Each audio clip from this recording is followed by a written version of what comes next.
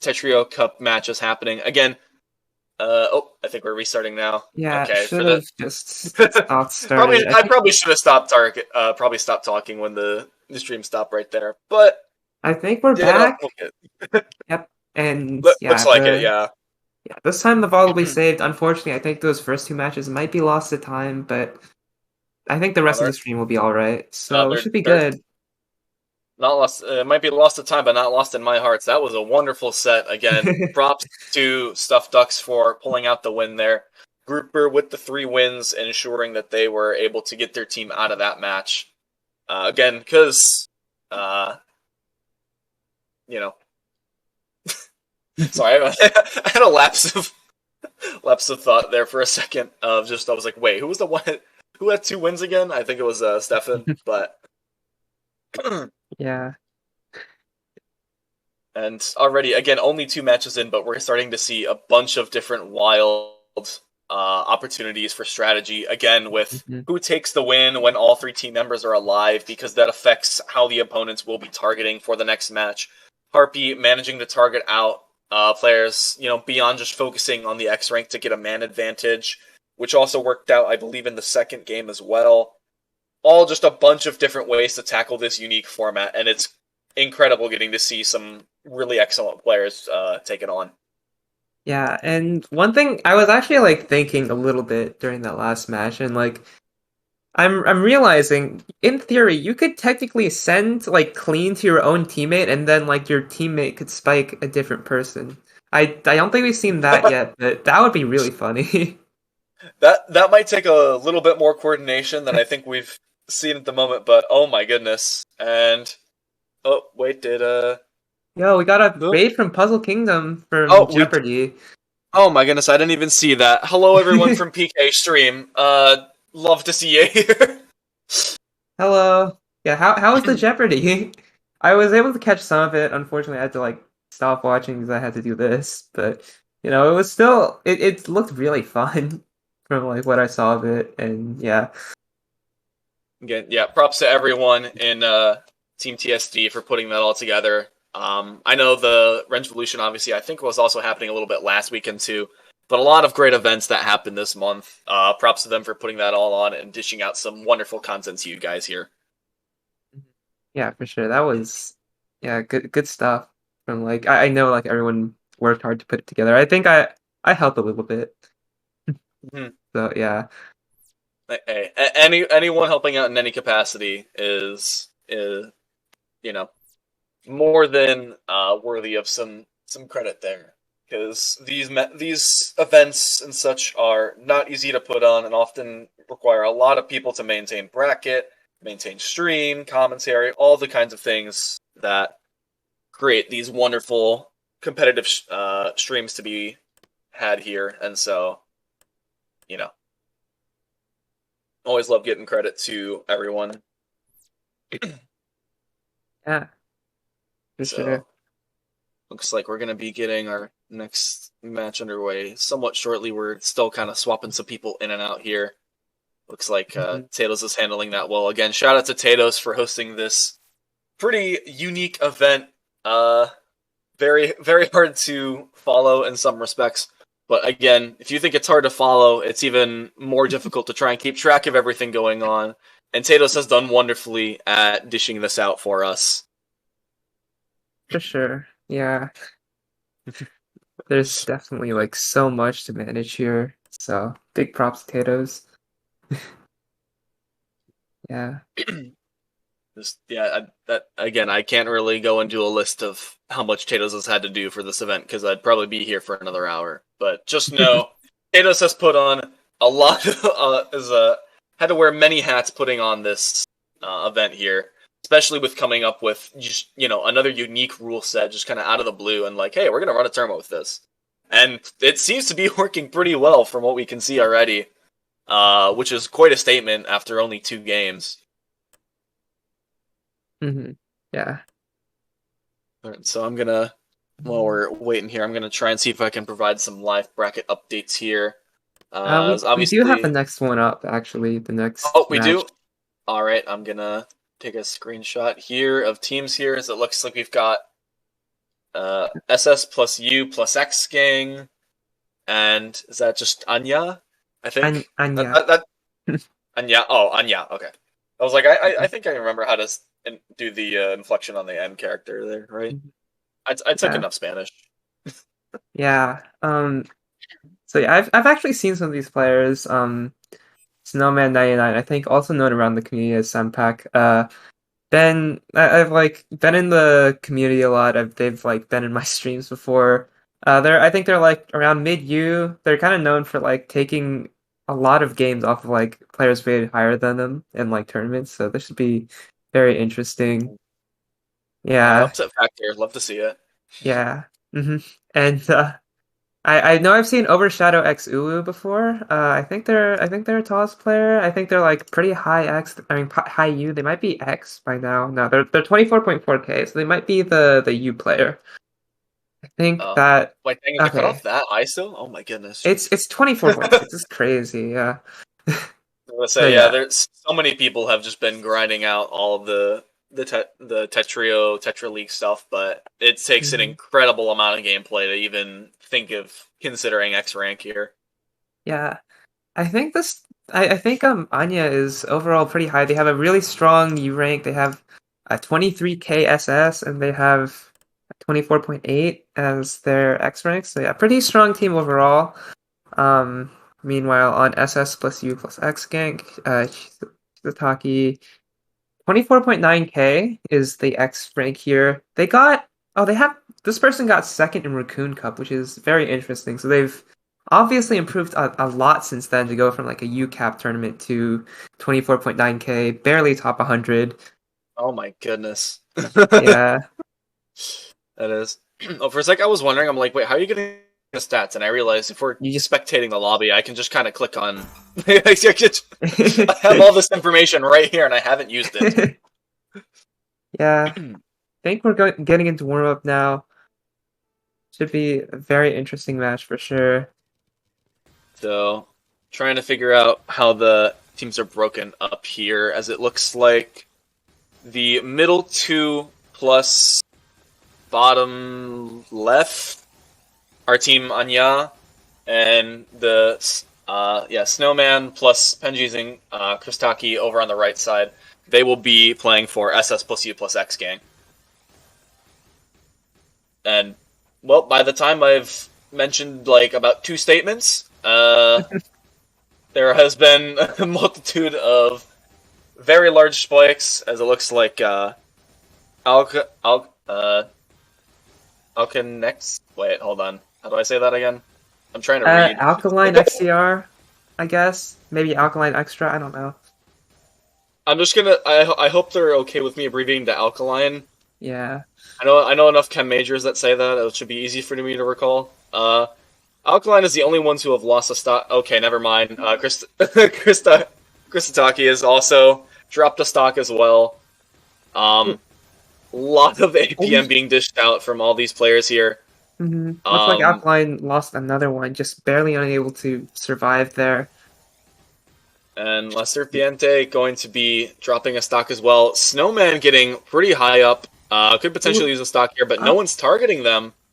Yeah. And they might be able to survive, but just barely aren't able to actually. And looks like it's a 2v2 right now, 3 stocks per team. Overshadow and Panji's have a little bit of that extra durability, having 2 stocks to hold on to. As Panji's going to accept a massive spike, but definitely having a good stock to deal with it here. yeah, Or a good build, I mean. Snowman sends off Oh such a big multiplier. Oh, and we are just quite literally down to the last 4 stocks here. Yeah, and Snowman's getting quite a bit of pressure, and that's going to be it for their stock. Okay, so yeah, now it's Pengy's versus everyone else. One thing I will note is that I saw like Pengy's doing like a really fast DT earlier, so I feel like that like kind of fast opener gameplay is pretty strong here because it's kind of hard to play around when there's like that's a lot of garbage to tank. Oh, not going to get to the eyepiece. And so Overshadow with the 8 back-to-back, 87 APM, going to be. Oh wait, was that the warm up? That was the warm up, yeah. All right, I was like, oh, gonna give the win over to. Okay, but yeah, alrighty, and so looks like MVP for sending lines was Overshadow Exuwu. 206 line sent. Unfortunately, Alkaline not able to send too many, having to receive 161 lines.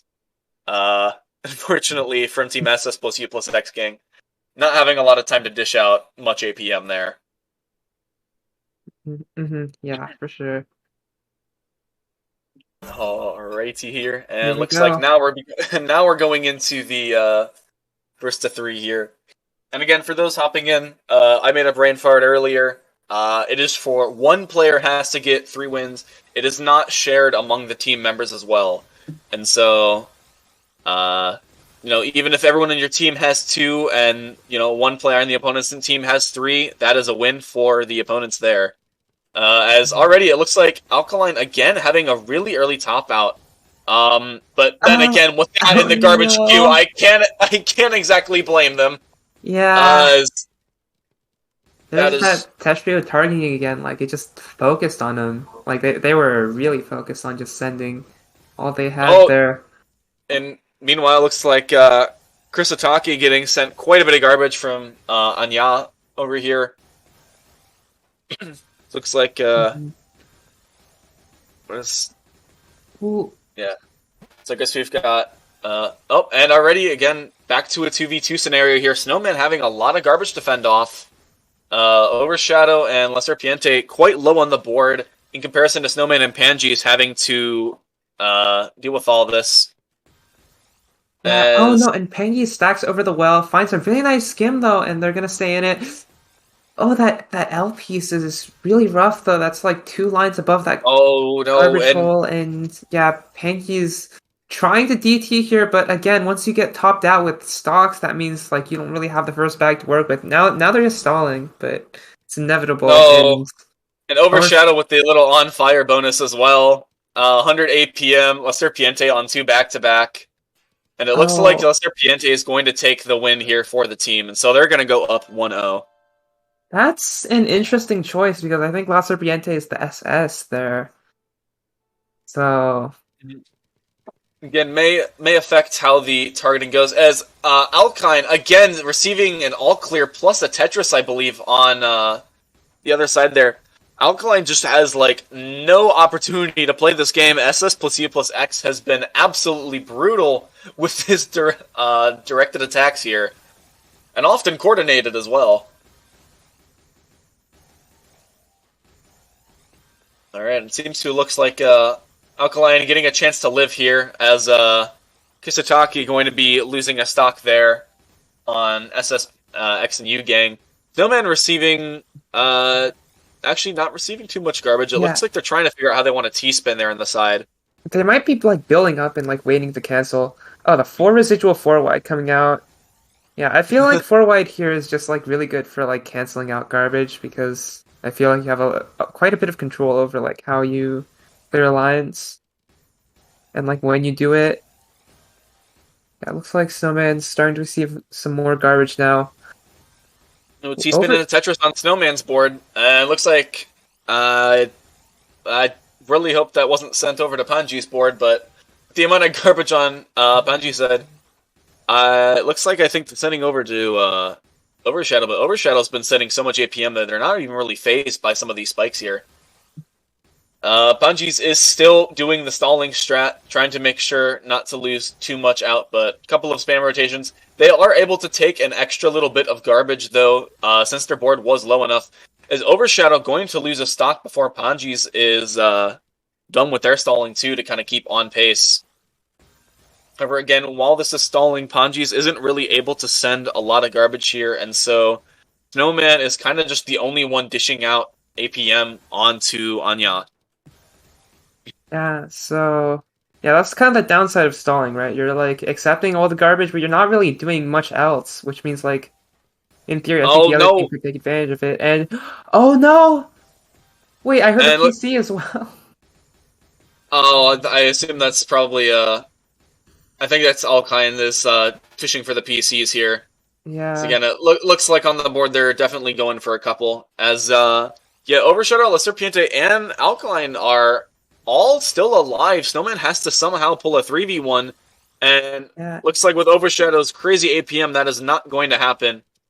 Alkaline is now sending garbage over to Lesser Piente to, I guess, maybe top them out? Never mind. No, Okay. But, yeah, Lesser Piente already has one, so, like, yeah, it's best to give Lesser Piente the point, but they're the SS here, so it'll be interesting to see them maybe get targeted here. Alright, it looks like, Lesser Piente again going to be on the bottom left of our screen currently. As Snowman immediately losing a stock, Alkaline also going to soon follow suit, as Kisataki going to be very direct on some of those attacks there. But again, notice Kisataki attacking Alkaline here, but not Lesser Piente, who still has 2 stocks and 2 wins. Yeah.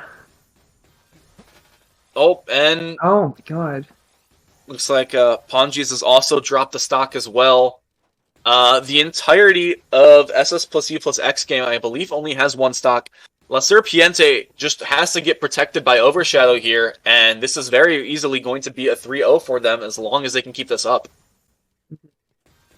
However, they are sitting in... Oh, sorry. No, yeah. I don't know if I had anything to say. Yeah, it feels like... Oh, Pangees is almost gone. Looks like they're going to be able to stall out here. But, yeah. Ooh, La Serpiente is about to lose their first stock as well. So... Oh, yeah, that's a lot of garbage. And very good with the timing on the top out as well. Not having to accept too much there. Not quite going to have any sort of all clear. But a really ill-timed misdrop. Wait. Yeah, La Serpiente did set up that T-spin at the bottom, but they had to build up so high to do it. Pangees is just barely hanging in there. La Serpiente is on the ropes now. Yeah, La Serpiente has to try and survive here. Some very tight stacking. Going to be very nice with that Z-Tuck, but no, it's not going to happen. And now Overshadow with 2 stocks going to have to take down both Snowman and Kisataki to try and live this out. However, that is way too much of a garbage spike. They are now going to be down to 1 stock. And this is now their last shot to try and neutralize here. Oh. Yeah, ooh, Snowman we're seeing a lot now. Wait, Kisataki I think just sent garbage to Snowman. Oh no! I think that might have been a team kill. I don't know exactly if that could have been intentional, but I don't think Overshadow was ready with this APM. Yeah. So Kisataki's just said oops.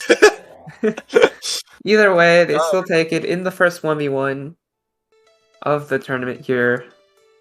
And so I guess Kisataki going to solidify that they are probably the best shot for SS plus U plus X gang in order to take the set here.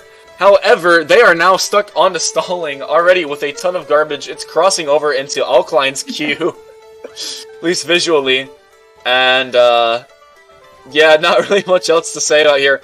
A team misdrop on Lesser Piente's board, able to tuck through it, but again, a couple extra misdrops. Again, if they receive a huge damage spike very, very quickly, they could be out and be forced to take a couple more sets here in order to win this year. For sure, yeah.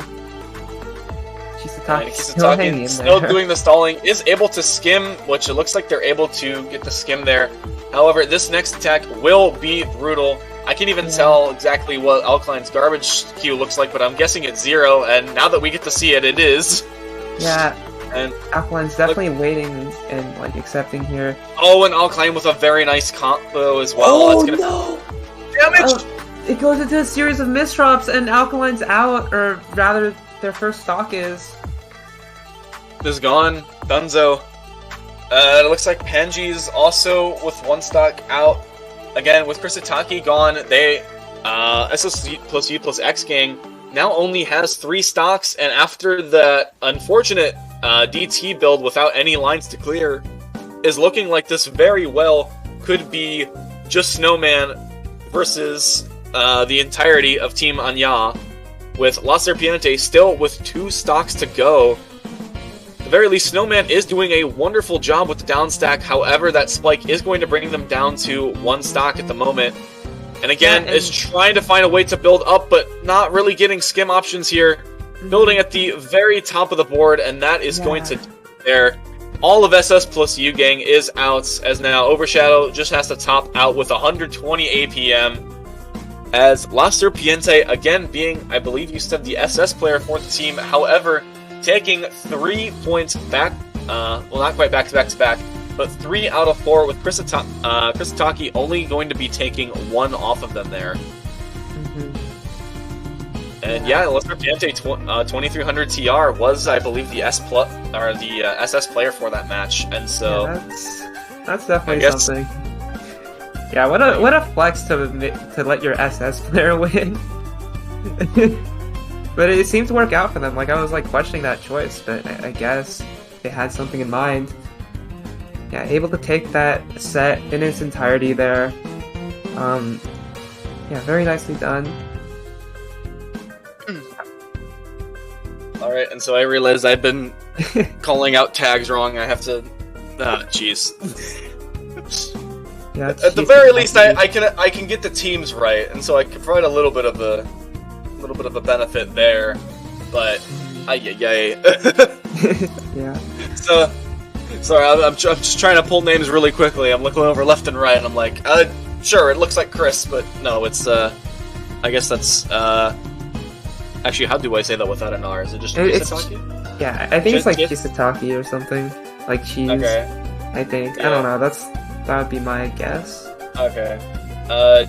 Yeah, if you want to come and yell at me in Twitch chat and tell me how to pronounce your username, I would appreciate. Because I apologize for saying it wrong. You know, yeah, that's on me. Yeah. For sure. And so, that was the, oh, okay, that was our Seed 8 versus Seed 9 match, I believe. So, Anya gonna be moving on. They're going to be facing Radical Waterstorm, which is our 1 seed next. They also toppled Ultrason Plays in Winners Round 2. I'm gonna take a look here, see if we have any further schedule. As yeah, I guess we do have our 4th match. That'll be coming up somewhat shortly here. We're gonna take a look at teams and bracket, find out where that is at. Yeah, that's match C23. Nope, I see it here. Okay, yep. So for those following the Battle 5 bracket, which I guess I can also, really quick, I don't know if there's a bracket command, but we're gonna post that big old link there in Twitch chat. And so for those wanting to check bracket, that will be there.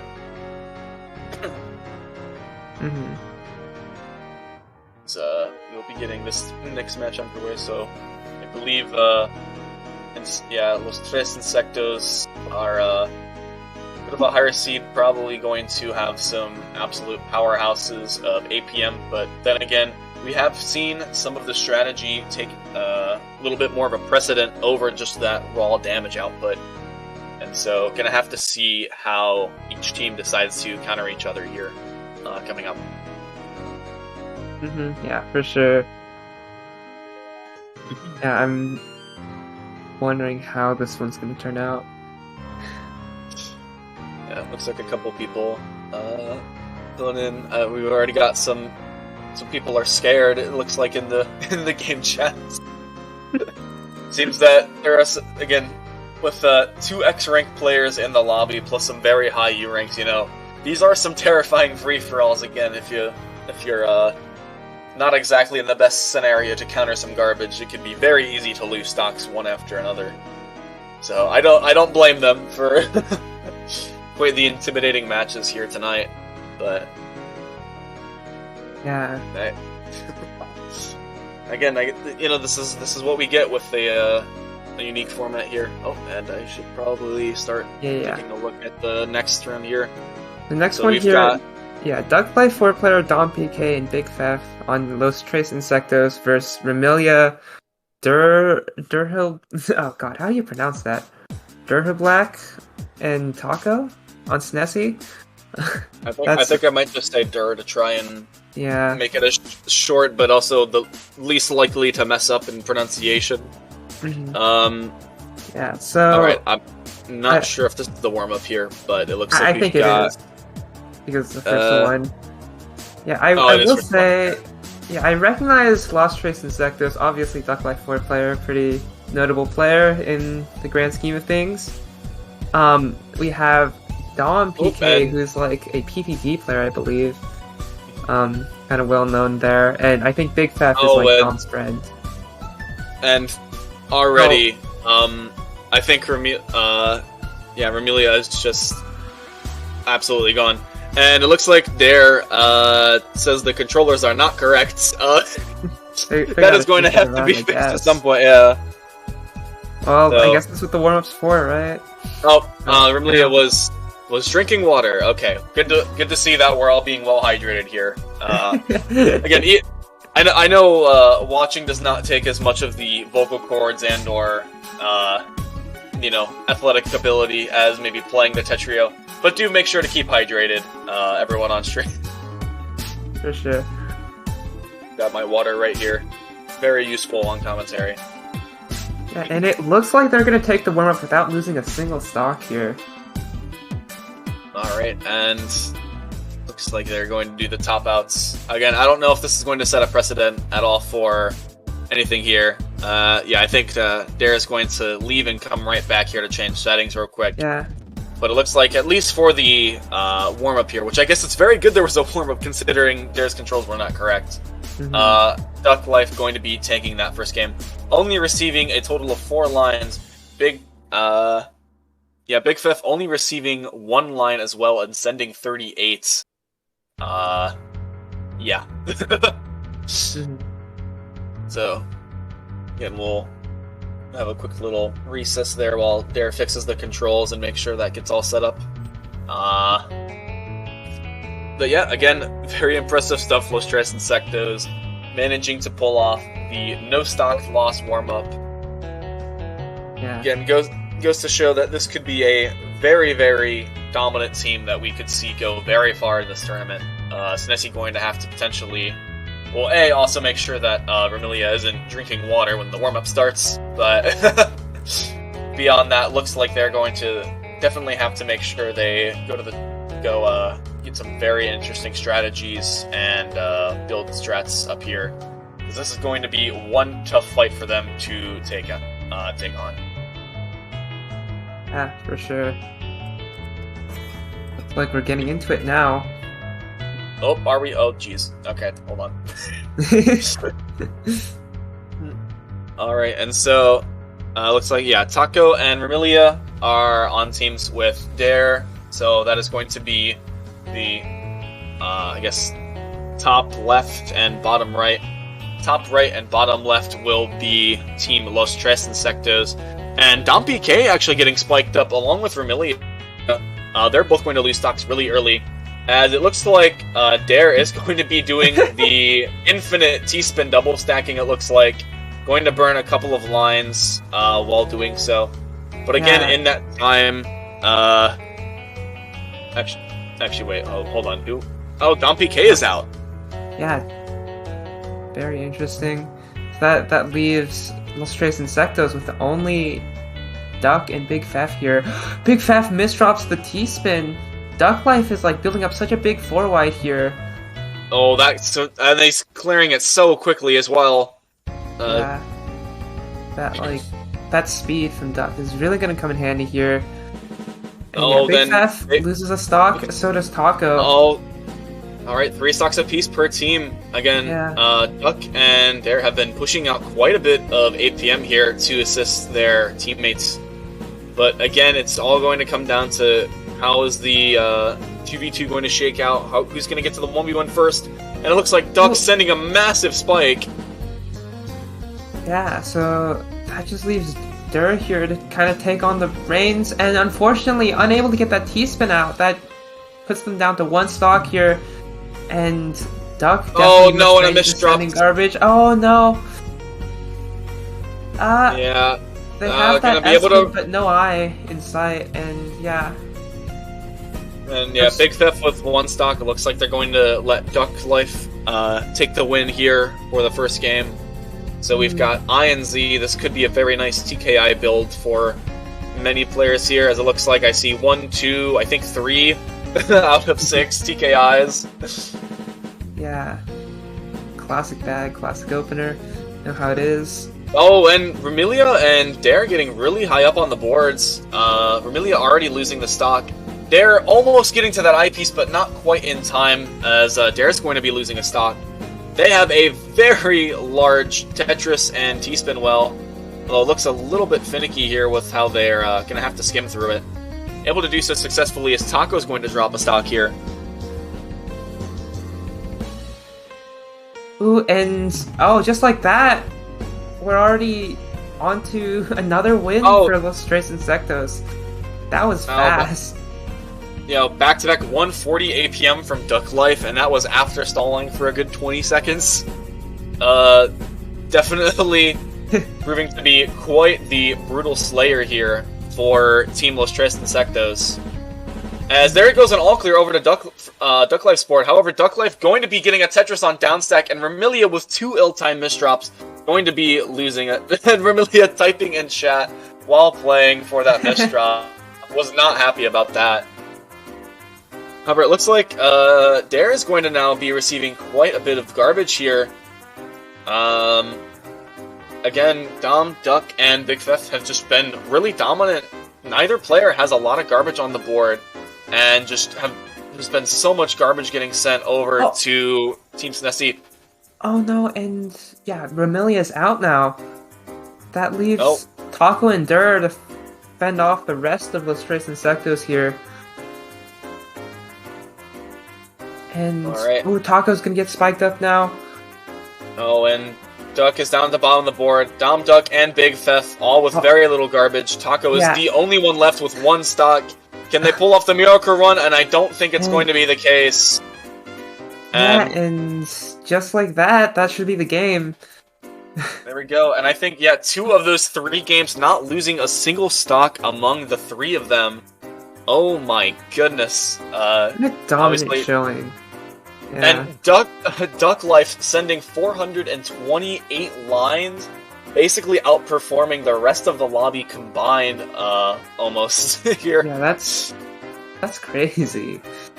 Yeah, no, Duck Life is pretty unstoppable here in this format. I think, because, speed and pressure really goes a long way here.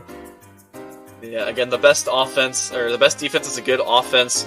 Dom PK and Big Fef barely having to accept 100 lines, while everyone on Snessi going to have to accept almost 200 to 300 lines apiece, just from all of that APM. Very incredible stuff on Duck carrying there a little bit, but very excellent to see. Again, Dom with some very excellent opener play there as well. For sure. Looks like we're rotating some more folks out here as well. We've now got 5 spectators here.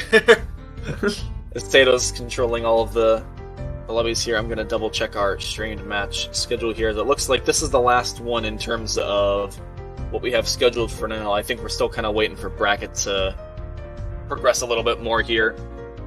But again, this is quite the interesting format, and again, I hope you all have enjoyed some of these matches as much as Azura and I have on the mic here. Yeah, it's been great. These matches have been really fun. Yeah, sorry. Yeah. No, you're good. You can go ahead. Yeah, a little bit of the online commentary thing is a little bit weird to deal with, but yeah, again, just, we're only 3-4 sets in, and our way. We've seen some very interesting team dynamics, again, of targeting X-ranked players first, targeting player with most wins, of, who gets the wins when the team's all out. In the case of last game, we can also just have no one loses a stock, and then the game just progresses like that. But, again, just a wide variety of play here for all of these different teams. And again, looking to add on to this with our next set here. I don't know if we've moved on to the stream yet. Looks like they're going to be getting in a warm-up soon. I think only one of our teams is currently in here at the moment, so we're going to be working on getting everyone in the lobby. This is, I believe, Billardismo versus Keck. Yeah. And so this will also be a winners round 2 match here. Yeah, I do recognize some names here. Raiko, very notable like South American player, I think. And also Lifeline, who I think is like a 1 million blitzer, so might see a lot of DPC from him, maybe? I don't know.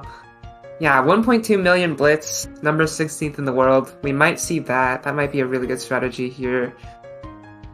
We'll have to see though. Yeah, and then yeah, a lot of these players. I know, like I think Haiti Danny is a TOS player. Oh no, they have they were on. I think they have an Infinite Finesse tournament badge actually. So I think they were on. I don't remember which one. Was it like? It might have been Auction actually. I know I've heard that name before. Yeah, we're gonna see warm up now. All these players are, I think, ready to go into. Yeah, it looks like I think Rykots and Lifeline going to be the X ranks here on each team. I think it's Ryko. Ryko. Like, yeah, TS is like a separate thing. All right. So here for this warm up, yeah, it looks like Ryko already doing with the PCs there. Lifeline following suit. Lifeline definitely showing that PC knowledge here. As they're able to still, again, there's another PC loop. Yeah, just patterns after patterns here, and that is a massive amount of garbage coming out. Yeah, I think I definitely predicted that. Yeah, no, they're still going. Here comes the stick spin. They know stick spin loop. Oh dear lord. Alright, and it looks like Ryko is the... Yeah, the soul survivor. Ryko and... Oh no, Gamer Foxy's there as well. So it looks like, yeah, Haida Danny is out already, but judging by how Lifeline and Ninja are playing, I don't think this is going to be too much to worry for Team Keck. Yeah. Lifeline is out of the PCs though, but they also do know mid-game. Oh my god, why did I have to say anything? They find mid-game PC about the loop? Oh my god. And no! Yeah, they're not finding Gamer Foxy not really finding too many options there beyond that, and there's going to be more PCs to be had as Lifeline with a T-spin double. Also going to be, looks like, yeah, not sure who to have top out there, but yeah, Ninja going to be taking the win for the warm-up game. Right there. And yeah, Lifeline, only 4 lines received that entire game, just pushing out so much APM that no need for defense here. Yeah. Yeah, the PCs are super scary here. I think they might want to focus Lifeline just because, like, if you let that loop go unchecked, it's just gonna steamroll the rest of your team. So yeah, definitely gonna keep an eye on that going into the actual set now. I think that warm-up was pretty valuable intel. Yeah, here we go. Yep, and so the top 3 on the left side are going to be for Team Blardismo and Team Keck being Lifeline, and on the bottom with Haida Danny and Ninja. Yeah, looks like Lifeline is already out of the PC, so we're not going to see a repeat of the warm-up here. But it looks like Ryko instead is going for the PCs, but actually stalling with them. I guess just trying to find a good, like, solve for it. Going into, I guess, LST now. Oh, the bit of a weird hold there from Lifeline, trying to find some creative ways to skim, but they're actually going to lose a stock over it. Yeah, and it looks like... Yeah, they're almost out of it again, managing to make it back down, though. Not going to lose that second stock quite yet. Oh, Ninja is really high up now. Going to lose that first stock. I think... they're trying to downstack through garbage. Looks like Ninja's going to stay alive. Lifeline, however, getting targeted by quite a bit of garbage here. Managing to stay alive with some very clever downstack, as well as that speed and efficiency. And wow. Yeah, Lifeline's not slowing down at all. Kind of knows his team is on the back foot here, especially with Haiti Danny being the only person on Team Keck with 2 stocks right now. Looks like Kuroto pulling the stalling strat. Again, Lifeline is still sending garbage over to them, but now that they have topped out, I don't think it's going to be happening anymore. Yeah, so, as it looks like Ninja going to top out. Yeah, this is a 2v2 now, but Lifeline is down 1 stock here.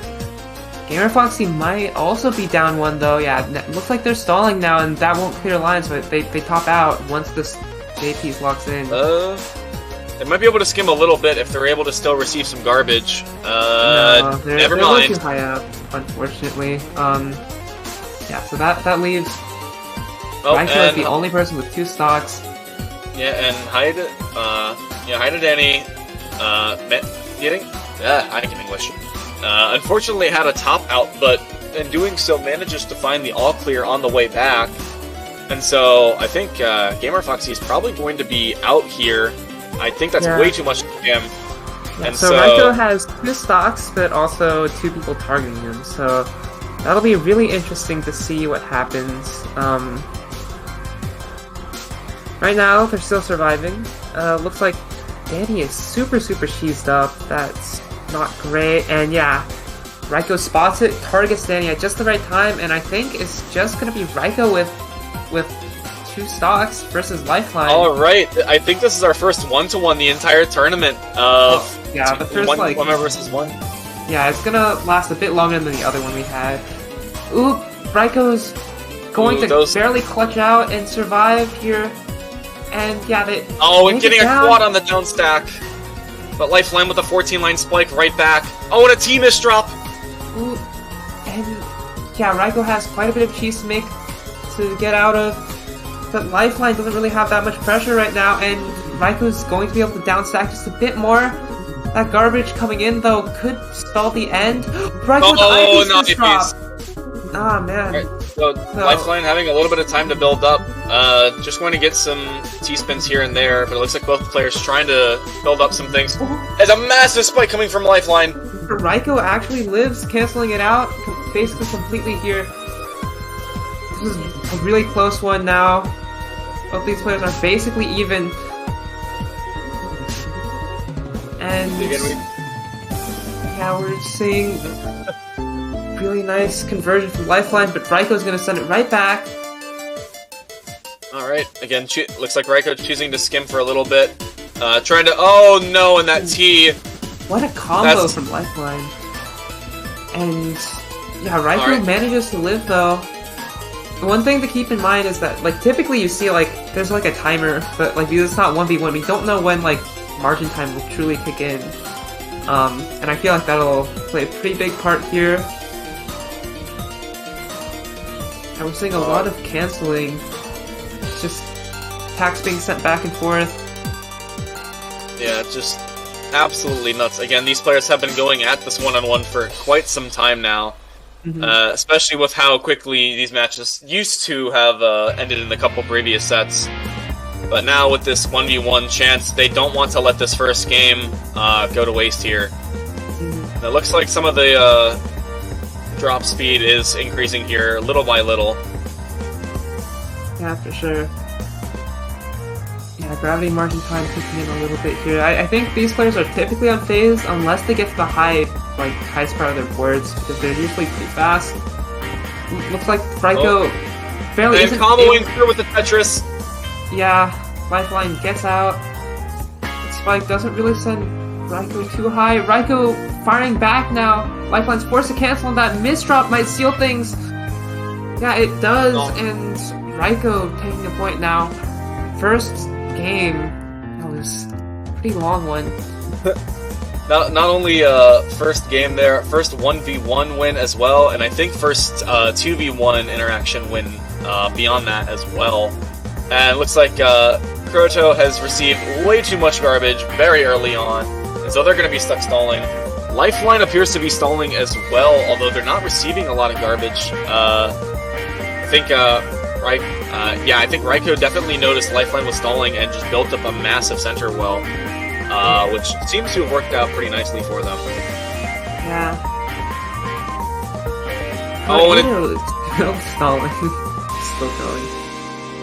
Kind of funny. That's a very good stall. Oh, and a little bit of a preemptive hold there on the O, but again, kind of makes sense. Yeah, and just like that, Oh, they're when gonna receive a lot more already. Oh, and it's Esmus drop as well with more garbage incoming. It's going to be really hard to fend off. Looks like they're going to be able to combo through it a little bit. That should help with the survivability. And again, Lifeline is out of that first stock, so it has to be a little careful for Team Keck. Again, we saw Raiko with having that extra stock was able to pull off some crazy shenanigans. Yeah, for sure. Oh no, Haiti with the misdrop on that 9-0. Gonna need to skim a little bit at the top, finds a nice T-spin single. Pareto is out again, I think. They're just biding their time with the stall now. Ooh, Haiti building up a mid-game C-spin. Very nice find. And yeah, Pareto, again, that stall looks really nice. It's gonna stay at the top here. Like Gamer Foxy has a little bit of misdrops to get through right now. Yeah. Looks like I think everyone but Lifeline and Pareto currently on one stock. Never mind, Pareto is out. So it's just Gamer Foxy and Raiko for Florismo here. Both of them have 2 stocks though, so something could happen if they're able to take out Lifeline first. Who only has 1 right now. Looks like Raiko's kind of going full APM mode right now, trying to make the most of the situation, and looks like Ninja's down 1 stock. Gamer Foxy likewise. Again, it looks like they're trying to make sure that Ninja's out before Gamer Foxy loses that last stock, but I think Gamer Foxy might be out after this little bit of stalling here.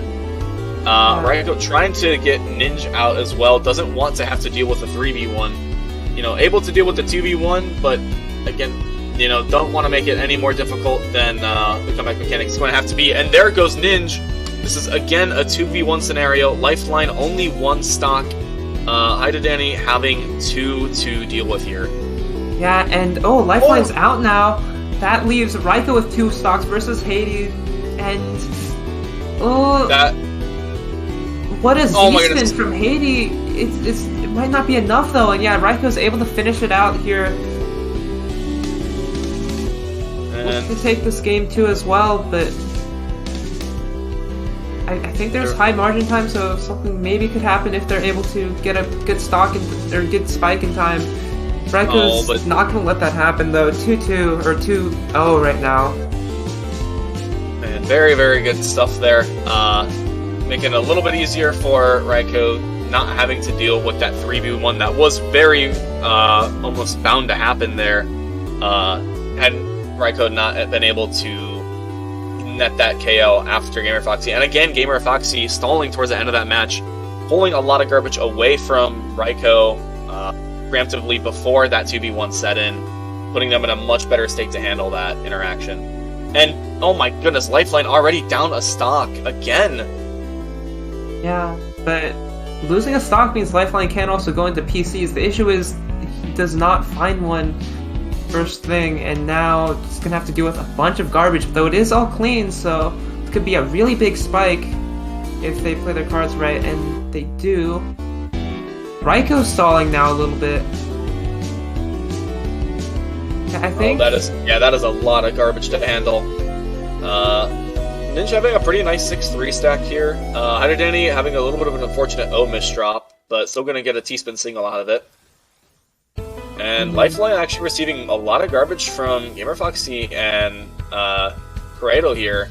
I think Lifeline is actually out. Hold on, they have no eyepiece to skim. Oh yeah, that shakes things up a lot now. Lifeline's gone. It just leaves a full team versus Haiti and Ninja right now. And so it looks like Denny was not quite going for the stall, just trying to find best places to put those pieces, but they are going to be down a stock. It is now 5 stocks to 2. Raiko being the only one on Team Pilarismo that has dropped one thus far. And it is now Danny against the world here. Yeah, and yeah, things are looking kind of grim for Team Keck. No, the eye misdrop. Oh, that's rough. And yeah, Haiti is out. I don't know if I'm probably been pronouncing it wrong, but yeah. It looks like Raiko going to be getting a little bit of extra garbage as well. Team Pilarismo able to take it here. Yeah, and Raiko pulling two 1v2 wins out of their 950 lines sent with 625 received. Pretty decent ratio as well. Lifeline, again, sending 716, but also having to receive quite a handful more, 788 lines received in that match as well. Definitely the MVPs for the teams there, especially shoutouts to that 1v1 from Game 1. That was absolutely wonderful. Very, very good stuff. Yeah, for sure. Very nicely done. Yeah, the first like set where we've seen like a few like 1v1s, which is very nice. Alright, and looks like now that I think all the winners round 2 matches have finished, or at least are bound to, it believes that we might be seeing a repeat from one of these teams that are going to be staying in and coming up against a new and upcoming member into winners round 3. I believe this is going to be Kabuza Pie Fan Club, and I believe since Pilardismo won that last set, it's going to be Pilardismo versus Caps Fan Club here for the next stream match. Oh, that's gonna be fun. There's one name here that I think they're gonna do pretty well in this format for sure. Care to share? I'll wait until it goes on screen so the people get surprised, I guess. I don't know. Yeah, live with that suspense. You shall not find out. I mean, they might be able to tell from like the name of the team being Kaboozle Pie Fan Club. Just a little bit, but yeah, again, just yeah. It's gonna be a fun one regardless. Very excited to see this one. Yeah. Alright, let's see, there's a little thing in announcements here. Oh, alright, so Tatos has now messaged a couple people. So, winners round 4, losers round 5, those will be top 8 stream matches. So, although we are here in winners round 3, we've got a little bit further to go before we get into top 8, so I think this is or I guess you can call this a top 8 qualifier match. I believe this is top 16 here. And winning this next match will guarantee top 8. I actually think a top 6 placing as well. So, very important to try and see if they can win this. Definitely very helpful to go into top 8 and top 6 on winner's side here. Sure, yeah, that winner's side buff, get an extra game of leeway here. Yeah, definitely worth it to try your hardest here.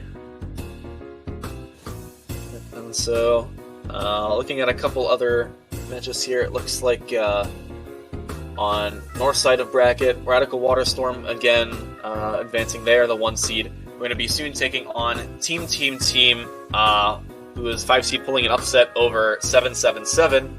Again, I love those little repetitions of 3 in the team names here. I love to see everyone going with the new format. That is going to be a winners round 4 match, already decided. And Los Tres Insectos, as we've seen earlier, they have also made it into top 8 winner side. They're going to be facing the winner of this next set that we're going to watch here. Alright. Sorry, just trying to do a couple bracket updates, give a nice little extra information to chew down on here. Yeah, for sure. I'm gonna take a look, see if there's any interesting matches here going on, any major upsets potentially, but haven't seen too many as of yet. Right. Yeah. Yeah, a lot of. Oh, here we go. Okay, we see it on stream. Hold on, time to take a screenshot here. All right, yep. And again, as we all see here, Kabuza Pie Fan Club. Promo. With, oh boy. The promo APM I think is gonna go pretty crazy here. I think like promo is very used to like building up like his own garbage, which is I think gonna be really useful in this matchup or in this format, I guess. Kind of excited to see that. I've also heard of both these other names too, Gelatinous Boy and Elijah Exists. I think they're pretty active, at least around the community. Um, yeah, and maybe I've heard of them from Caboozled Pie's chat. Who knows? Maybe they truly are the Caboozled Pie fan club. Yeah. And yeah, so definitely a lot of APM to be had here in this next match. Again, we just saw Raiko going on an absolute tear, pulling out that win over Team Keck with 2 1v2 wins in that final, in that first to 3. But again, Promo, as we know, very, very strong X-ranked player, tends to go, dabble in quite a lot of solo and team events as well. Most recently, I can think of, as I remember, they were in 2v2 and carried pretty far in that tournament. And from WPLC this August, which I think you were also there witnessing that one, Azura. Promo going quite far in that bracket as well, having a 333 APM clip, which was quite staggering to see on a tournament of that scale. Yeah, Promo's been popping off recently. I think he's what, like 5th in PL now, if I'm not mistaken, which is like really, really high. Okay, globe number 8. Maybe I was mistaken, but that's still. I was gonna say, if your Tetra League ranking is a number lower than 10, I'd say that's pretty good. Yeah. And, crazy. Yeah, looks like we're getting some more things underway. I don't know if we're taking a quick little breather here. I don't see anyone in the lobby just yet. But I assume everything will get settled away rather shortly. Yeah, we're getting people in now. And this is a little off topic, but look, I haven't looked at the Tetra. Go for off topic. We're making content here. So yeah, I was gonna look at Promo's like rating, right? And like he's number 8 now. But Horea's in the top 10, you know, like the PBT player 1x1 IV. I didn't know, like, A, she's grinding Tetrio, and B, she's top 10 now. That's crazy. That's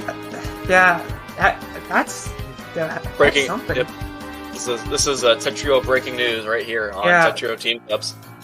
Yeah, so like, yeah, the thing is, right? I guess I haven't been keeping up with like high level Tetrio as much ever since like Cap stopped streaming. I guess I just haven't been watching that many like other people.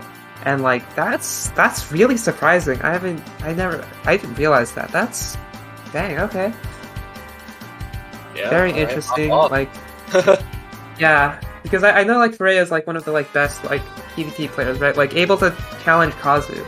So like the fact that she's up here in Tetrio, I guess it shouldn't be as surprising as it is. I guess it's just like everyone like knew she could probably do it. It's just like the fact that she did do it, which is crazy. Yeah, that's nuts. But anyways, I think more people are coming in now. Yep, as looks like all of Billardismo has queued in, and we have one from Caboozled Pie fan club, so we're just waiting on 2 more here coming up. So I believe, based on the order that we're entering the room, I believe Billardismo is going to be the entire top right for those 3 players, and then I think it'll be Gelatinous Boy on the top left, and Promo, and I'm gonna butcher that name. Is it Elijah Hexit? It's like Elijah Exists, I think. Oh, like, it's because H is part of Elijah. That is correct. I know my words. Elijah Exists. A lot simpler when someone tells me, yeah, it's a normal name. Okay, well, at least I got that cleared up before I tried to do it mid-match and then made a fool out of myself then. Yeah. Yeah, so I am looking now. I think both teams pretty high up there in terms of rating, like in terms of their ranks, except I guess I'm just calling one person out. I think Elijah is around mid SS, I think, not so like, or mid or low SS. I don't know the boundaries, but that, even though like they do have like 3rd place in Tetra Olympic, so they or 2nd place in bronze Tetra Olympic, they do have that going for them. So they have a tournament experience. It's just a little lower rated than I think the other SS, which is I think Gamer Foxy at 23k. Okay, here we go. All right. Oh, we're Looks just like going into we're it. yep, just going into it, as it looks like we've got some openers there from Gelatinous Boy and Gamer Foxy. Promo getting quite a bit of garbage. Yeah, it looks like they're going to want to target Promo here because like Promo's going to be such a big source of damage. And yeah, Promo already with that stock on, but so does Raiko as well. So it's a bit more even now, both X ranks with one stock out. And Raiko, unfortunately, unable to get that. Yeah, not like, looking to skip him there. They had a really good like donation there, but they just weren't able to get to the piece. So that means they do manage to actually make it out, though. Oh no, but this final spike right after, and Raiko's gone for Team Pilatissimo, which means... Yep. The promo grind here. Looking at stats, 120 APM and still grinding it out. That's and there goes Raiko. Yeah, which means, like... It's just Gamer. Gamer Foxy and Corrado. Looks like Corrado taking the blunt of the attacks here. Trying to figure out a couple ways that they can try and skim through this. No, it looks like they're going to go out for the stall. But now it looks like Elijah exists targeting Gamer Foxy while Corrado was stalling, going to kind of nullify any of those efforts to stall. And again, looks like, Gelatinous Boy still having 2 stocks. Corrado has more than a full board of garbage. And it looks like Promo going to top out, give the win to Gelatinous Boy here. So interesting pick to give them the first win, try and see if they're going to push through. Maybe Gelatinous Boy has a little bit better of survivability from the jaws of defeat here. Yeah. I kind of get that choice, because I feel like, Promo's probably going to be targeted more, so like... Even though Promo might be like outputting more damage, he might not be surviving, and... Well, a little bit surprising on the contrary, Elijah Exists received a full board of garbage and has already lost 1 stock. It seems like they might not be targeting Promo anymore. However, Promo grinding out these T-spins like there's no tomorrow. I don't know exactly how much that's going to have to be, pick your poison of getting Promo's teammates out before getting Promo out, or is it worth it to just overwhelm Promo with garbage here? And it looks like Raiko currently on the stall. Gelatinous Boy also on the stall. I didn't even realize they were on their last stock. And Gelatinous Boy is... Yeah, they're gone now. And it looks like, Elijah Exists and Promo versus, Foxy and Corrado. Yeah, Corrado and Raiko. Now, I think we're looking at a 1v3 here. Promo is actually able to spike out Raiko there. I think that's really big. So now it's just Promo against Gamer Foxy and Corrado here. They both have to coordinate a spike in order to bring Promo down. They have to do it twice too, because Promo still has 2 stocks. And the ult! Yeah, that's the first stock down on Promo's end. Gamer Foxy and Corrado both still have 2. Alrighty, and Corrado having a very nice T-spin into Tetris there. Gonna get a lot of garbage here. It's gonna be really tight. Ooh.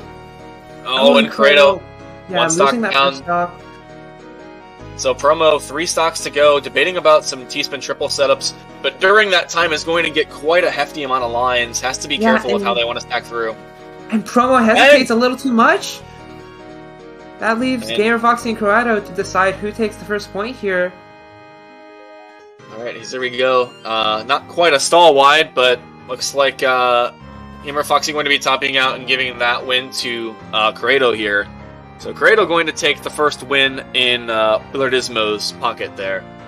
So we have an S&T start here. And that looks should like be PCOs. Yep, PCO from a couple of players here. I hear 1, so there was a stall in that queue. Yep, Corrado having to take the PCO from Elijah Exists. Gelatinous Boy receiving so much garbage. Oh god, yeah, no, that's they are busy stalling with that eyepiece.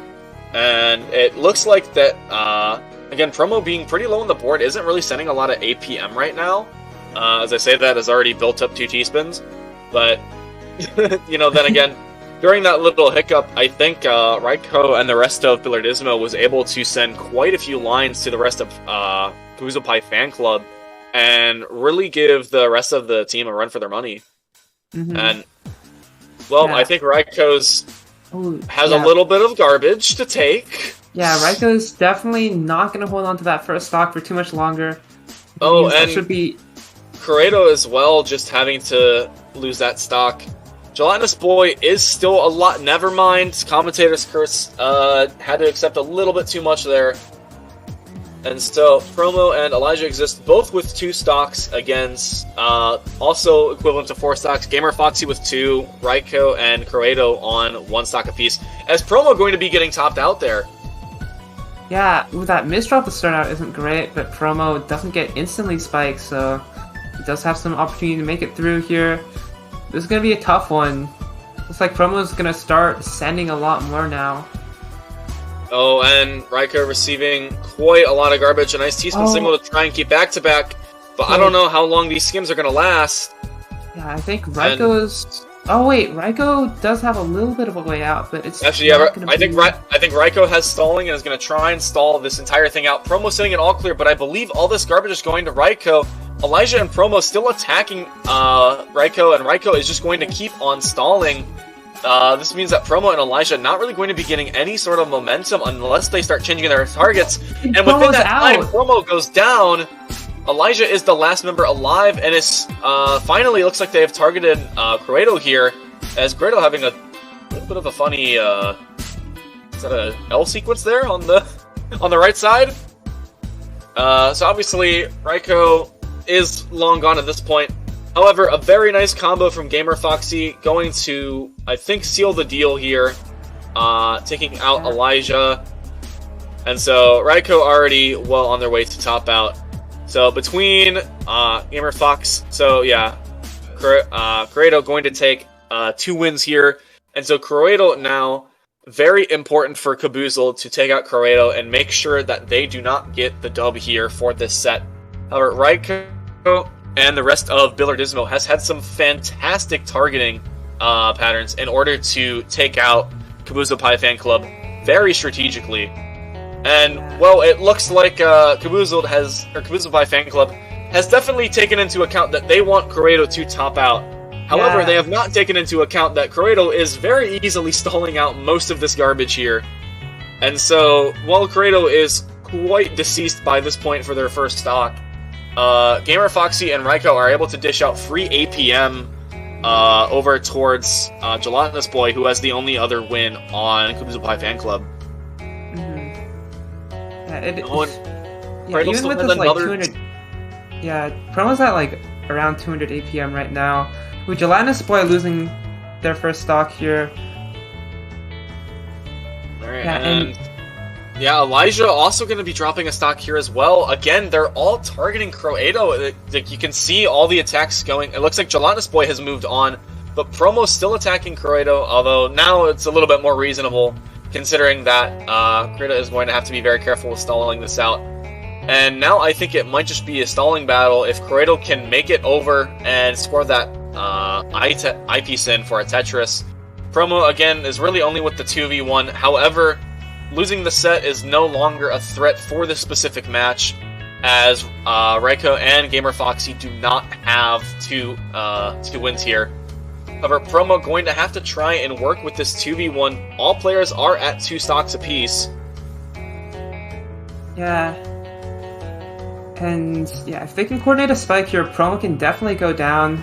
Still 2 stocks though, so that is something to keep in mind. Feels like Promo's gonna really need to keep up the speed, like, consistently in order to make a move here. And right now, Gamer Foxy with a pretty bad misdropped board right now. A bunch, like, a well on top of a well, that's not great. And yeah, Gamer Foxy is out.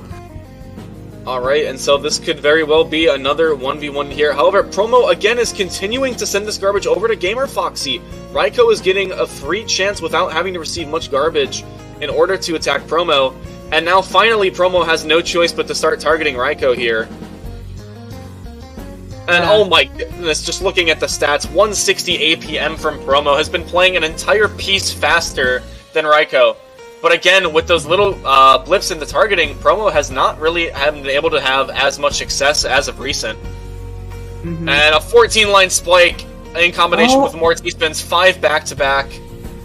Promo is stalling this out, is still keeping back-to-back even through all of this 13-line spike. Almost getting 10 back-to-back, finally breaking it after quite a bit here. And just, oh my goodness. The down stack from Promo as well. Yeah, each of these matches are like such like an endurance challenge for Promo with how long they're going and like how fast Promo's been playing through it. Like 3.7 right now for like 3.7, 170 APM. Just all going over to Raiko's side. And again, Raiko doing a fantastic job of cleaning a large majority of that up. Again, as the game does go on longer, most of the garbage from Promo, these 800 and something lines that have been sent just in this game alone, are going to be going all over to Raiko's queue and all things that they will have to defend. Yeah. Yeah, but Raiko's hanging on for really long despite all of this pressure from Promo. As I say that, though, Promo taking a game now. 896 lines in that round alone was absolutely crazy from Promo side there. And so just going to go over ahead. I'm mixing up a little bit of who I'm watching here, trying to see exactly what this targeting is going to. And it looks like Promo targeting Croato, again, wanting to make sure that that win is not in Croato's hands. But again, Promo just continuing to send a lot of attacks to Croato even after stalling. And so, although Croato, again, now a little bit back into this, is getting really high up, and yeah, with that P sequence is not going to have the best of stalling options. And so Croato probably close to topping out here.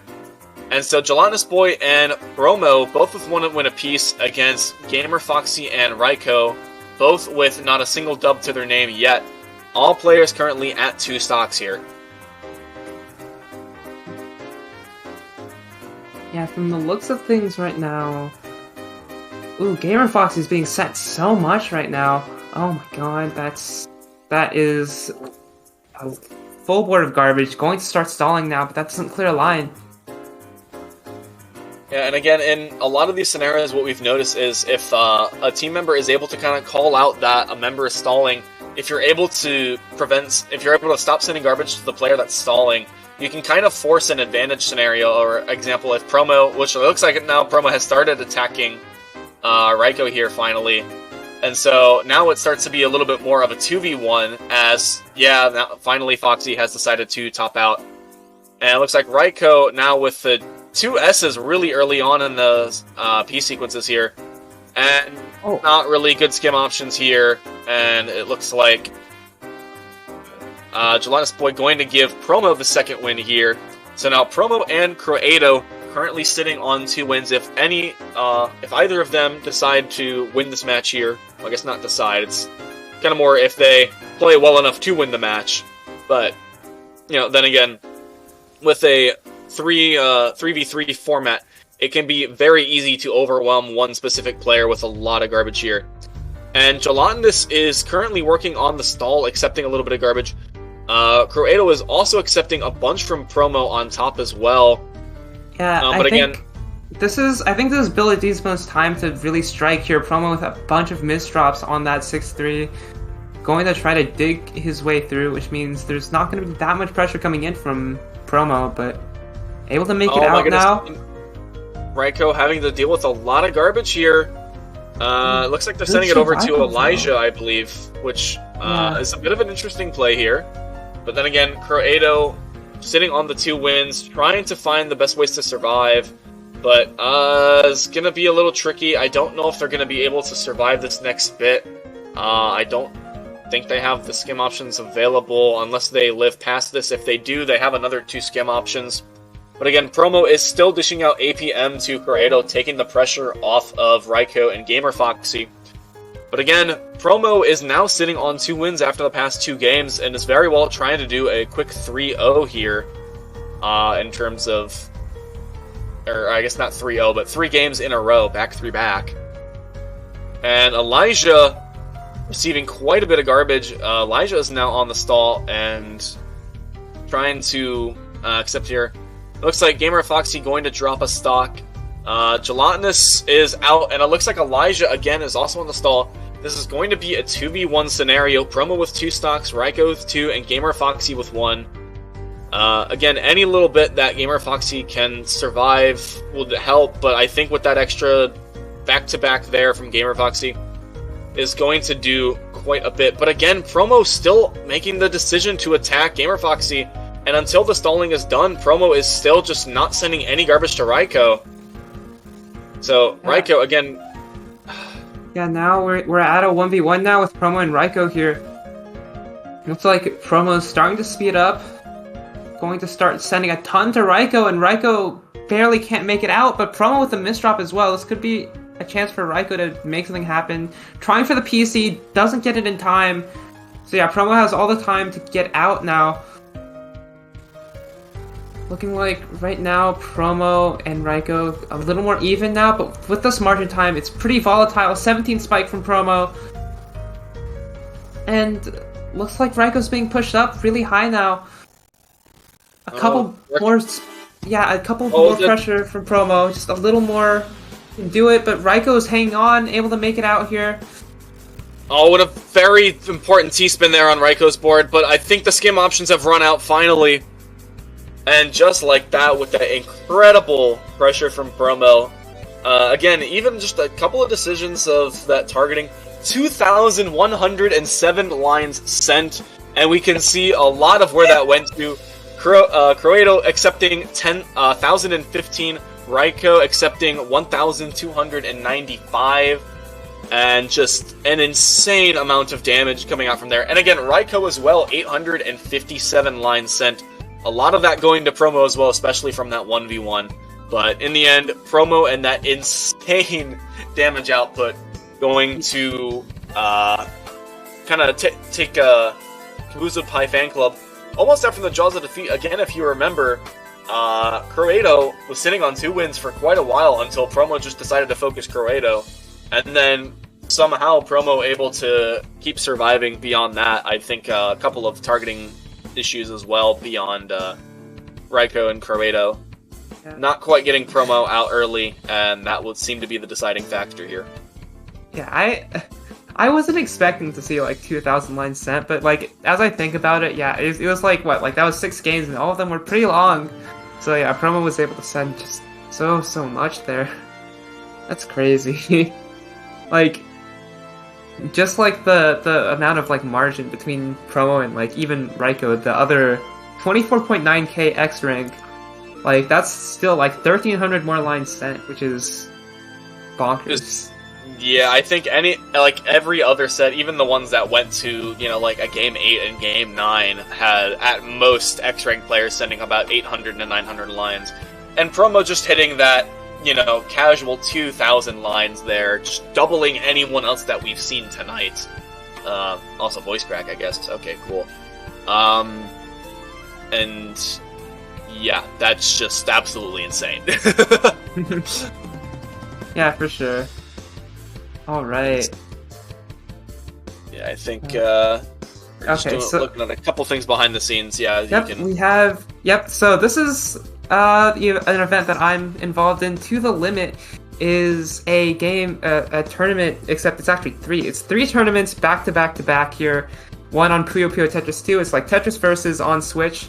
Then we have Worldwide Combos, which is one of those games that you don't see very often. It's going to be tuning limited, which means like it's going to be only on the slow rule sets with mixed and chaos, or not mixed. It's going to be mixed, basic, and chaos, which means like basic is like kind of guideline, like T-spins only, 7-bag, and then chaos is pretty interesting. It's like all spins, so you get that like tuning limited, but you also get like the extra efficiency from all spins. It's going to be very fun, very exciting. It's also on 21-bag, which kind of makes like openers not really a thing. It's going to be very interesting. So yeah. Then after that, we're going to have Nuketris, which is also a game that we don't see very often. I think this will be like the first really big Nuketris tournament if we get a lot of people in. So definitely check it out. There's links everywhere, especially on the Linktree/ToTheLimit. Definitely check that out. Yeah. Nuketris is, that like a tuning limited game with all spins and like a very interesting combo system where like if you enter combo, you enter like a zone-like state where like you're line clear delay. is removed, and you're just clearing all the lines at once. So yeah, very interesting. Definitely check it out. Yeah, I've been putting a lot into this event along with a bunch of other people. It's gonna be very exciting, very cool. Yeah, like how many Nutrus events have there been? None. So definitely check this one out. Yeah. If you're gonna tune in, if you're limited to tune into only just one of these events, definitely be sure to check out the Nutrus event if you can. Your schedule permits it. It definitely promises to be quite an exciting lineup. For sure, yeah. Even just watching, yeah.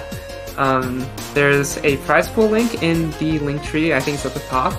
So yeah, definitely check that out. I think like Match Me has codes or whatever that you can contribute with, or like it's like a button or something. I don't know.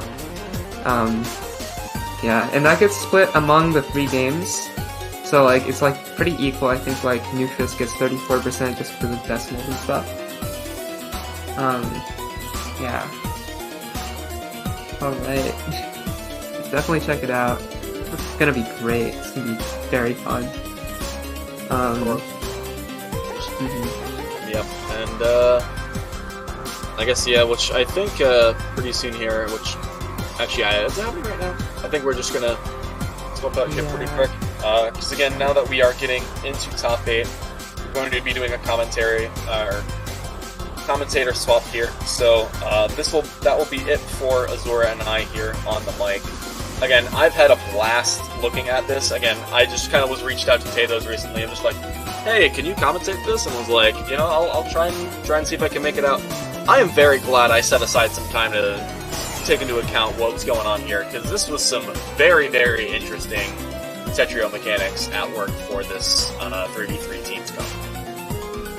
It's been very fun, and yeah, there's a lot of like very interesting things that I don't think were originally designed for, like this kind of 3v3 thing, like all the Tetrio free-for-all mechanics, but like when you like put them into this format, like things definitely get shaken up. There's definitely a lot of stuff to consider. It's pretty exciting. So yeah, it's been very, very fun. Definitely in agreement there. Yeah, it's been a little bit interesting to kind of keep track of everything that's been going on with those 6 boards. On my end, I was going a little bit in between grid mode and individual players to try and get a glimpse of how everyone is doing. But yeah, definitely very, very interesting to follow. And again, hopefully, if this does get a lot of traction with the Tetrio community, to get a couple interesting overlays and things done to help make it a little bit easier for viewers to digress what's going on. But again, for such a first event with just kind of like a trial run here, it's been working wonderfully tonight. So yeah, it's been very fun. Yeah, surprisingly, like, or maybe not surprisingly, I don't know. It's been relatively seamless. I've got to say, like, it does take a little longer to get like 6 people into a lobby, but like once it goes, it goes. Things do work.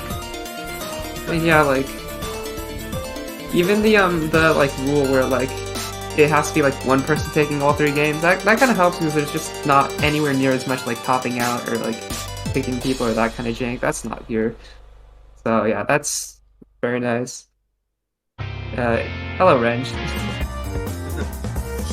Oh, I'm talking now? What's good? I don't know, I just... Sure, I guess we're gonna do this kind of a hand up. Hi, I'm next on commentary. Joining me is Quick and Smart, who should be here soon. Oh, there he is. There he is. Hello there. Yeah. Oh my god, I love Quick and Smart. I love Quick and Smart. We got a commentator party going on. Let's go. Press 1 if you adore Quick and Smart. Azura, can you invite me to the room? Yeah. You can either try and get it from stream matches or yeah. Thank you, Azura. There you go. Oh, We love Azura in this house. She's a sweetheart. Love everyone here. Preach. I gotta turn Quick and Smart down. Wow. Am I too loud for you, Renge? No, because I have you at 200%. Jeez. You're standing significantly closer to your microphone. Well, I'm sitting, so that's kind of surprising to hear. Whatever. That's a good bike. All right. Alright, All right, get out of here, you guys. Yeah, I won't hold you all too much. Again, good luck with all the Teams Cup games. They're very exciting, but it's a little hard to digress, so definitely enjoy all of the orderly chaos that is to ensue. And again, Kados, thank you so much for the commentary opportunity. It's a wonderful event, and can't wait to see where this ends up. So. Yeah, thanks for having us on. It's been very great. It's been fun. Peace out, everyone. Give Renjin Quick and Smart the same love you gave us. And wait, is Tatos running stream today? Yeah, Tatos is running stream. Of course. Oh, that makes sense, doesn't it? Okay. What are we waiting on? Are we going to intermission or something? I am not sure. I don't see anyone in the room right now, so. Production. Okay. Sounds good. Sounds good. How's it going, Ryan?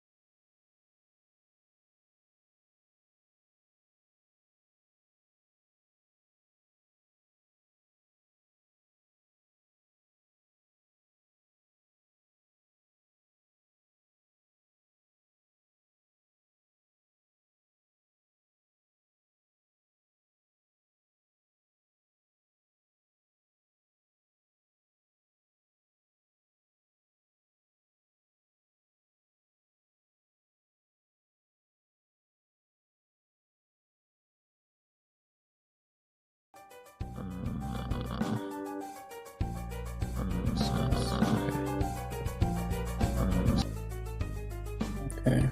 Are we live? Are we here? Okay. Hello. Hello, everybody. Hello, everyone. We're back from our break. This is Ren. You're all doing well. Yeah, What? Who are you? Here. Quick and smart. No, I know you are, but who are you? I'm you, but better. Oh no, I accidentally ghosted Sim Shrimp. Oh no, no, no. Just leaving him to rot. No, I responded.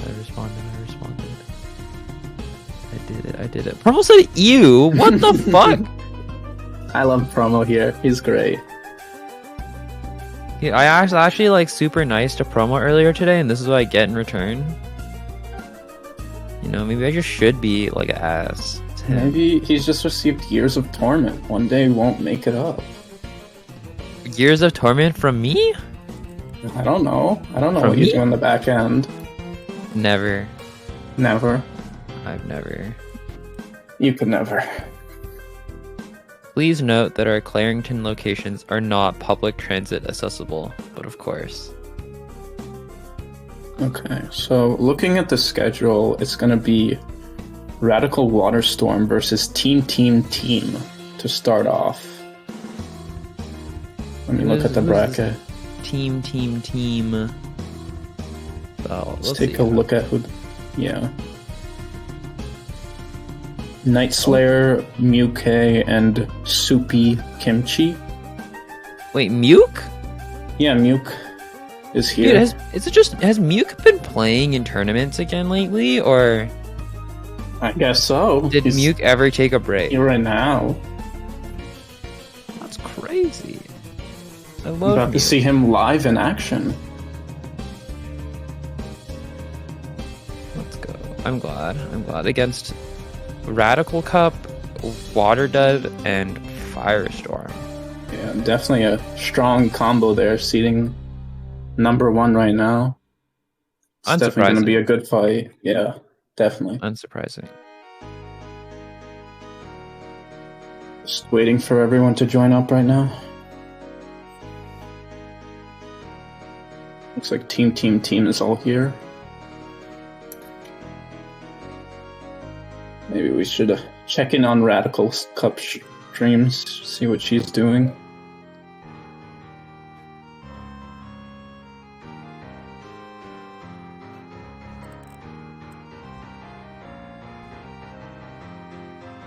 Let's see. Soupy Kimchi is their SS player.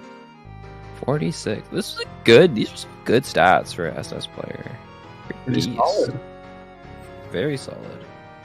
Night Slayer 24.3 on the line of X rank. Looking strong as well. Looks like Firestorm. Team TSD XPK Revolution champion. True. Very true. So true. The most true. Nothing but factual. It seems as though we will be getting a warm-up in here soon. I don't really know how I'm gonna be able to do this, mostly because it just occurred to me that I play on minimal, and I don't know how minimal interacts with spectating multiple people. I think you should be able to still watch everyone. Hopefully. It'll be okay. It'll be okay. Okay, I can do one-man commentary. It's gonna be great. Don't worry. Quick and smart. That's basically two-man commentary. Quick and smart. Yeah, it's just two people. Like dissociative personality. Okay, looks like everyone is in the room right now. Yeah, we're gonna get a warm-up here. Alright. For those of you who don't know, this is manual targeting. We got 6 folks in the room. 6 folks in the game. Anyone can target anyone. Is the game going? Yeah, it looks like we're already started here.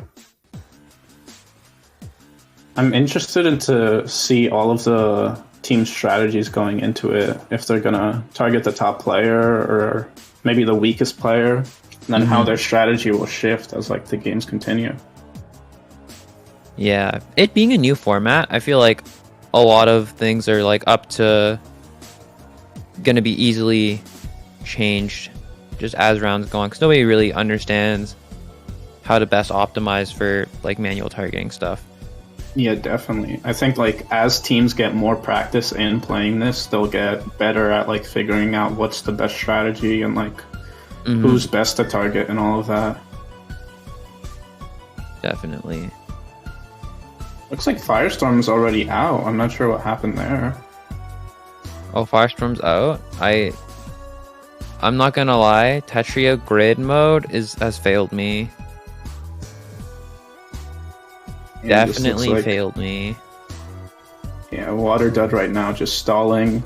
Now it's up to Radical Cup to 3v1 right now. Which is not great. Yeah, not the best. Not a great place to be. there. But you know, some good stuff coming out even regardless. Yeah. Looks like everyone else is going a little bit slow right now. Soup is like at the top of the board, loses one of their stocks. Night Slayer just seems to be AFK. I'm not sure what's going on there. Maybe just stalling.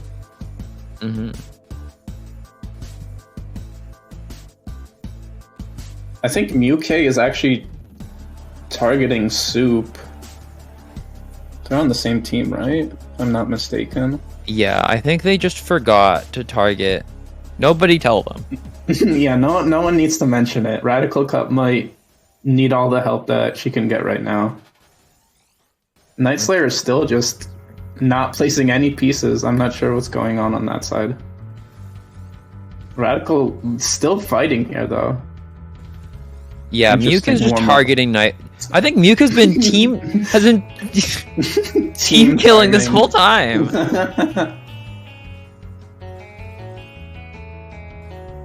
And Muke making a mistake. This looks a little bit bad. Definitely kind of bad. And now it's Radical Cup versus Night Slayer in the warm up. Yeah, Radical Cup managing. Oh, let's go Radical Cup 3v1. 3v1 somehow. I'm not sure what happened in that warm up, but just absolutely destroying everyone. As God intended. And you know what else God intended? Is for this set to happen. Because we're going to get right into it.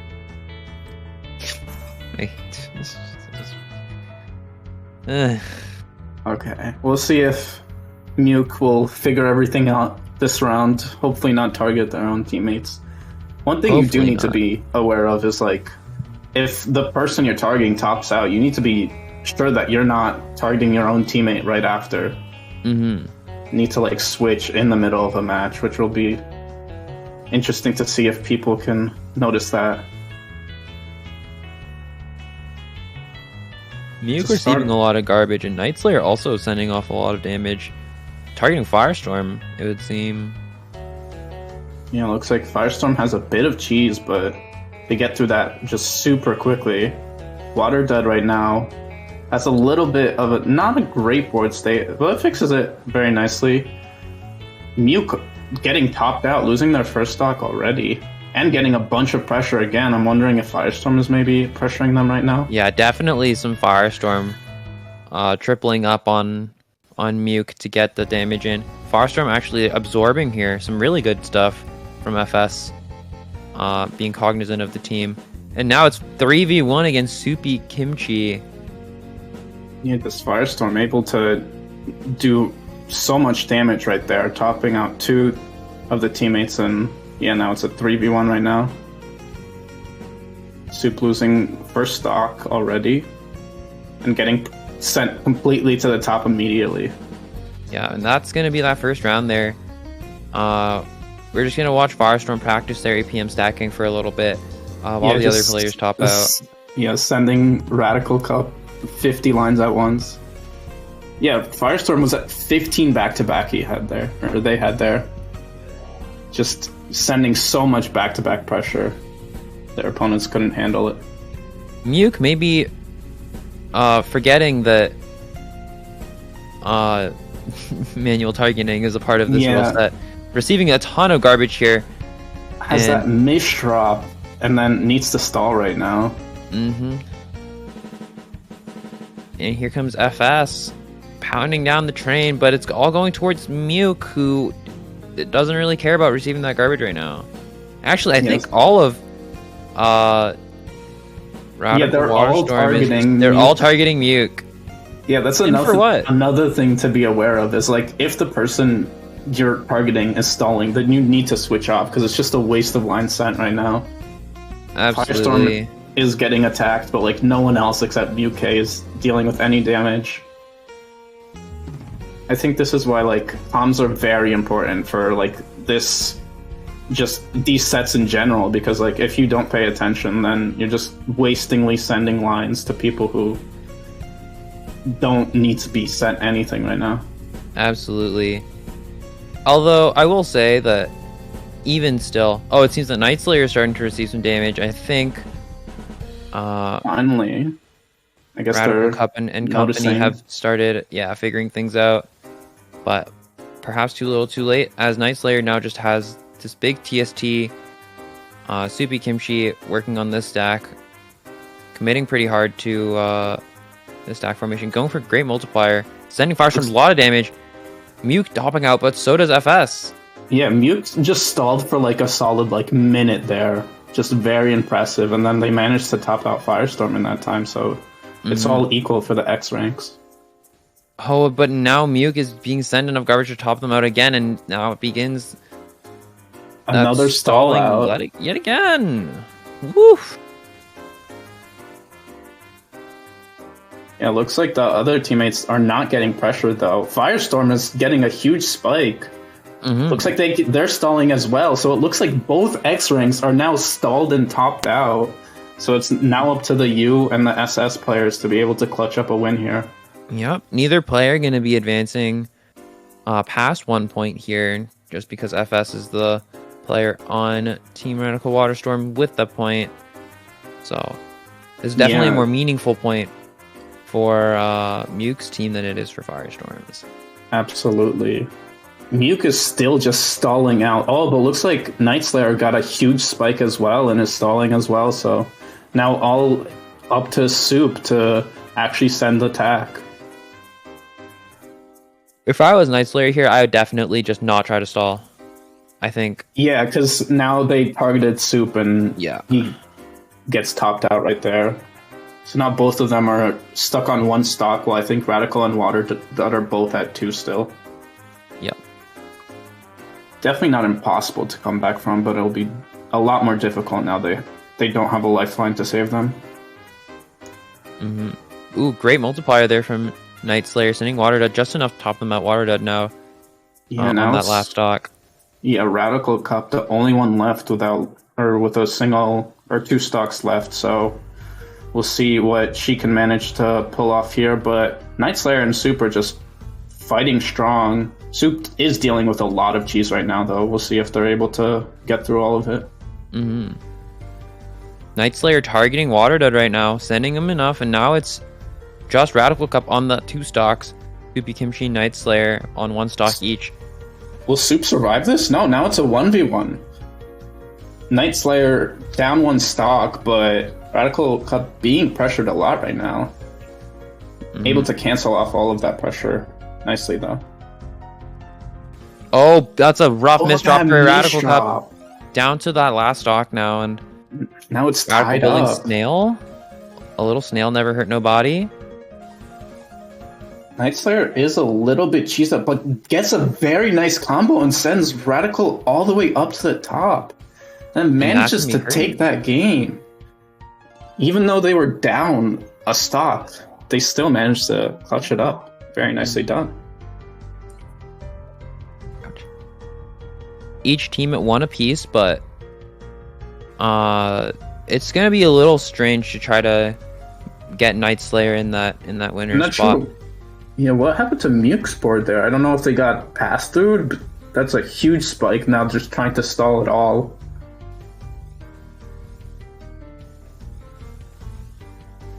Yeah, it's definitely not looking great for Muke right now. If I was Muke, I think I would. I don't know how I'd want to do this. This stall, yeah. I don't think Night Slayer Soup is being sent anything right now. So. Oh yeah. Okay, never mind. Night Slayer getting sent lines right there. Firestorm though is getting sent a lot right now. Are they able to handle it? Yeah, they get through it quickly, but still getting sent more and more. Yeah, Waterdud, Radical Cup, and Firestorm are all sending their garbage towards Muke. Radical Cup starting to send towards Night Slayer, just a smidge, but definitely feels like they're focusing down Muke a ton right now. Yeah, and I actually think Muke survives for like at least 4 or 5 more pieces. Yeah, because super funny. Yeah, because Muke like has a bunch of cheese and that sends like individually, so they can like combo down a bit. So they're gonna be in this position for a while, while everyone else is just duking it out. Night Slayer with a great position right now. Yeah, this very clean. What is that, 5-4 state right now? Yeah, great 5-4 state. Soup not having the cleanest of board, but cleaning it up. Firestorm, they're near the top. Manages to get a combo down though. Yeah, I'm not sure. Firestorm keeps getting sent a bunch of pressure. I'm not sure if it's from Night Slayer or what's going on there, but they're still managing to live through it very well. Wait, what? Why did Muke hold? I mean, he could. Longer stalling, I guess. Muke has I think Muke had an out with the eyepiece to get into the well, and then that would have bought them even more time. This is pretty ridiculous. Can I just say, like, Muke is definitely like gaming the system just a smidge. Radical Cup and Waterdud are not noticing at all. Yeah, absolutely abusing this stalling out. Just now just stalling that JP is probably or LP is gonna hold after for the T. Looks like Firestorm though with like a million misdrops there. Not great. Yeah, is Firestorm gonna be sent enough to top Firestorm out? Yeah, he got Night Slayer's doing so much right now. Yeah, Night Slayer's doing very well. Managed to get Firestorm down to 1 stock. Looking at the other boards here in this match right now. Waterdud's board not looking really great right now. Super closed up. I feel like Night Slayer and Soup have just been targeting Firestorm though, because I don't know if I've seen a single line on Radical Cup or Waterdud's board like this whole round.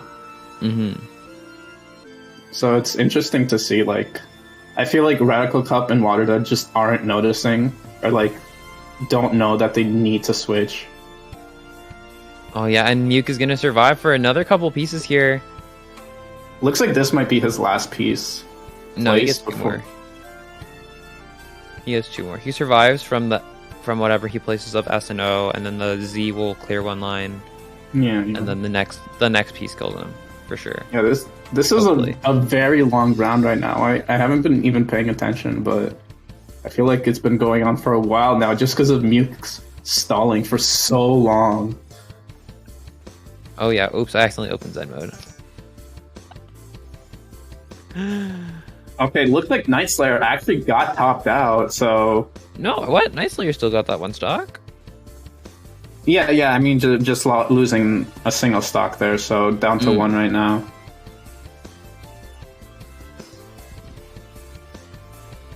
And Muke still hanging on. This is going to be their last piece here. And after this, they're going to be down to 1 stock. Still have a whole life left. That's right. All right, and now Muke pressing the gas, getting sent a ton of garbage right off the bat. But now it's back on Muke. Bad misdrop, but they're going to be able to get through it. Muke even still remember how to play the game. It's been so long, I feel like. One would hope that they still know how to play the game. Okay, they got that very nice down stack to survive. Firestorm so cheesed up. Firestorm can top out. Oh my god! Looks like now it's just a 2v3 for Waterdud and Radical Cup. They need to manage to just do enough to be able to kill. But I feel like if Muke manages to stall like previously, then I think it's going to be very difficult for them. But Night Slayer are about to get topped out as well. Now it's a 2v2. Against Radical Cup and Waterdud. Waterdud now on their last stock. Kind of matchy. Muke and Waterdud both on that last one. Subi Kimchi and Radical Cup both with 1 life to go. Yeah, it's gonna be... I feel like it's gonna be difficult for Radical Cup and Waterdud just because Muke is still the X rank available, and looks like he is doing a very nice job keeping back-to-back and just pressuring as much as possible. Yeah, it looks like Waterdud is already out, so now it's a 2v1 for Radical Cup. Yeah, it is worth noting though that winning this round doesn't really advance Team Muke any closer to the claws of victory. Just because Night Slayer won their first round, so getting the second one will put them in the same spot. It does put them in an interesting position though, because if 2 of their players have 1 each, then like you can't target a specific player to avoid them getting another win. So it is advantageous for them to definitely still win, and looks like Radical Cup losing their first stock. Muke just continuing on this train of damage. Train of skims, more like. I lied. Yeah, it looks like Soup and Muke both at the top right now. Oh, Soup misheld there and lost that. Now everyone down to 1 stock. Subi Kimchi building that PCO actually had the solution too, right? Yeah, had it, but it ended up misdropping, unfortunately. Really unfortunate there. And Subi Kimchi getting sent so much clean. Muke! I think Muke started Soup! Oh no! Not the team kill! Oh my goodness. This is why you gotta pay attention, folks. That is an unfortunate team kill, but Muke is still gonna be able to get there. This is like when you play Pokemon and you're teaming with Lance, like in Gold and Silver. Definitely, yeah. And then but you don't like Dragonite, so you just kill him first and then you win. Yeah, Muke definitely on this teammates only for the dub. Team Friendly Fire is definitely not on right now. They're definitely not off. Night Slayer now being the one being targeted by Radical Cup and Waterdud, it looked like, and just topping out immediately. Getting sent a whole board yet again, right after respawning back in. Yeah, it looks like Firestorm just pressuring so much. Like, I feel like they haven't been in the game much compared to like someone like Muke, who's like been lasting for so long every round. Sometimes you like forget he's even here. Looks like Soup losing stock right now, and Night Slayer also stalling until they're down to 1. So Muke is the only one left who has 2 remaining. But Firestorm at the top. Of their board. Getting down. Oh! Yep, gonna be able to get there. Night Slayer receiving so much garbage. Firestorm, you gotta target the other folks. Definitely a bit of a wasted potential attack with Firestorm. Nothing.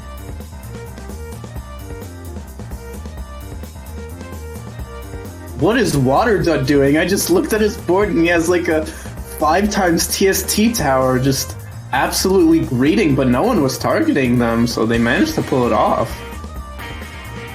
Yeah, I mean, at that point, it doesn't really matter what you do. You're just kind of playing backup bazooka. Now has a big 2-wide there. Not really making the most of the 2-wide, but sending Muke a fair bit of dirty garbage, and now it's a 3v1 Muke. I am curious if Muke gets sent enough garbage to top him out if he's going to try to stall as much as possible again. I mean, there's no reason to stall at this point. Maybe they don't realize and just top themselves out, which would be insane, but I think that's very unlikely at this point. Yeah, and that's going to be another round. Curious to see what their strategy is. It just looks like they're going to let Firestorm go rampant again. Firestorm ending the round back-to-back times 10. So now it's Firestorm up with 2 if they win a single one, and then it's over for team. That's right.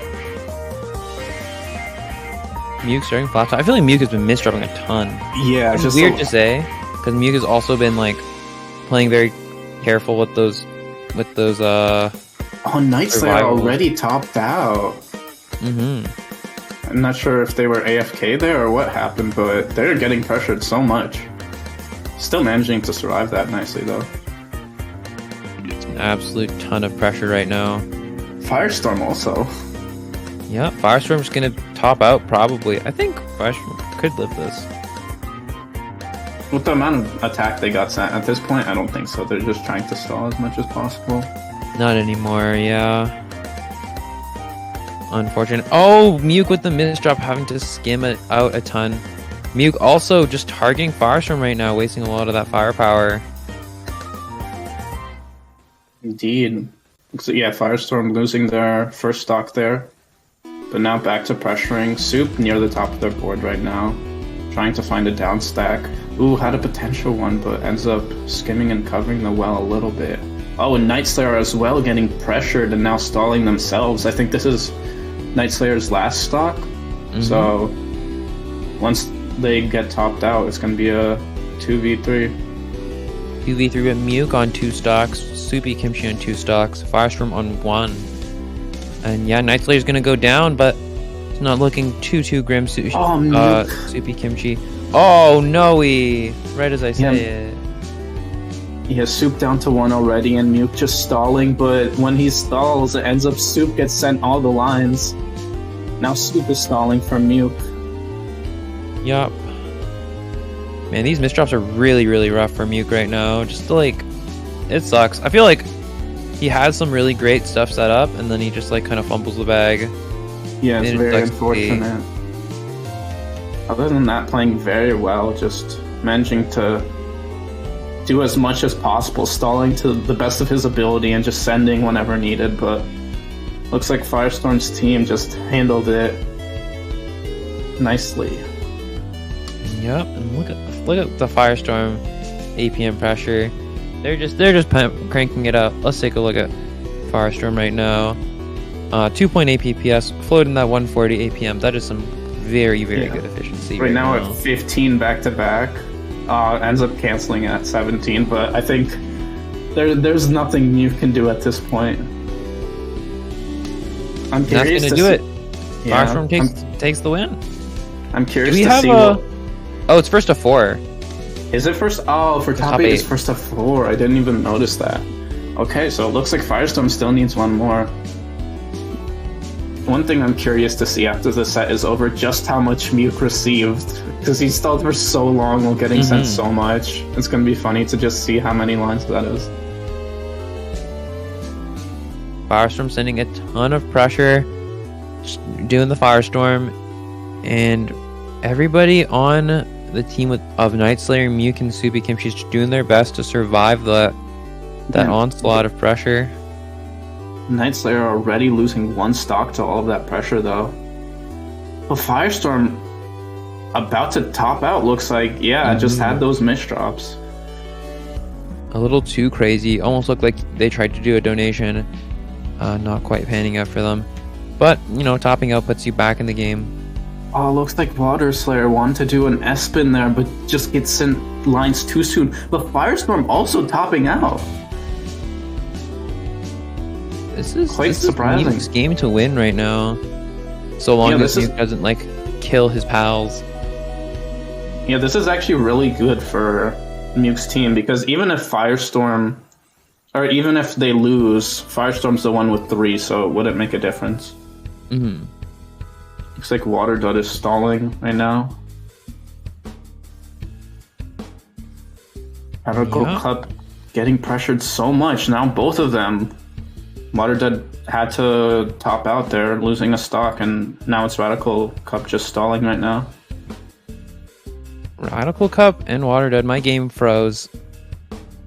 Or something. That is not good. It looks like Water Dud just trying to survive all of the pressure right now. Oh, looks like Muke was lagging for a second, not sure what happened there, but yeah, now Radical Cup is just stalling after teammates topped out. I'm not sure if Radical has one more stock left after this. Yep, I guess we'll see.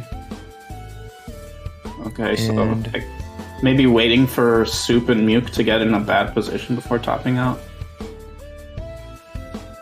There's a lot of like little macro decisions. Yeah, definitely. Just even if it's like a 1v something and you have multiple stocks, like just deciding when to top out can be good, but it doesn't matter. Muke just sending way too much and getting another win on the board right now.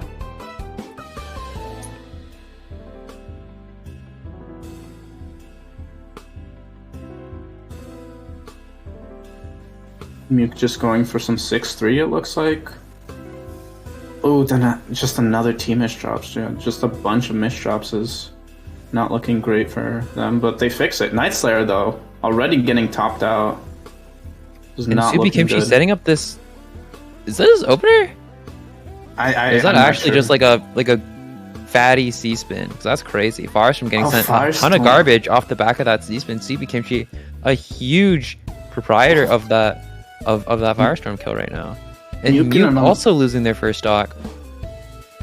And Soup already at the top of the board. This is not looking good for their team right now. Subi Kimchi going down. Muke going down. Now it's a 1v3 right now. Not looking great. It might just be over soon enough. Yep. Subi Kimchi needs to make a decision, but not going to be able to in time. And that's going to do it. Firestorm, Radical Cup, and Waterdud taking the set 4-2, sort of. As long as they don't mess up and not have Firestorm win, but I doubt that's going to happen here. Yep, both players just going to top themselves out. And that's going to do it. Firestorm had 25 back-to-back, was over 200 APM. But of course. Let's take a look at these stats. Muke receiving 2,095 lines. Firestorm also almost receiving that many. Yeah, looks like Firestorm was just getting pressured by the rest of the team the whole time. But nearly sends as many as he received. Getting or sending, what is that, 1,956? That's insane. Over, 7 rounds? Waterdud doing well himself, sending over 1,300. Everyone putting on a very good fight there, but looks like Firestorm's team managed to get that win.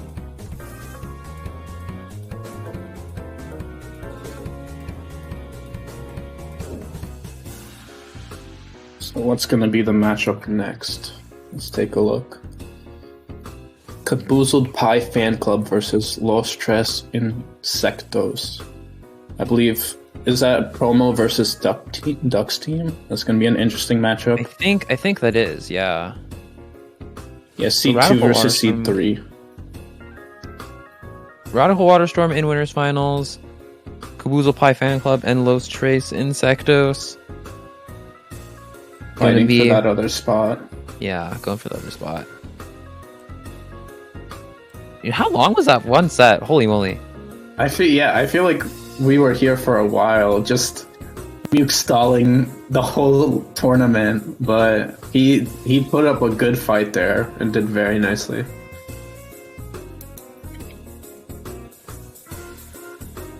I'm interested to see how this matchup would go, because I was watching the stream earlier, and I think Duck Life's team absolutely sweeped the previous stream match, so they're definitely gonna put up a good fight. But I mean, Promo's no slouch, and he's gonna absolutely fight.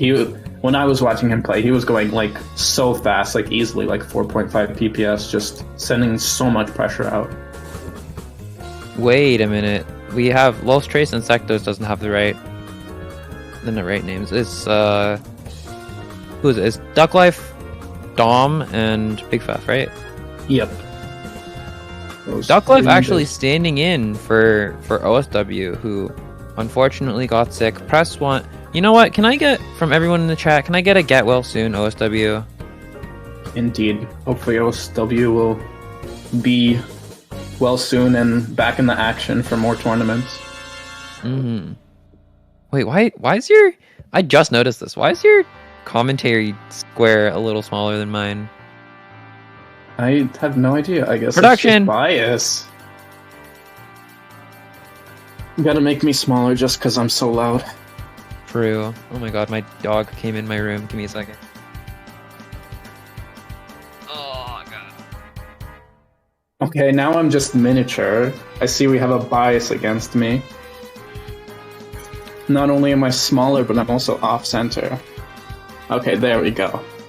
Much better. Yeah, I'm just waiting right now for a few people to join the room, then we'll be ready for the games. Definitely going to be a close one, and excited to see how they do.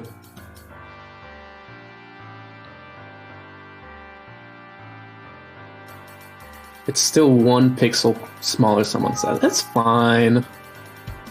You can't even tell. It's not always about the size. Quick would know. Anyways. Excuse me? What's up? What's up? What? Huh? What? Huh? Hmm?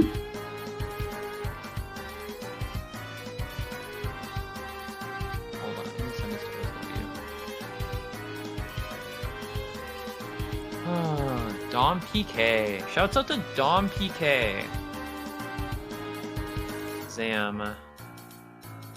I saw that they were in the tourney. I was wondering, were they like playing when they were? No, we did some accommodations for Dom. I see. I was like, what's going on there? Was he just multitasking like a pro? If anyone isn't aware, earlier today there was a Tetris Jeopardy hosted by PK Kingdom. If you were not able to watch that live, I would definitely recommend watching the VOD because it was very interesting to see. Quite notably entertaining. So true, so true, so true.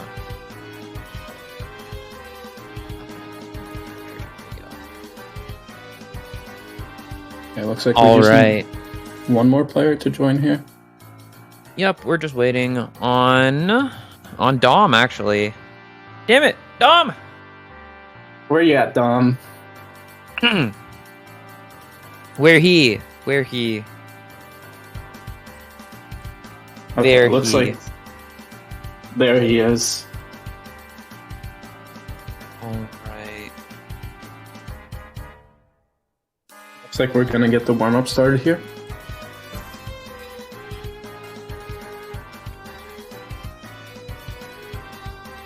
Let's get it going.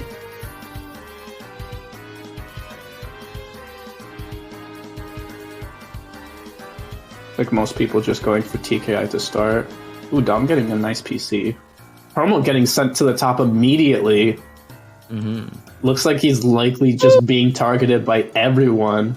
Yup, and that's a lot of damage when you're playing against a team with Dom as like the U level player as well. You know what I mean? 'Cause Absolutely. Dom's like big damage head. But then Duck Life also getting pressured there, so now both X ranks are down to 1 stock. Yeah, it looks like both teams just targeting the other's X rank, and Promo getting topped out there. Duck Life still going crazy on this 6-3 stack, 3-6 stack, I suppose. But Definitely fighting it out. This is looking to be a bit of a round win on Duck Life's team's part. Look at how big of a stack Duck Life has. It's very dangerous though, especially when you could be being sent like 90 to 100 APM worth of pressure in a lot less time than you would normally. Because two people can send at the same time. Yeah, if 250 APM players send at one person, that's already 100 APM. Imagine like even more than that. Can absolutely be deadly. Looks like a lot of people are going down to 1 stock, though. I think Dom is the only one left with 2. Big Fef still has 2 as well, which is definitely not the green light for Promo's team here. And Elijah exists, the only player left standing here. And I think that's going to be a round win for Los Insectos. Be curious who they decide to... They decide to give the win to Dom. This is a warm-up. Yeah. Okay. Okay. Yeah, but that warm-up was already intense, just seeing how back and forth both teams were, so definitely excited to see the rest of the matchup. Get well soon, OSWO. Looks like one person, instead of wishing GLHF, wishes golf. Yep. Yeah. It sure is. It sure is golf. I'm listening to the Wii Sports official soundtrack Golf right That's now. a banger. So this is very fitting for me. Dude, the whole Wii Sports OST is actually flames. It's so good. You know what else is flames is Duck Life Stack right now. Flames because it is on fire. Absolutely burning to a crisp right now. Not much. Definitely looking like the Pacific Northwest in the summer. Absolutely. So that's a wildfire joke for those of you who don't get it. Promo getting topped out and then getting a bunch of pressure as well right after. Just trying to survive the onslaught. Oh my god. It was so much and he couldn't do anything. Yeah, now the rest of the team just gonna have to fight without them. Elijah had that Imish drop though and gets sent. Yeah, Gelatinous Boy here and Elijah still in the last stock though, getting some really cheesy garbage for Gelatinous Boy. Definitely. I feel like there's just so much going on, like someone is getting topped out or near the top every second compared to like last round or last set. It's just so much more chaotic. Dude, it's because Muke isn't here. Yeah, he's not stalling for everyone right now. Looks like both players gonna top out, giving Duck Life that win. Duck Life 1 of 4 points required. Getting a good start there, winning a warm-up and the first round so far. Everyone except Promo starting with that PCO. Don't think anyone got a PC though. And then Promo tops out. No! Top out. Maybe it's just a curse. Maybe clear signs that PCO is just the best opener. And he gets pressured again, immediately topping out. Oh man. This is not looking good. Just Promo is getting pressured so much. Now Gelatinous Boy and Elijah exists having to face the brunt of the pressure here, and it's not looking great for them. Topping out around the same time, and Elijah exists kind of fishing for that PC there, not finding it. Not able to get it. Yeah, Elijah already at the top immediately after, still managing to survive barely, but struggling so much right now. Dom is actually getting pressured right now, is stalling right now. Yeah, doing that stalling. Duck Life's still alive on that one stock. And it's another round win here, it's looking like. Unless Gelatinous Boy can pull off a miracle. Yeah, not quite. Yeah, not enough. Alright, Duck Life 4-player. Already at 2. Definitely, it feels like the meta strat right now is just to target the opponent's best player. Just put all your eggs in one basket, try to knock out their highest sender. Absolutely, and it's doing wonders for this team. They're just... Promo is getting so much right now. Just like an endless barrage of attacks. Yeah, but Duck Life also getting pressured. Oh, Duck Life getting that T-piece and not able to fix it. Yeah, looks like Promo and Duck both down to 1 stock. Yeah, this game is so much more fast-paced, I think, just because I think the players that set the pace of each match are definitely each team's X-Rankers, their best players. And right now, Promo and Duck Life are 2 far more aggressive players than Muke. And I think the pace gets set by the slowest player.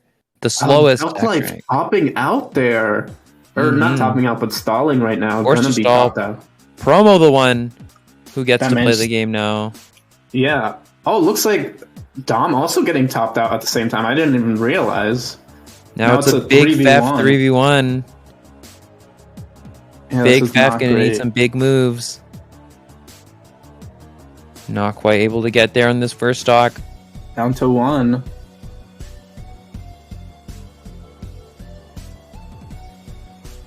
And yeah, I mean, I think it's looking like the Caboozle Pie fan club is going to get their first round.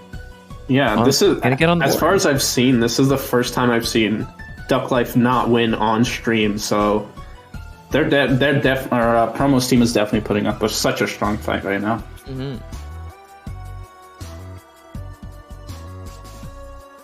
I think all eyes are on Promo's board right now for how they decide to deal with this. I think Promo is playing far too aggressive right now.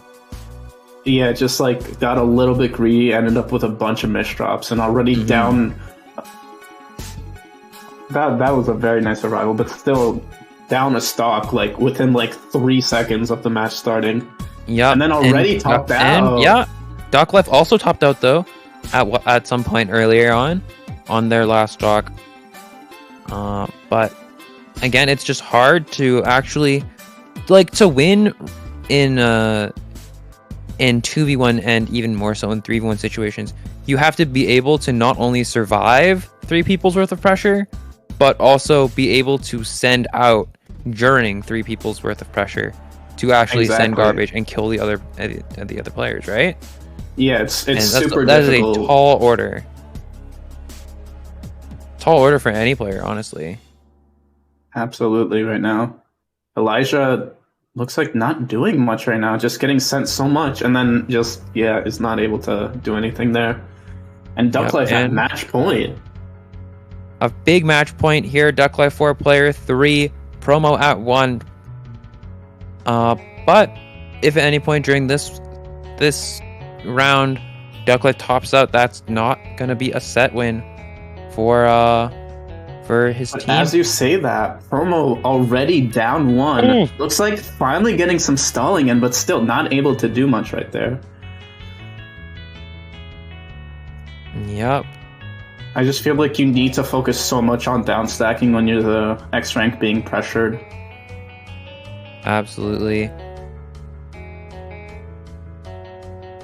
Not only down stack, but down stacking in a way that facilitates you being able to down stack while still receiving garbage, because you're basically being like a meat sponge. Exactly, and Promo just not able to handle all of that pressure and already out of the game. Immediately down to a 2v3. 2v3 Duck Life, Big Fef, and Dom all with the double stocks, and it's Elijah. Oh, Dom already topping out, thinking Elijah was out of the game. Is that BM? I'm not sure. I don't think that was intentional. I think they honestly thought Elijah was topping out, but I don't think that one loss is going to make much of a difference. Dom PC. Yeah, wait, of course. Did Dom kill himself so he could PC? That's actually so smart. I mean, it's only really useful when you're up, because it would be so greedy to do that if you're 2v2ing, but still, it's a very interesting strategy that I honestly have not thought about before. Yeah, Promo just getting sent 700 lines. Just absolutely 700 lines in 5 rounds. That's a lot, considering he did not survive most rounds for very long. Definitely an amount of lines of all time. Many, copious, several even. Yeah. These are all More words than that one. mean many. A plurality of lines. And Duck Life making it upsetting. I think they were the ones that were seeded 3rd, but managing to beat seed 2 and now making it to winners finals.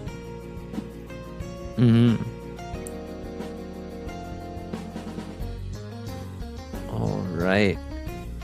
Next up. What is next up? Quick. Do tell. Tell the folks at home for me. Hey, taking a look. Looks like Snessie versus Keck. Finals or losers matchup right now. Let's take a look at see who's on that team.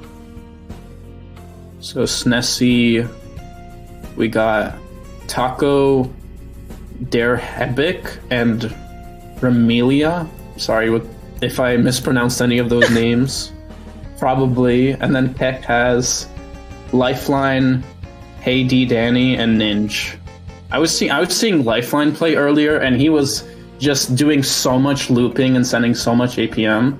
So I think he's definitely going to need to be targeted if the other team wants to get a few wins there. Yeah. I think looping is like a very interesting tactic in this kind of a format because it's good, but you need like proper team support if you're going to do it. You know? Like you need the other people to... Yeah, and I think an interesting strategy would be if all three players know how to loop, and then they target one player. So like, if one player gets topped out, the rest of them loop that player, and it's just like over. All I'm saying is Caboozled Pie, Zynix, and then like Cowbow, who was learning MS2 DPC. That team would go hard. That would go very far. In like a bad way, like it'd go hard, like somebody goes like, yeah, it's like when you go out in the rain and you're like going hard, but then you wake up with a headache. You know what I mean? Yeah, absolutely. Looks like no one's going for that strategy just yet, but maybe if we have another tournament like this, we'll see more of that, and that would be very interesting and very scary to watch. So right now, just waiting for the teams to join.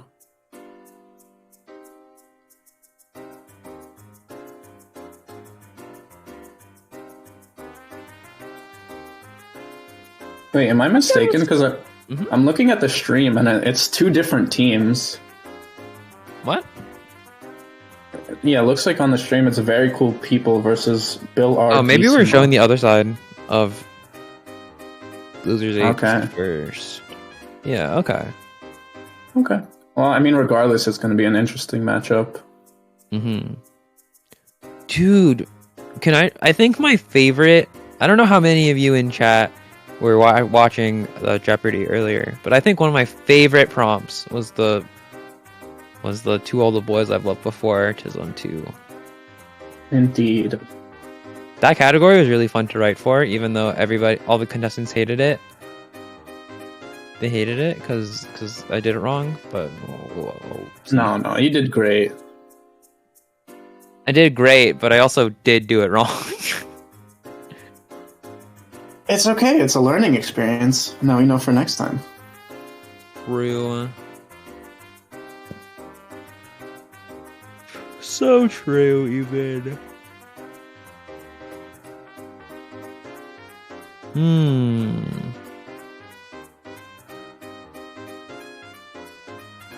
Let's see. I wonder what there's been interesting on Twitter lately. Ah, yes. How do you pronounce the word flavored? Flavored? How else would you pronounce it? Like Sersh does. How does Sersh pronounce it? She tweeted yesterday, gonna start pronouncing the vor in flavor. Oh my god. See that makeup a guy tweet? Who's Which like tweet? The guy who pronounces the owo and homeowner. I have not seen it. I am not much of a Twitter user, I will say. Dang. Well, you're missing out.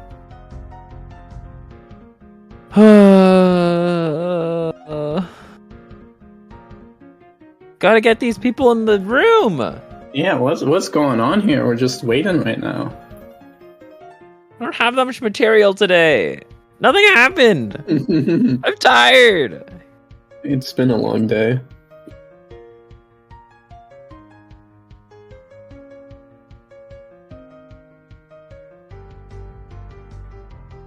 Oh yeah, it is Fortison's birthday. I completely forgot about that. Oh, wait. Today? Today's Fortison's birthday? Yeah, today. He's now officially 15. First time, or not first time in his life, but... Actually, is it the first time in his life where the first time in his older? Life he is 15? Well, yes, but first time in his life where he's older than his sprint time. Which is kind of insane. I guess. Like, I just want to talk about how insane Fort is, because he has had Ultra World Record, had Blitz World Record. he's the only one with multiple sub 15s, having 3 and on different platforms, and he's just turned 15. It's like he has so much left in his career, and he's just so much better than everyone else already.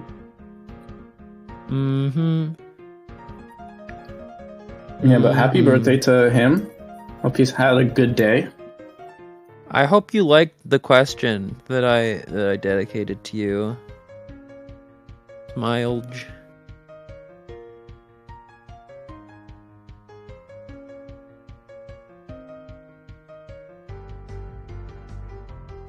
It looks like people are finally starting to join in right now. There we go. Woo. Are we uploading Tetris? Yeah, we will. It'll probably be on Edge's channel or the PK channel. But we're also planning to do more. And a little bit of a plug. We might be opening up on an application form if you want to write questions for us. We might be like a little Tetris community, modern Tetris trivia organization, MTTO, if you will. Very exciting. Just make sure to check your docs if you do so. Because I missed the memo apparently. I literally posted the thing in the chat. I swear, I never saw it. You will never see it because I revoked your access to that general channel. Yeah, that was very rude of you. Well, should have put stuff in. I did amazing. And I was underrepresented. You were underrepresented. That's what they all say. I feel like I was just mistreated, and I'm just getting mistreated again. Oh my god, what does that say? Aloha. Buy followers, primes, and viewers on mystream.store. Whoa. Whoa, very cool. We don't need any of those. Get out of here. We run tournaments for a niche puzzle game. What do you mean we want followers, primes, and more? We already got everything we need here. Exactly. Alright. Looks like we're just waiting for the big man himself, Fortism. Is he just partying right now?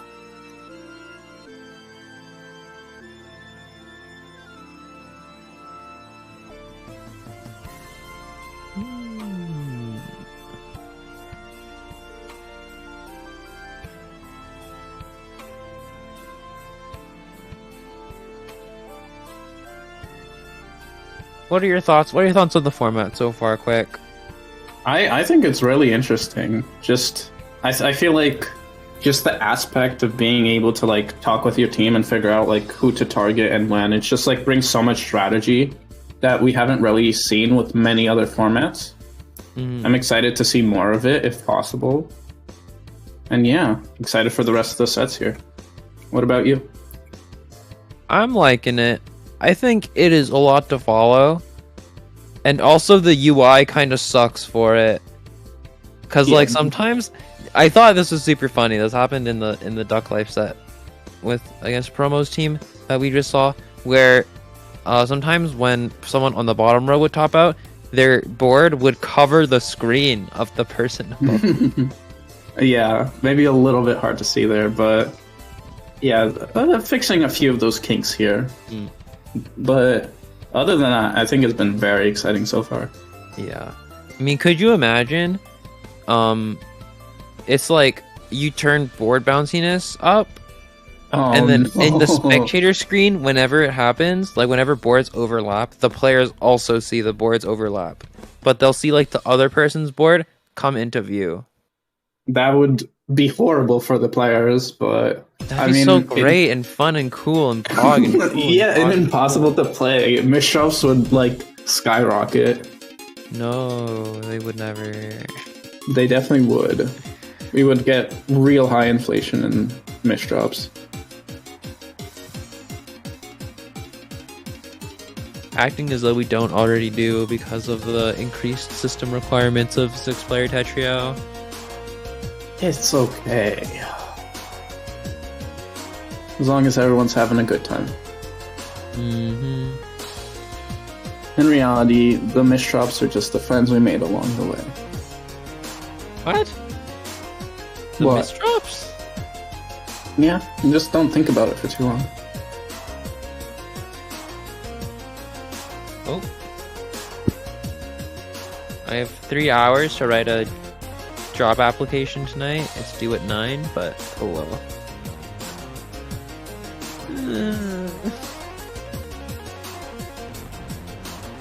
Merge.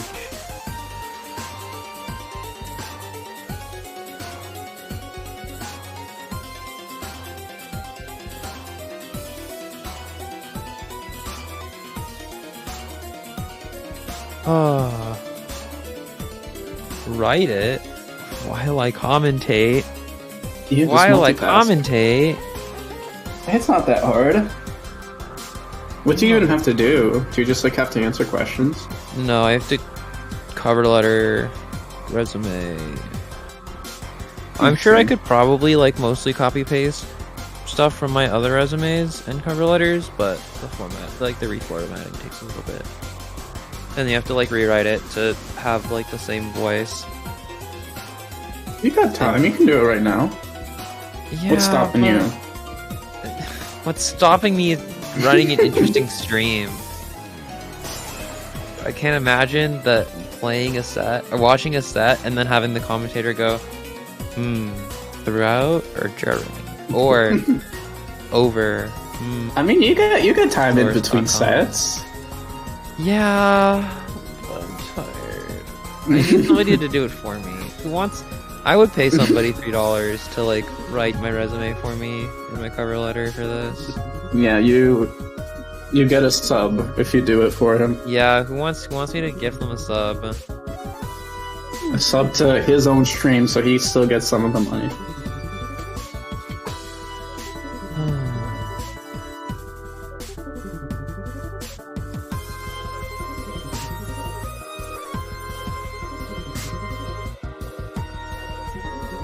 You do it for 2 months of Techio supporter. Oh, looks like Ford is finally here. Go for it! Woo! Birthday boy. Yay. Birthday boy. Fortism too busy eating cake. Or We'll see if that impacts the gameplay. you know, sticky hands. Not great for the keyboard. It looks like we're finally getting started here with the warm-up.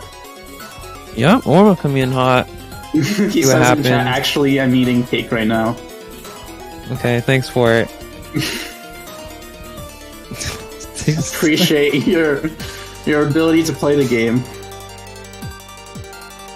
Dude, cake hands, dude. That's what I'm saying. Alright.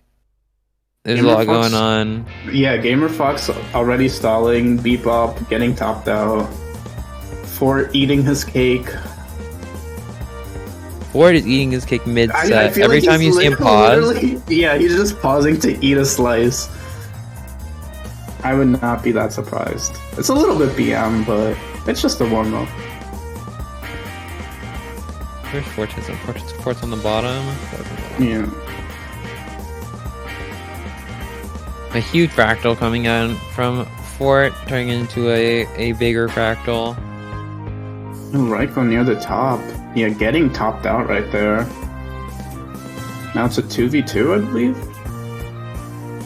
Or is it 3v1? Looks like it. I'm not super sure who's on whose team right now. I think it might be a 3v1 right now. Just seeing the amount of pressure being sent to Oedo. Yeah. And there we go, Fort and Bibu who taking it, and Fort's gonna top themselves out real fast. And now we'll be getting into the set.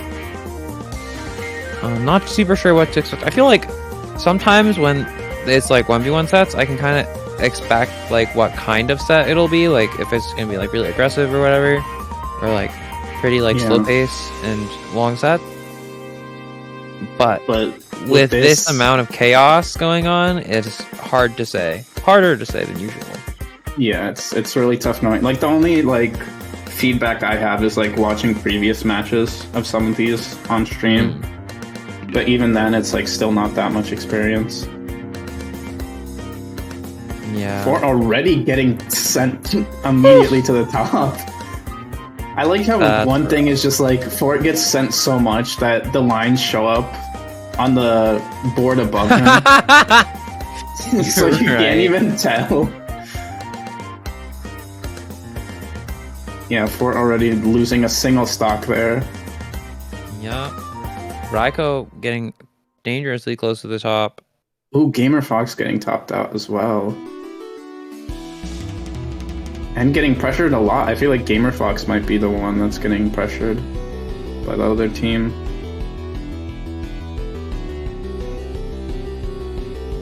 I'm curious to see who Fort was targeting. I feel like not that much attack was being sent to anyone, but I mean, now that they're already topped out, nothing to worry about there. Already down to a 2v3.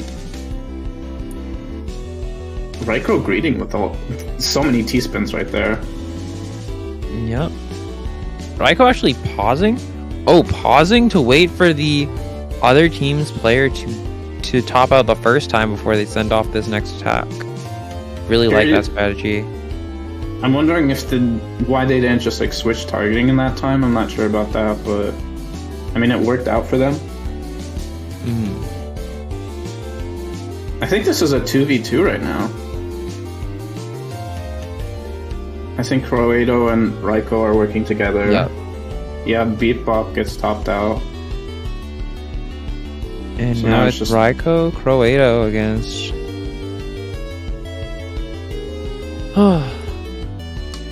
against Neat. God, how am I supposed to... Yeah, I sit up, I try to read it, because I don't want to be disrespectful, and then I'm like way worse about it. See, it's not that easy. I am not at fault. I take none of the blame. No.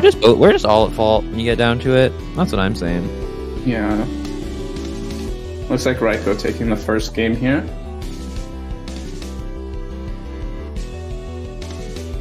Ooh, Fort immediately with like 10 misdrops there. Not great considering they're probably the one being pressured the most as well. Yeah, getting sent so much. I feel like they might be able to survive. Actually, no. I think they would have been able to. Yeah, just definitely. Really. But now with this garbage, that's, you know, definitely also, it's going past their name along the top. Yeah, I was thinking they got sent so much, but no, that was just Fort's attack. Or being how much he was sent. It's very hard to tell sometimes. Gamer Fox has a lot of misdrops right now, not in the best of positions. But it looks like they're not getting sent really much at all, so they seem to be okay right now, but it's still not a very clean board state, I will say. Looks like Fort already getting topped out there, so down to one stock. Also, Raiko. Ooh, yeah, like survived for a second there, but just stalling right now, it seems, to the best of their ability. Gamer Fox still trying to get out of that situation there. Not very good, but slowly getting through it. Raiko's continuing to stall. Gonna top out after this piece, I believe. And it's back off to the races. We'll have to see what happens to Raiko. Receiving a bunch of lines right off the bat. Fort in a really strong position. That misdrop's gonna cut it a little short. But Raiko, even regardless, getting sent a ton. Topping out all the way out. Now it's Fort up 3-2 in the player lives count. Croato getting topped out there. I just had misdrops and then gets sent attack at the perfect timing. We're back in this 2v2 once more. Yeah, I would say it's slight advantage to Fortism's team. They do have that sponge in Fortism to soak up some attacks. Yeah, absolutely. But Bebop getting sent to the top, losing a life. I'm interested to see if like Raiko might be like watching the other teams and just like telling them, like telling their teammates what's going on, because that would be a really good strategy by the people who are spectating. There's a lot of information you can get from stuff like that. That being said, looks like it's a 1v2 right now. Gamer Foxy not in the best position right now, but I'm not sure they're getting sent anything right. Oh, they are getting sent a little bit, but not enough to kill. Croato is doing a nice job pressuring. Has a S misdrop there, but still managing to fix it.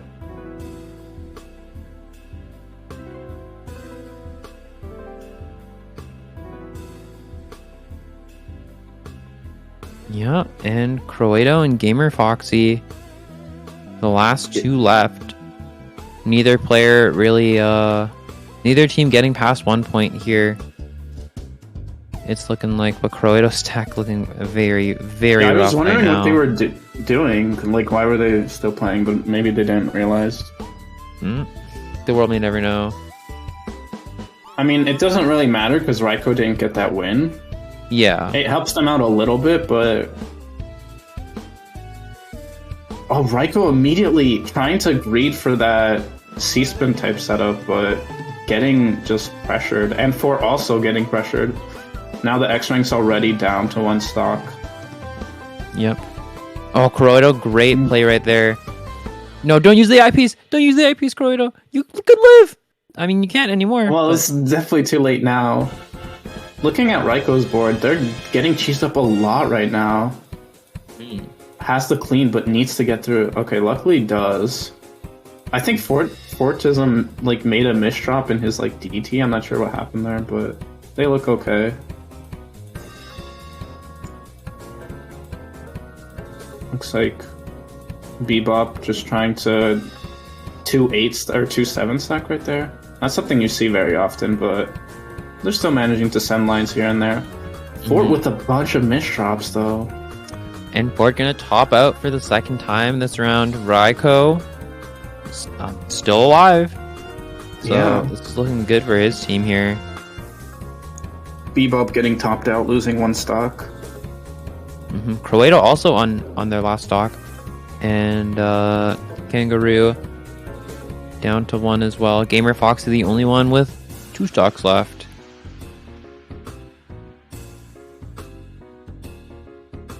Yeah, they're getting pressured so much.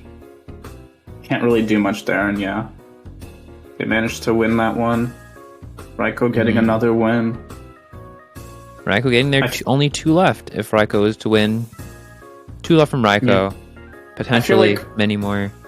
Even though Fort has a lot more pressure compared to Raiko, I just feel like the teamwork Raiko is showing and just able to top out Fort is just so much better, and it's really helping them get those wins in. Yeah, Fort just, again, getting just pressured, barely able to survive there, but still at the top. Able to fix it very cleanly, though. Yeah, now Raiko is in the hot seat and not able to do much. Didn't even really get a chance to stall before getting pressured again.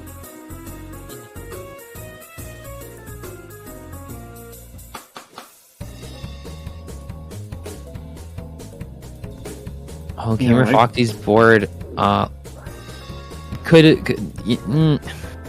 it could use some work. It would be featured on what channel? What channel has Home Improvement? Is it the History channel? It would be featured on Home Improvement. Yeah. You might see that type of board state in like an art museum of some sort. Or like American Restoration, you know what I mean? Yeah, absolutely. I mean, they managed to restore it very nicely. Yeah, just like the people in American Restoration. Exactly. It might be a good place for him to get a job. Croato receiving like 4 boards worth of garbage. Gonna just top out the 1 time. And now they're back to a pretty even position. Fort receiving so much cheese. Yeah, still getting sent so much. You would think like he's able to survive this, but like it's still very difficult for him. I mean, he managed to get through that, but just like by the skin of his teeth. Yeah. Big burst there from Fort to be able to survive that situation. Croato had such a nice clean down stack to barely survive. That was very nicely done by them. Bebop just going from some 9-0, it looks like. I mean, it's doing enough. Gamer Foxy getting topped out. And Credo losing that as well. Yeah, Fort just sending all of that pressure now. And it's on that few, it's averaged 165 that set. Or that game. Yup, back-to-back 12. And Fort picking up their first round of the set. They still have a long way to go to be able to win this, but it's a start. It puts momentum in their favor, at least. Oh, looks like Gamer Foxy had a miss shot. I think they were trying to go for some sort of loop, but unfortunately already leading to them having to stall. Fort has a miss drop as well, going for that. I don't even know what was that. Just Santiago Bridge! They got that Santiago Bridge. And Fort actually living the situation. I don't know how. Which is a crazy thing to say. They're just downstacking that so well. Just all of that pressure. Getting that nice C-spin in as well. But still getting pressured so much. Maybe he needs to focus more on downstacking rather than pressuring, because they put a good fight, but even that wasn't enough. Raiko looks like just some clean stacking right now, ST right now, sending a lot of pressure, it seems. I'm wondering if Fort is just tanking all of that. No! Oh, Raiko mixed up with the TP. The ST. Just gonna be able to stack downwards on the ST stack. Not too much ground lost, but Fort living to see another day, I suppose. You know, Raiko is at the top of their board and just gets so much sent there. Now just trying to stall as well. Oh, looks like Gamer Foxy topped out. I didn't even notice how their board state looked, but they're already down 2-3 and Raiko's about to top out, so it's all on Croato, but I'm not sure there's much they can do. Raiko still has that second stock, don't forget, but we'll have to see. Oh, I thought Raiko lost theirs already. I mean, yeah, but even still, it's a big order to be able to survive this much pressure. It's also really weird. One thing oh, sorry, go ahead. I was just saying how, like, it's very hard to keep track of everyone's stocks and stuff. Imagine as a player, like, you need to be aware of this while sending lines, while being able to survive everything. It's extremely difficult. Absolutely. And Fort right now stalling. I mean, they might have a chance here. Kangaroo at, like, losing a life, and then Fort is stalling, about to get topped out. This is actually a very good position for Raiko and Credo, even though they were down. Well, Credo getting sent a lot of damage right now. Closing themselves up a little bit. Definitely more than they would want to do. Still managed to get through it nicely. Yeah, looks like now it's a 2v2 already, but Fort is just stalling, so really it's just a 1v2. Oh, Croto with the insane down stack there, sending so much damage. And Beep Boop taking the end of that stock. Now it's Raiko who is what is this? Certainly some stacks. I mean, it's enough though, and they managed to take another win, being down 2-3 and still managing to win that. Very nice. Big clawback from Raiko's team there. Good hustle. Yeah, they did not stop fighting. They did not give up. Ford, I think, doing like race system or something there. Not able to find any PCs. I feel like PCs have been underutilized like this whole tourney. I feel like if one team manages to get a couple in, it's going to really do a lot of damage to the opponents. Yeah, it's just hard because if you're not like really, really fast with it, you will probably receive damage in some form just because there is somebody on the other team who's operating at like 2 to 3 times your speed, right? Yeah, definitely a hard thing. Because like if you don't get the PC in PCO, you're not left with many other options. so it's definitely difficult. Looks like I didn't even notice, but Raiko seemed to have gotten topped out. And Credo down to 1 stock. So the other team is putting up such a strong fight right now. Yeah, now it's up to Gamer Foxy in a 3v1 situation. I don't think, they're already losing a stock and getting not looking great. Fortism is in a very strong position right now as well. I think they're looping. Are they looping Shishiku trains? I'm not even sure how that's possible, but I mean they're doing something. It's clearly working. Yeah, I managed to get another win there. They're gonna do it. TST? Oh, okay. Then it got it like that. Fort now up to 2. Slowly crawling his way back to Raiko. Definitely putting up a very strong fight right now. The birthday boy's not giving up. They're determined to make this a good birthday for Fortism. And how do you do that? You do that by winning niche internet tournament. Absolutely. I mean, they're doing a good job. Raiko is absolutely just stalling for their life. Oh, look like Bebop is looping. I didn't even notice that until now, but they are sending so much. I think it's just sending to Raiko, though, so it doesn't really matter, but if they switched and were able to continue that pressure, that would definitely be deadly. Yeah, because, like, no one is keeping them in check, so they can just continue to send more and more lines. Definitely. Yeah, Bebop has been looping DPC he has for a while. Just keeps on going. No one is sending him any lines, so he can just continue. What is This is actually so funny. I think the other Gamer Foxy and Credo just need to notice, but they can't seem to. This is like also another really good thing if like your opponents are targeting your X rank and you just have like your U or SS player just looping. Because it just sends so much and they're not like canceling any of it. But it looks like Bebop finally out of the loop. Forced to play the video game now. Yeah. I mean, Fort got sent a bunch there, but still has 1 stock left, and I think Bebop's efforts will definitely help them out in winning this one.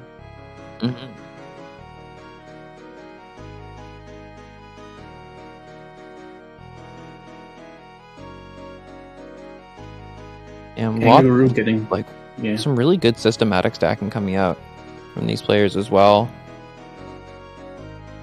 Fort greeting for that TST. Pulls it off though, somehow. Ooh, big spike from Fort there. I think getting that send split between the 2 players though somehow. Which is unfortunate. Oh, Gamer Fox greeting for that TST, but it was not enough. Yeah, now it looks like it's just a 3v1 for Credo, but he's at the top of his board right now. Not able to do anything, and now getting down to 1 life.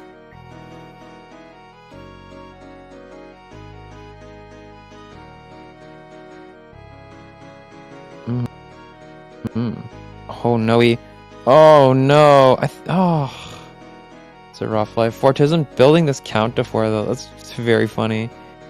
Yeah. And now Fort and Raiko both at 3 apiece. Match point, like Raiko and their team was just playing so strong, but Fort just kept on winning game after game, bringing it back.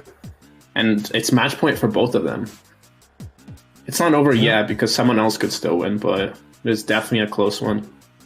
Yeah, both players need to do as much as they can to try to preserve the life of their X rank, the player with 3 points right now on each of their teams.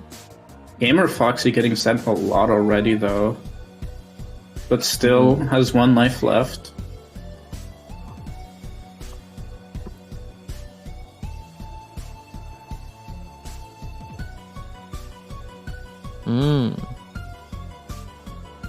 Only 1 player has lost a life so far. Fort quickly making that untrue. Yeah, but losing Gamer that first Foxy stock. about to lose another one, and it's gonna end up being a 2v3. Raiko down to 1 stock as well now. Both players X strength. Yeah, but Gamer Foxy being out does swing things pretty heavily. But Kangaroo also losing a life right there.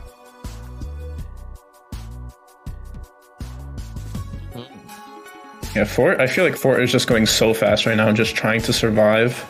Raiko also just putting everything they can, having to take that like not great skin, but still it ended up saving them. Oh man. Yeah, they're just barely living, like just having to take bad skims, but it ends up saving them and they are able to get out of it. And now Fort's the one in the hot seat. Mm-hmm. Looks like Bebop has not the greatest position right now, but I don't think they're being sent too much, so they should be able to handle that. Raiko, ooh, that IP's barely getting the spin over.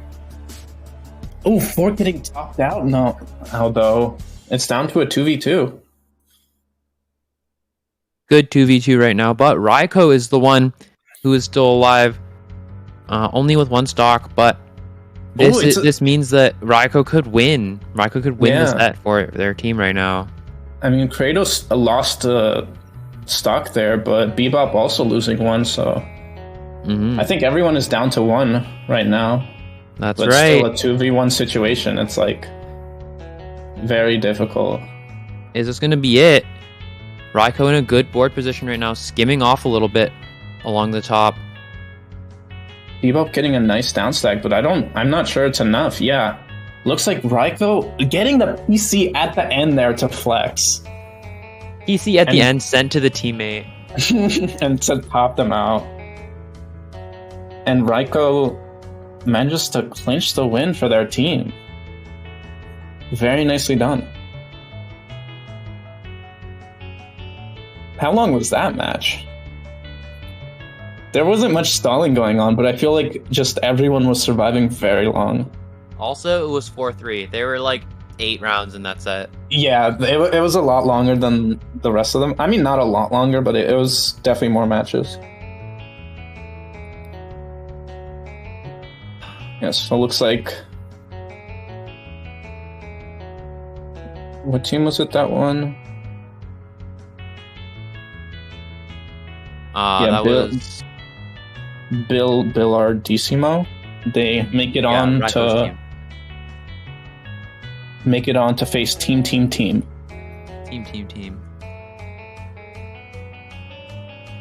Would you say it's Team? Because their name is Team. No.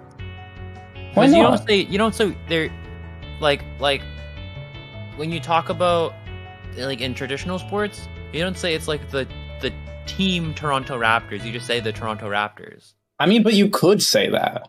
Yeah, you could call them team, just like how I could call you slow and stupid, but I don't. Okay, but that's not related to this whatsoever. I feel like you're just calling rude remarks. I'm not. You're quick, smart, slow, and stupid. All 4 at the same, simultaneously even. I'm quick and slow and smart and stupid.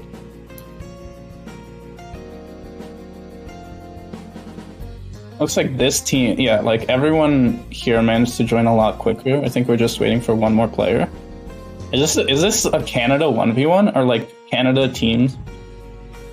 Because it looks like everyone's in the game right now is from Canada. Oh my god. That's true. Wait. Any of you guys from BC? Are we getting the Canada rep this set right here? Canada rep? For the folks? For the folks at home? And by the folks at home, we mean Wrench?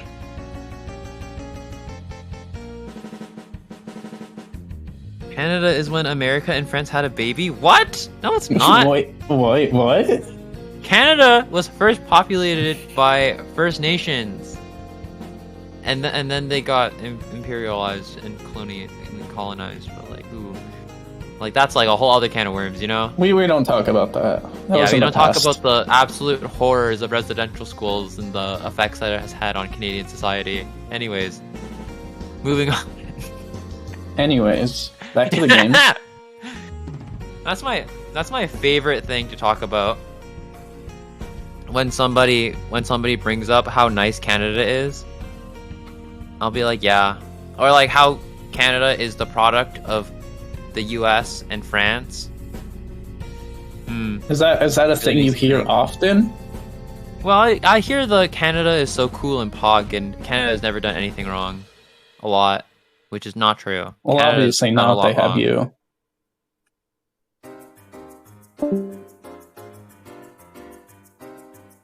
Looks like Range left. Kind of upset, it seems. Welcome back. What happened there? You were mean to me. Oh, and you weren't? No. Of course not, of course. Range is never mean to anyone. Never be mean. Range loves everybody. And I think anybody who disagrees with me is just very I hate self-centered. everyone that disagrees. Oh, God. Looks like we're getting started with the warm-up already.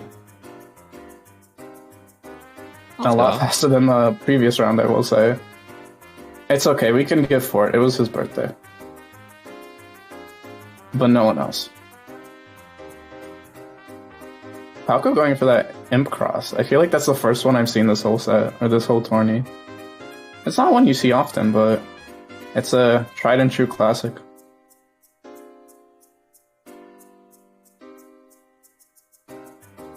Looks like Remilia is just stalling right now. Going for a very slow TKI, it seems. I mean, it's working. They're not getting sent any lines. KD Danny, on the other hand, already being topped out.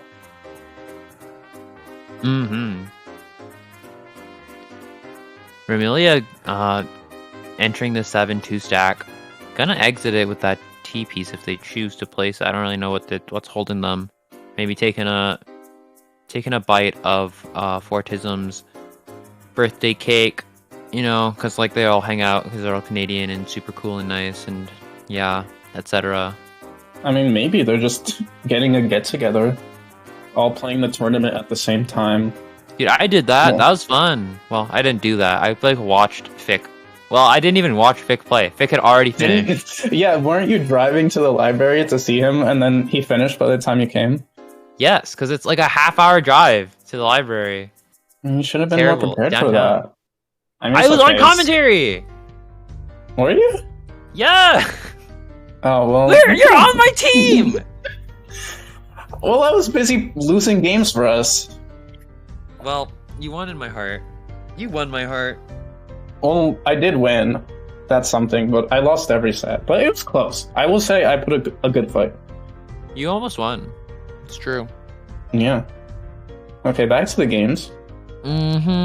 Looks like we're actually getting started here. I'm not sure who won the warm-up. I could not tell you that. Yeah, me neither. But it's okay. It's just a warm-up. Lifeline already getting sent 2 stacks worth of lines already. Oh, that's why Remilia isn't receiving the garbage. Yeah, because Lifeline is a little bit struggling there. Definitely got some stuff going on. Some personal issues that need work.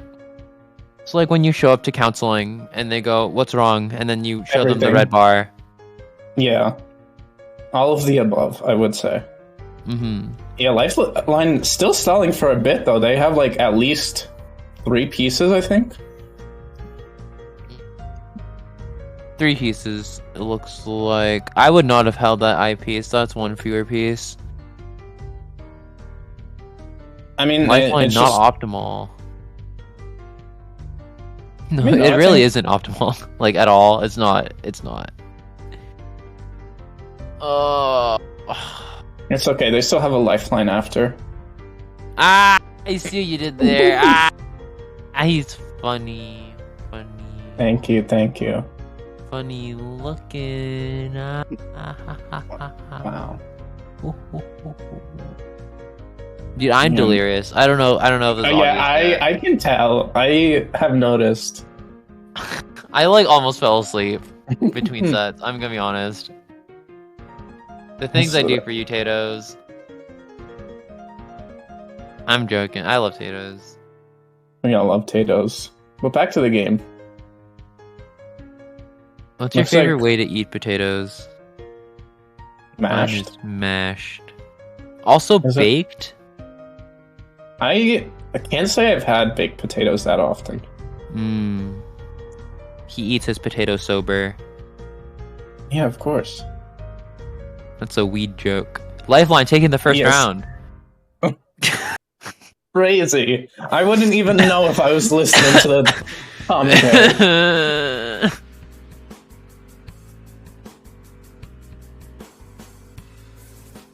Yeah, Lifeline getting pressured so much. How did they even... I feel like they were just pressured so much.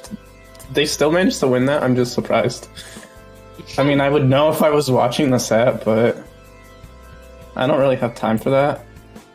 Yeah, who has time to watch Tetris gameplay? Honestly. Oh, Lifeline kind of just like popped into Remilia's board. Mhm. And Ninja Ninja also also popping losing. out, yeah. You hated it, and he's not looking so hot either. Ooh, that's a bad eyepiece misdrop. Gonna turn that into some T-spins though, not a bad idea on Hated Annie's part at all. I don't think they're getting set much lines at all, so they seem to be fine in that situation. Taco, on the other hand, at the top of the board and losing a life immediately. But looks like Lifeline also getting topped out.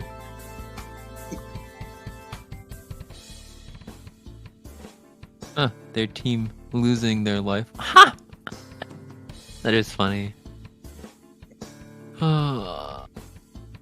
Hey, Danny, just in a not Oh, a good no, board he- state, I will say. Yeah, just...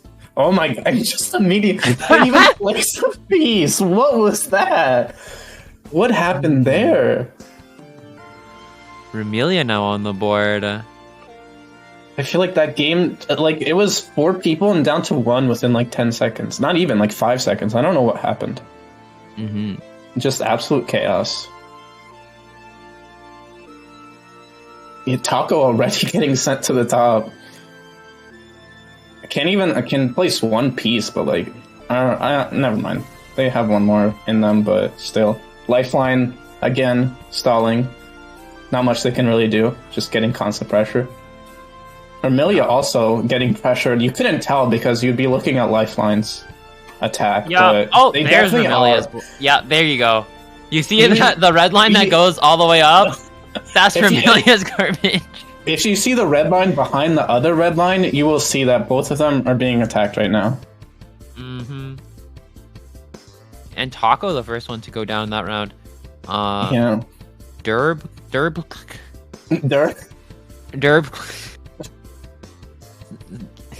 It's the name he's been assigned.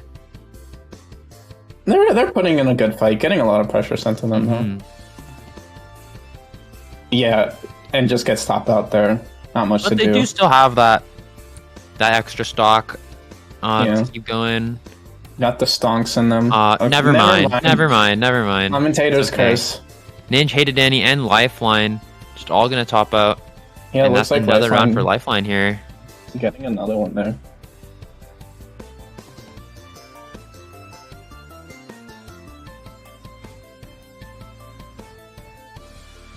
Looks like Taco with Taco the PC. getting on 1 PC.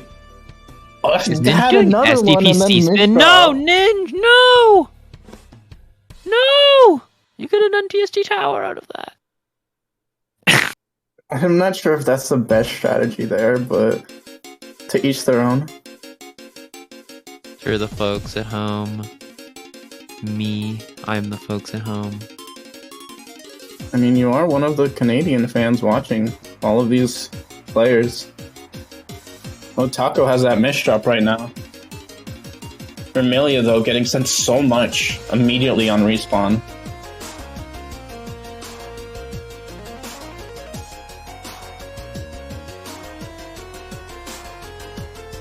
And Taco's board state looks really nice, as does Vermilia's right now. Working through that cheese really well. Hated Yeah, Annie. just getting through it nicely. It's so strange to commentate this because there's always something to talk about, but it's What do you weird talk about? You don't know if if you should talk about it, because there's always something else to talk about. Yeah, it's just 10 things going on at once. You're like, oh, this one person is stalling, while this other person is sending 300 APM, and then this other person is having misdrops to deal with. It's a lot to handle.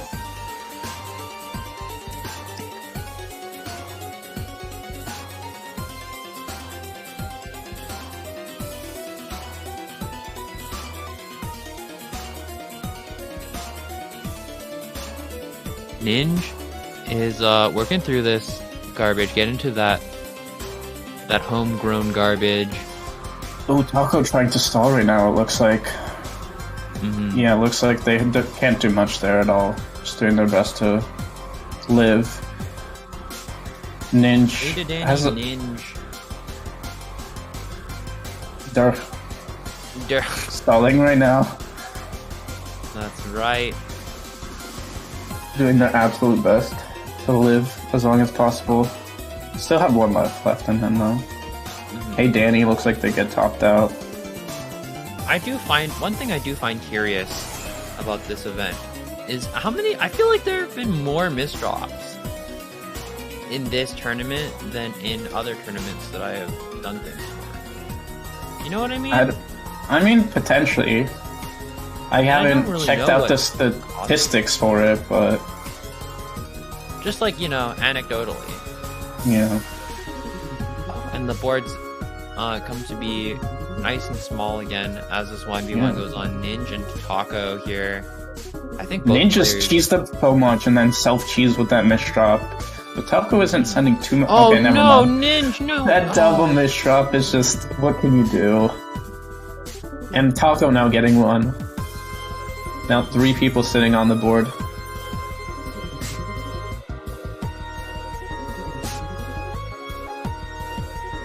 Two 1-1 Lifeline Taco Remilia. No team gonna win off of this, but Taco getting the PC loop off. Just sending so much Lifeline and Remilia just stalling. A Hood Classic.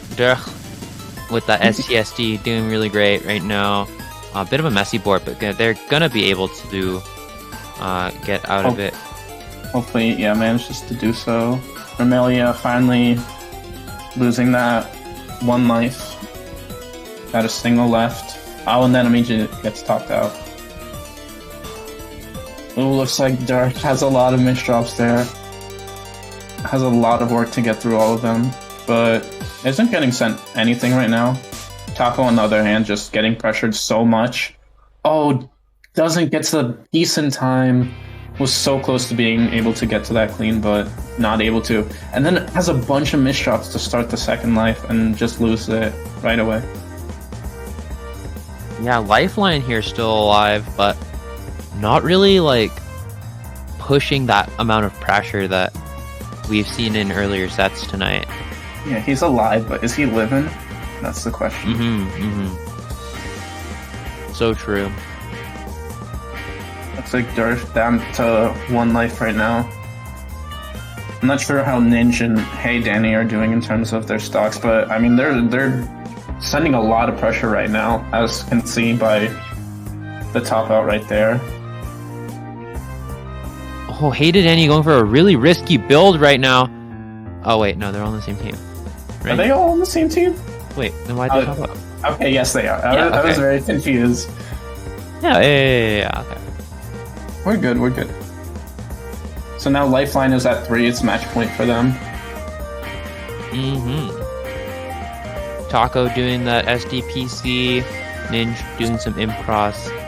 I mean, it's worked wonders for Taco so far, so he's gonna keep going for it.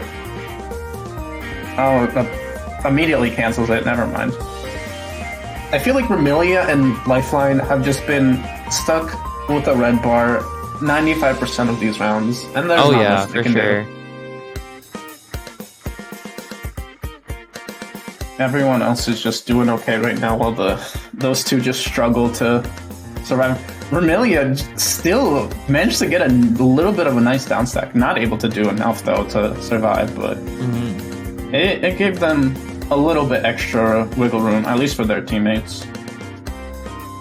And we're down to that 2v2 that we've become so familiar with throughout this set. And Hey to Danny actually early on in this round got, I think, 2 or 3 loops of that PC DPC, which I think contributed to like the huge volatility that happened in like the early seconds of the set of this round. Absolutely. But now Hey to Danny is operating like offset center 3 wide or something. That's like an offset. That's a 5 wide now, I think. Yeah, they. Brother. Oh, dear. Oh, dear good. Oh no, that is not great. I mean, Ninja tops out there. I think Taco's down to 1 life. Don't know how Dirk is doing, but it's all chaos around us. Definitely all chaos around us is an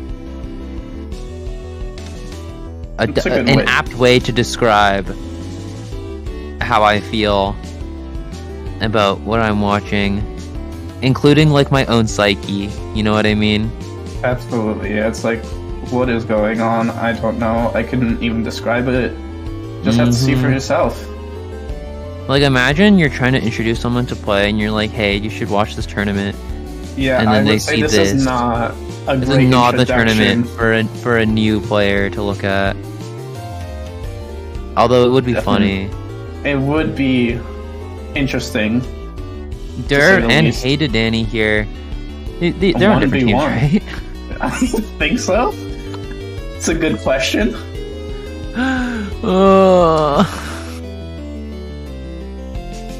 They're on different teams. Yeah, I mean, at this point, they definitely would notice if they're on the same team, right? Right? Right. I mean, Hey Danny. Oh, Sending they're a lot really right now. close to the top right now. And they're not really down stacking, down to about half board height. Hey to Danny. You know, Hey to Danny was also on our team for IFTA. Yeah, I know. They're so good now. 1.9, 60 APM. And yeah, they're fighting strong right now. I would root for them, but I don't have any bias here. Yeah, I do. So I mean, you were the team captain, so I understand.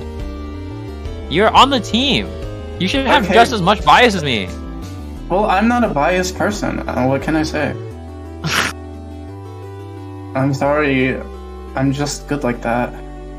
If I at any point had bias, I would just eliminate it. Yeah, it's that easy, really.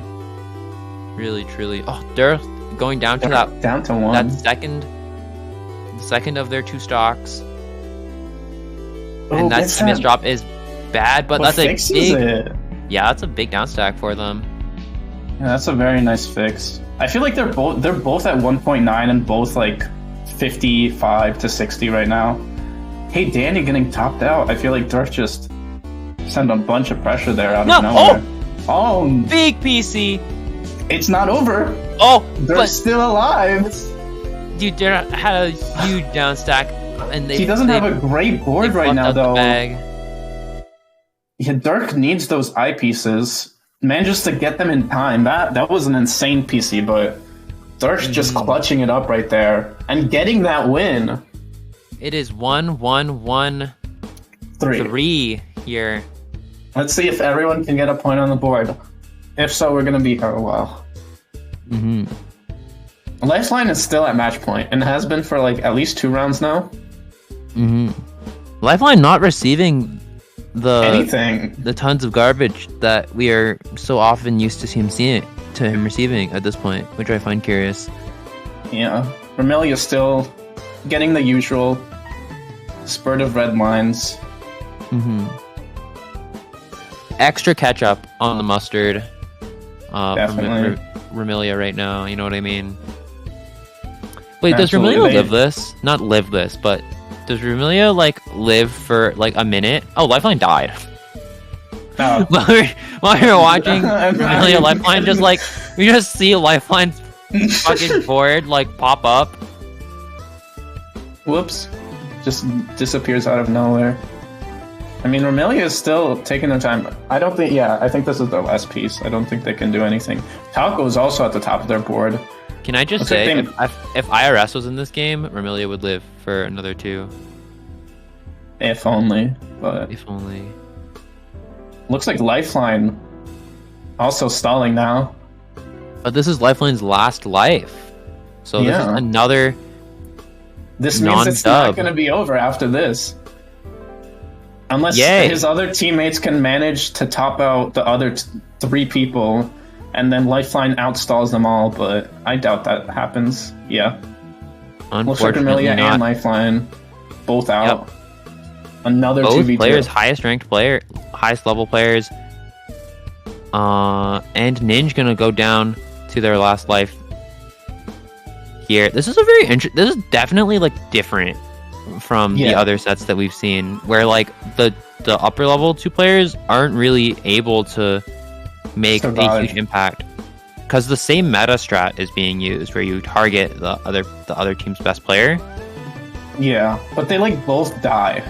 Instead of like the Duck Life promo situation where one lives and the other doesn't, it's just they're both stalling for their life the whole time. Yeah, and we got Hated Danny, Taco, and left in here. It looks like Hate is getting sent so much right now. Has to stall right now. Taco just going for some 9-0. Dirk not in the best board position, but I mean, fixes it very nicely there.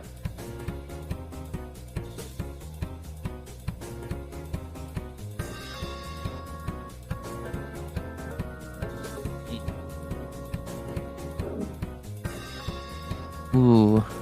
Hey, Danny had that C-spin set up, but I think that might have been a little bit too greedy. Oh, gets topped out. I was not expecting that. And Taco going up to 2. Their team currently having amassed 6 points. Well, the other team has a total of 1, but I mean, it doesn't matter how many points that you amass. You just need someone to get 4. Did Vermilia just do Gasho? It's kind of Did based. Lifeline just do a 4-wide? That's kind of not. Lifeline's gonna die I from guess this. it makes them stall. No, for Lifeline longer. dies from this. He doesn't even get to the I mean, bar he part of dies, it. but he can combo for a little. Not No, really. he I don't know. can't. He does a 2 combo. Very impressive there. I mean, it's a working theory. I mean, it got him somewhere. Maybe. Vermilia's also gonna die. They can't do. I feel so bad for them. They don't even get to play the game. Looks like Hey Danny topped out. Oh my god, Vermilia gets to play. Do they? I'm just kidding. I can't tell. I, mean, can't tell when Vermilia is yeah. receiving garbage. I'm not gonna No. lie. I just can't tell at this point. I mean, they are. Wait, they're not even receiving that much. I thought they were like full screen board. Okay, guess not. Lifeline just was the one doing all of that. Now Taco's the one at like the top of the board right now. Yep. Oh, Tacos needs to put the L upside down. No, not like that. Other way. Other way, What bud. are you telling him? Because he needs to stall better. Okay, well, you can guide the teammates. That's some more bias here, and I'm not for that. That's fair. You know what? I Yeah. respect this. Lifeline stalling. Vermilia, not sure. Taco stalling. Everyone else seems to be fine.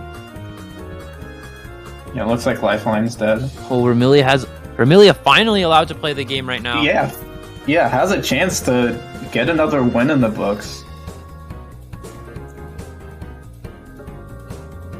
Ooh, never mind. Oh, Never mind. Shouldn't and have said Dirk anything. there with the Santiago Bridge.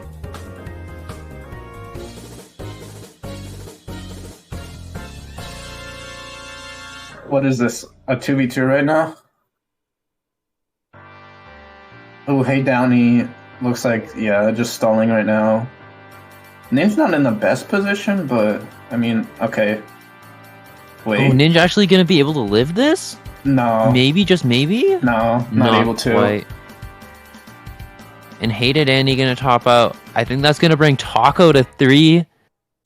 In addition to Lifeline being at 3. I hope Taco tops himself out if they get there.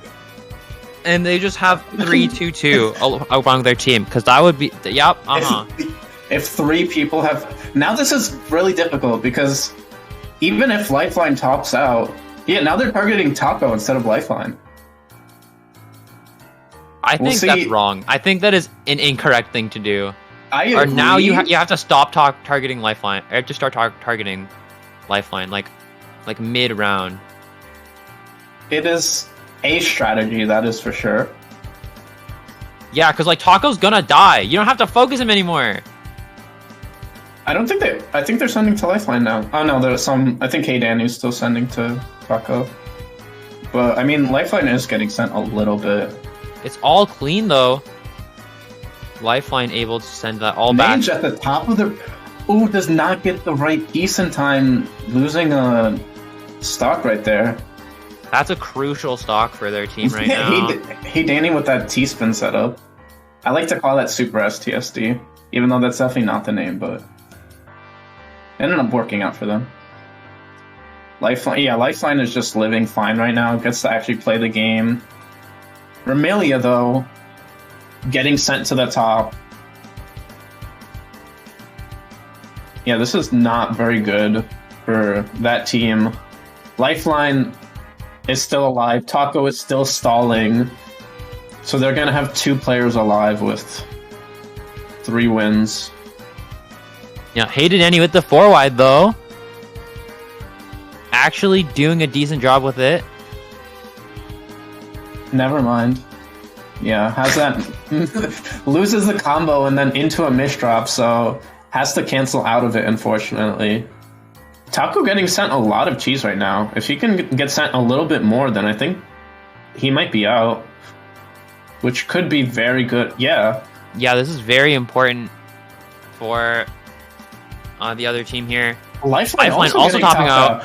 Wait, is it possible that they don't win? Will this match go on for long? Lifeline hit Taco with the PC. Is Lifeline targeting Taco? Yes! Oh no, he didn't switch targeting. This is what you gotta remember. Also, what is going on Ninja Boards, if I might ask? I wish I knew. I could not tell you. Okay, Taco finally out. Is this a 3v1 right now? Is it? How? How did they do this? Wait, Dirt and Lifeline are on the same team. Yeah, no, Dirt. I mean, Lifeline is targeting his teammate! Oh no, self-sabotage! Maybe he wants to just get a 2v1 clutch and just be like, I did it all, guys, even though he killed his teammates. He just wants to be based, but he's not being based. Okay, Hey Danny just gave up. I am not sure what is going on. I could not tell you. This is just absolute chaos right now from every single board. Ninja's doing fine though. Lifeline is still not sending damage to his opponent.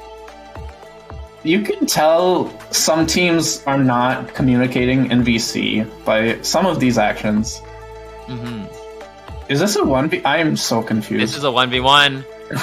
What? How did Hey Danny get topped out? Who topped him out? I knew. Did Hey Danny just give up? I don't understand. Okay, I mean, Ninja's still surviving. Gets an 8 combo. Is Ninja Ninja! I mean, that's a very scary situation for Ninja. This is where we can actually commentate. Huge down stack from Ninja here. Yeah, I mean, Ninja's surviving very nicely right now, even though Lifeline is at 100 APM right now. Lifeline... Does Lifeline lose it? Wait. What just... What? Huh? Range, can you explain to me what just happened? What happened? Wait, are they? Wait, were they on the same team? What? I guess so. What? Okay, was GG's. Was on Lifeline's team?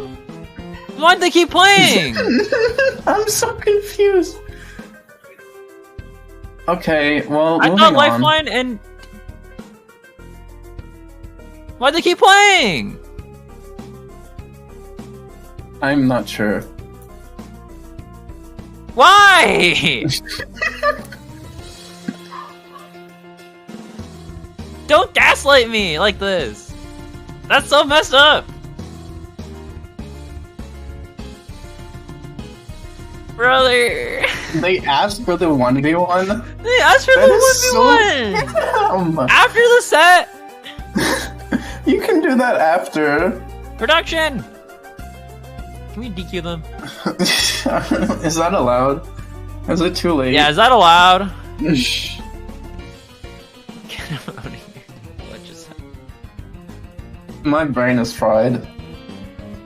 Me too. Okay, so who won? Lifeline's team. That's a good point. What is Lifeline's team? That is my question. That is... Is that Keck? I hope. I'm taking a look. Yes, that is Keck. Okay. Yes, okay. Lifeline and Ninja were on the same team. Okay. Honestly, low key. What's the next Low-key? set? That's a good question. We're doing quarters first, right? Probably. I'm trying to take a look. Yeah, I think the winners finals will probably be after losers. Okay. How long have we been commentating? That's a good question. 2 hours?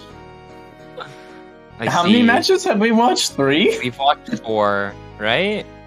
Has it been 4? Winners semis, losers 8s. Yeah, 4 in 2 hours. That's a good That's pace. Okay. That's okay. How many more do we have? We have 1, 2, 3, 4, 5, 6. 5, maybe 6. 5, maybe 6. No, wait, no, 6, maybe 7. 1, 2, 3, 4, 5. Yeah. Gonna be here a while.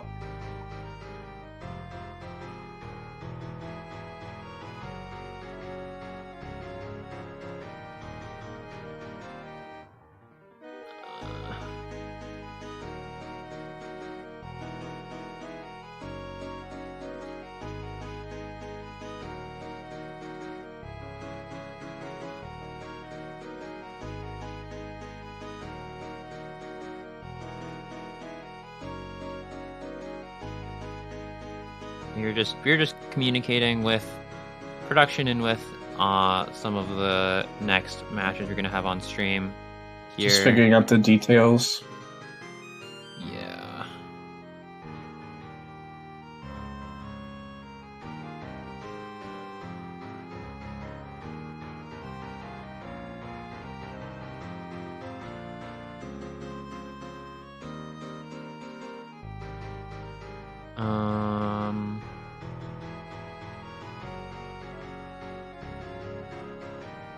Do we know if... I think losers quarters is probably first, right? Yeah, I believe so. Yeah, okay. We should probably get team and Bollardismo.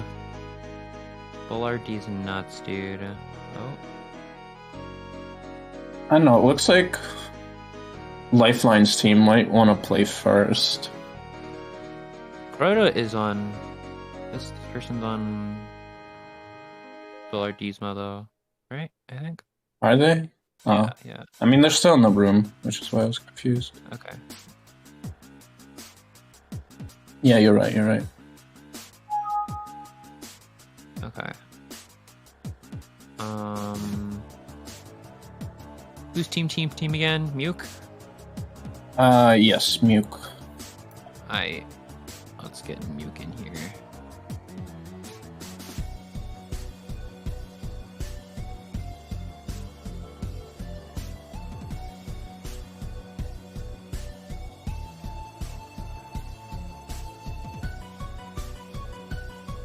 Okay.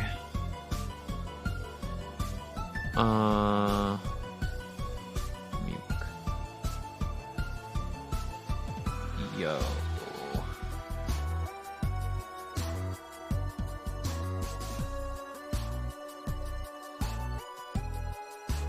Alright. Like we're getting the players in now.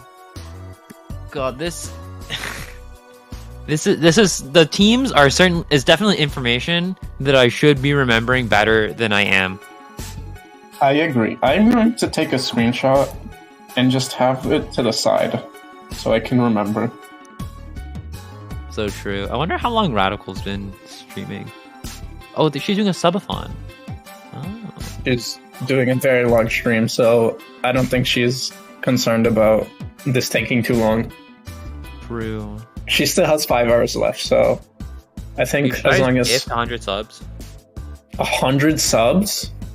How much time does a? I'm not gonna give 100 subs. I was gonna say I don't own 100 subs worth of money. Yes, that's why I was very concerned. I was like, are you gonna get a loan for that? Get a loan so I can give half of $500 to Father Bezos? Yes. Big Papa Baze? The one and only. Our favorite. Oh, looks like we're getting started. Who knew?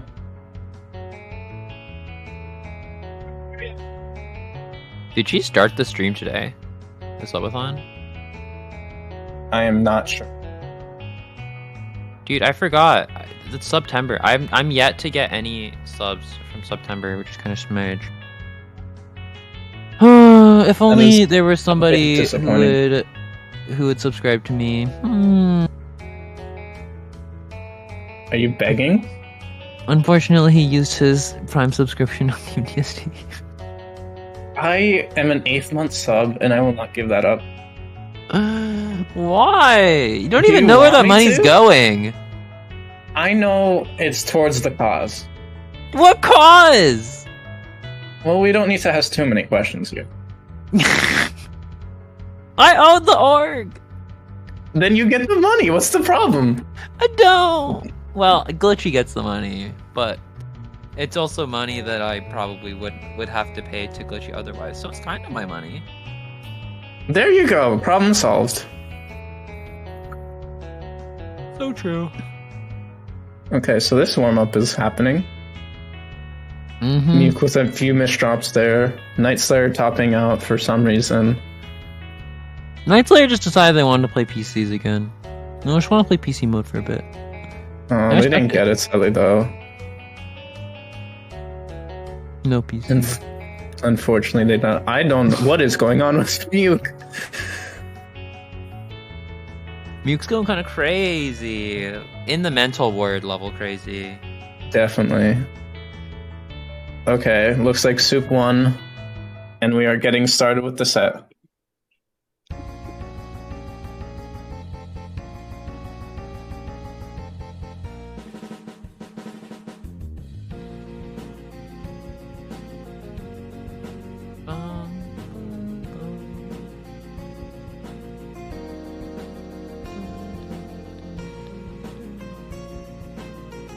Looks like, I think this is the first team that we've seen both play, or the first set where we've seen both team play.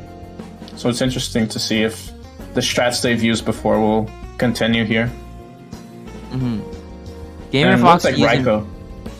Oh no, Raiko not allowed to play the video game. I mean, Muke also not really allowed to play the video game. But they got down though. Mm-hmm. Enabling themselves to play it. A little bit longer. Just a little bit. Yeah. No longer allowed to play. Ooh, looks like Croato with a lot of missed drops there. They is able to fix it very nicely though. Raiko's sitting at the top of their board right now, but getting through it. Muke getting pressured again, and looks like they're out after this. Are they? Muke? You can't really do much here, they're just stalling. They already lost one life. So, immediately an advantage for Raiko's team. That's right.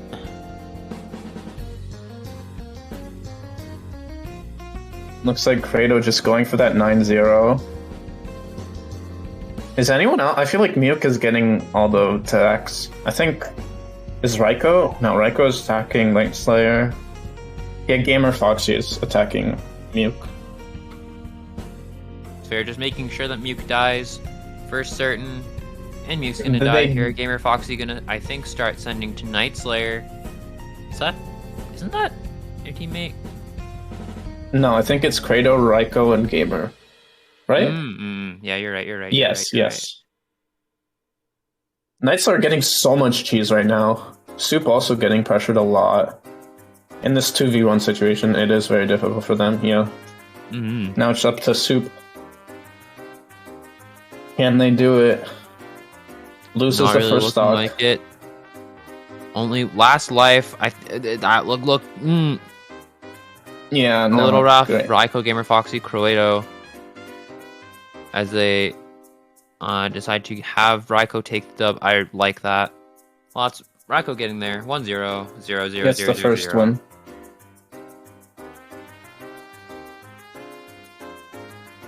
Setting the pace for the rest of the set. I definitely am. I am too. I agree. Night Slayer has a ton of clean right now. Is able to send a ton to someone. Looks like Credo and Muke both topping out, or at least Credo just stalling as long as possible for now. Muke already down to 1. Gamer Foxy about to top out as well, though. Looks like they're going to be down for the set right now. 2 down to 1 stock. Raiko's still surviving barely, though. Getting through the down stack. Oh, not quite getting there. Nope. Look at that Q, too, for Raiko. That's a very ugly Q. Yeah, that is... Cannot combo there at all. Muke's at the top of their board right now. Oh, does not get to the clean well in time. And now just stalling, but gonna die now, and it's gonna become a 2v3. Yep. And that 2v3 does include Raiko. Not great for the folks. And Raiko in a very strong position. Misdropping a little bit. I don't think that spin wasn't necessary. They could have just done a 180, but I guess flexing on the folks. It's me, I'm the folks. Looks like Night Slayer in a difficult position right now. Has a bit of cheese to get through, but I mean, gets a really nice down stack there to get through all of it. Raiko at the top and gets it topped out, and it's tied up again. Yeah, Night Slayer just doing a nice jump. Everyone's on no extra stocks right now, so it's a dog world out here right now. And Gamer is definitely getting dogged on.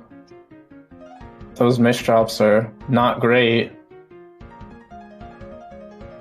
End up cleaning it up, though. I mean, Gamer Foxy is still cranking through these misdrops. Not quite gonna be able to get there. And now it's a 1v2. Well, Kratos starting off the 1v2 with a misdrop, though. Has an okay board state, but again, they're going to be pressured a lot here right now, so they just need to focus on trying to downstack and getting every little attack when they can. Doing alright so far. Oh, covering up the well, though. Not great for them. Looks like misheld as well.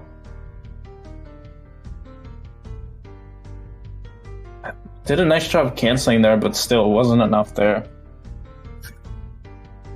Night Slayer taking a win for team. Team on the board. We're at a 1-1. Proverbially speaking. And Raiko finding that TKIPC Muke being sent to the moon. The moon and back. Muke will return to the ground in a couple minutes.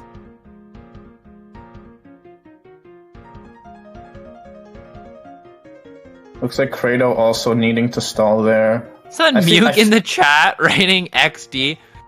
You're listening to the commentary? Not only is he listening, he's talking while in the middle of playing.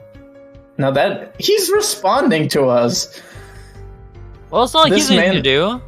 I mean, I guess not, but like, you gotta root for your team. Maybe help them out. Tell them what's going on the deep end. Tell them. There is competitive advantage. Is there? I'm not sure. I'm not sure we're the ones. I don't agree with this one. guiding Have you us. listened to these comms? Muke, while you're waiting for the pieces to fall, tell us about your experience with this tournament so far. Yeah. Let us know what you think of the 5 sentences or more, please. At least a 3-paragraph essay due in the next 3 seconds. Looks like Soup not in a great position. Ooh, gets a nice down stack there. Gets a little bit of a combo. Tell me that Muke doesn't get to the eyepiece. There's no way. Right? I don't see a combo. Almost. Yeah, Okay. no. Doesn't get it. It was close. Not close enough, though.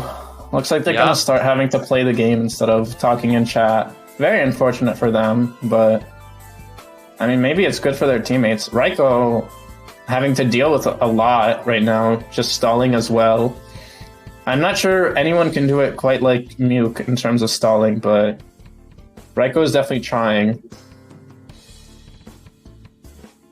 Yeah, and Raiko's gonna go out there. Muke stalling for as long as he did really bought enough time for Raiko to like kill himself. Literally.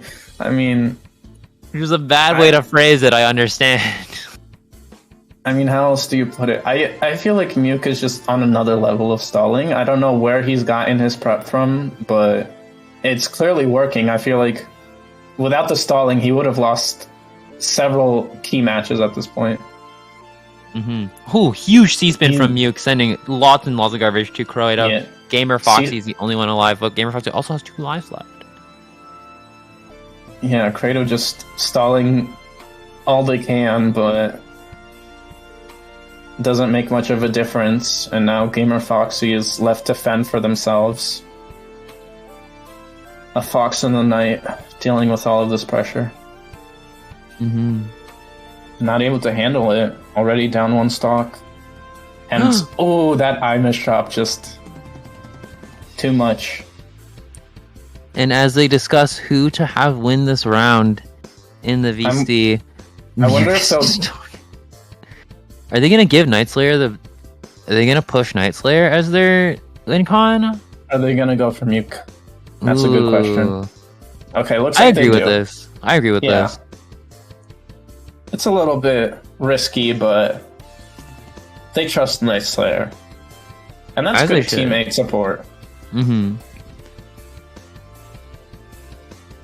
don't want to. No! Water. Bowling is fun. Who are you? Why are you? He's helping his teammates out. That's fun to me, no? Winning is fun. That is true. Yeah, I and you respect can't win without stalling. I mean, you can, but it's a lot more difficult. You actually have to play the game. And Raiko! who wants to do that? A lot of misshops there for Raiko, but they're not getting pressured. I feel like Kratos is the one dealing with the brunt of the attack. Muke is also getting pressured. I mean, they managed to survive there. I thought they were going to stall for a second, but when Muke can live, he goes for it. Yeah, huge burst from Muke here to be able to get down all the way. Definitely using that sub 20 power within him. Oh, Almost had it. But now he's just going to be stalling, which is something he's used to. Yeah, don't worry. We call it the Muke around here. Yeah, the double O pieces is just very unfortunate there. Oh yeah, for sure. Yeah, Wait, looks like Muke get to the other Muke gets to the other eyepiece. How? No, he doesn't. He needed. There's no. I don't think he lives placing. Pieces. I don't think he lives with the O pieces. He does. He lives because you only receive 8. He would have lived a little bit. Is that? I'm pretty sure. I mean, he definitely would have lasted longer, I think. But yeah, especially since the next piece. Yeah. You're right. Looks like Soup topping out. Nightslayer stalling. I feel like Nightslayer might have been able to live that position if they just like tank some of it. But I mean, it's definitely too late now. Unless the garbage comes in the perfect column 5 or 6, then they get to live a little extra. I mean, live longer, but survive now. Looks like Raiko also stalling. Yeah, did not get it. Muke and Night Slayer, Gamer Foxy, the only one. Wait. Yes? Wait. I think so. Yeah, Gamer Foxy is in that 3v1, is in the 3v1 seat right now, right? Yeah. Yes. Checking my documents, and that is correct. And Night Slayer getting to 3. Let's go.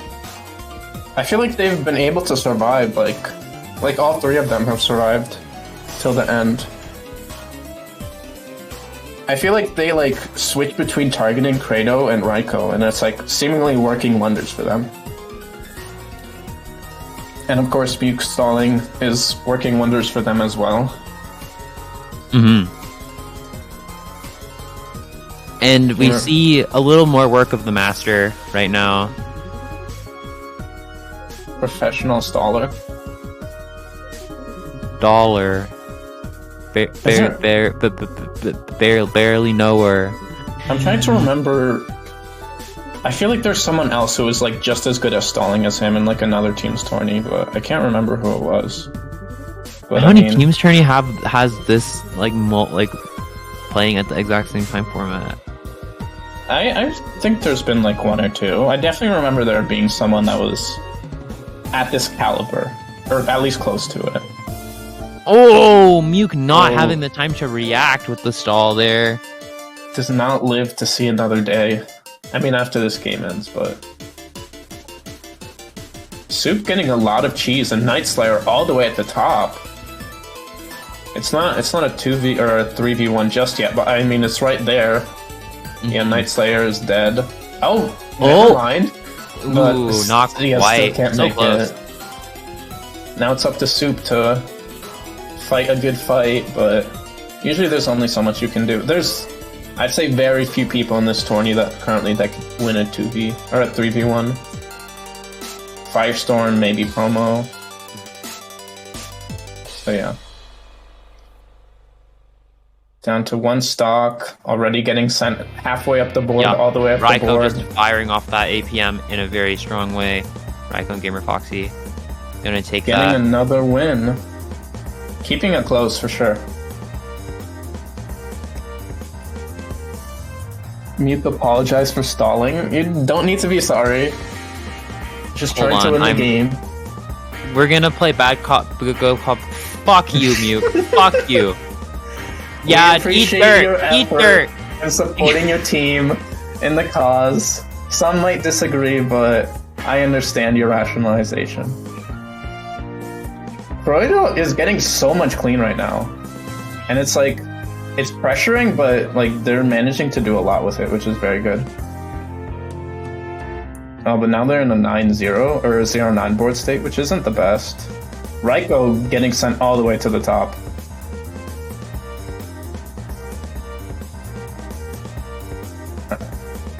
Oh no, Muke not able to find the out there. That's gonna do it. This is another round where Raiko's team really has the upper hand. I'd say Gamer Foxy building up this fractal.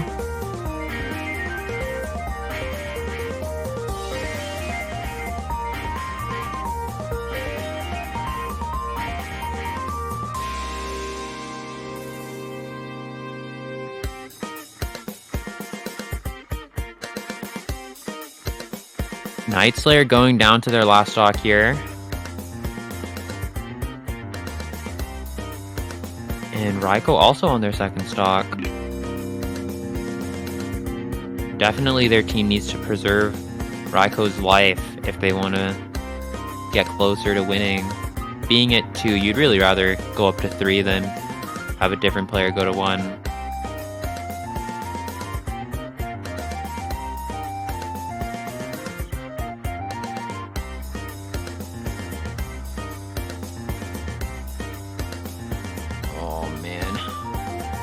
Man, how's Raiko not quite live in that situation, but so close. Getting so close there.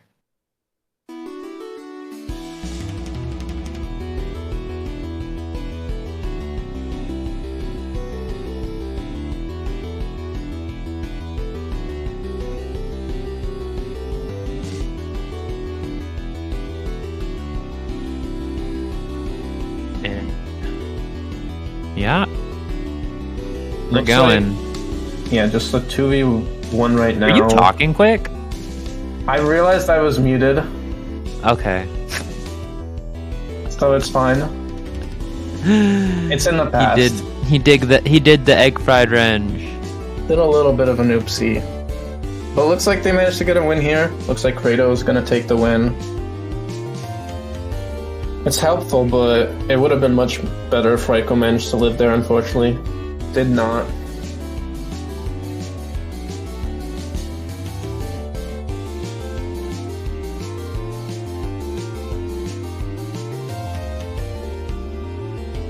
Looks like immediately Raiko is getting a bunch of pressure. Not able to do anything and forced to stall. Ooh, tries to be able to, like, survive with that eyepiece to the right, but it wasn't doing anything. I feel like Kratos had a nice combo here, it just took too long. Kratos still has a nice combo here. I mean, yeah, but I think it's definitely too late at this point. I feel like they had a chance before then, just took too long to either find it or just realize they had one.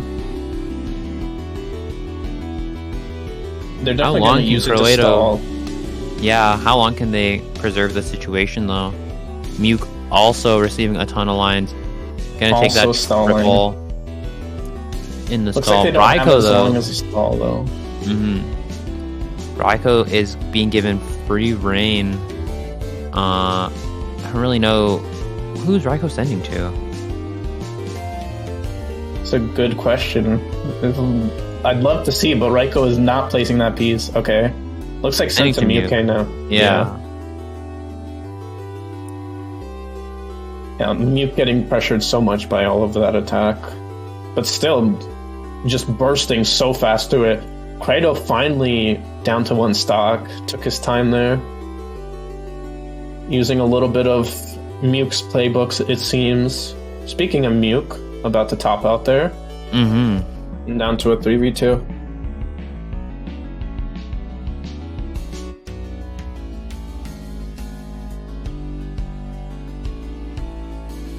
Yeah, looks like Kratos again forced to stall here. Gonna be topped out here, and now it's a 2v2. But Soup down to one stock right now. Looking good for Raiko's team. Raiko also on that one stock though.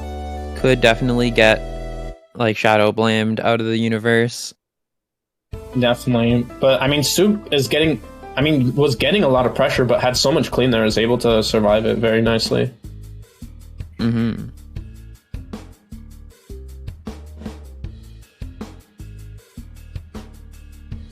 Oh, Soup is in a bit of a... Oh, I don't like that. I don't love that hold.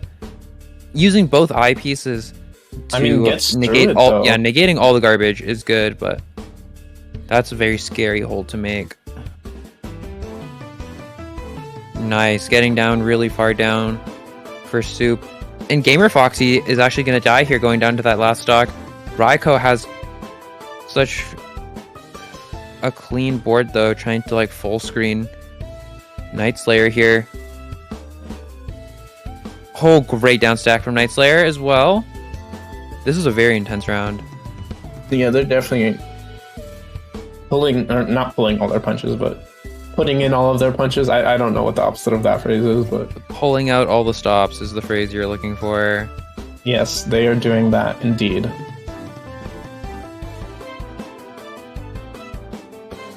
Yeah. I wonder what Muke's doing right now. Probably watching the stream. They're watching the stream. He's a big fan of us. Muke's definitely like not paying attention to the game whatsoever.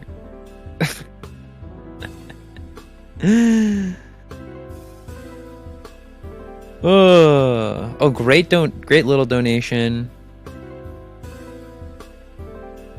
And now it's just Raiko and Soupy Kimchi. and this is a very uphill battle. Oh man. No! Oh, that's such a rough way to go out. Raiko going up to 3. This is a quasi tiebreaker round right now. Yeah, they're both at match point at this point and just fighting with all they can. Muke and Raiko actually trading PCs right there. Canceling each other out.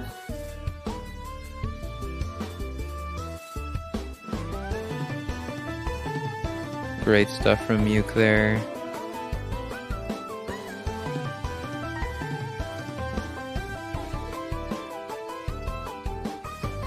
But Muke with that T-piece misdrop. Oh, Kratos.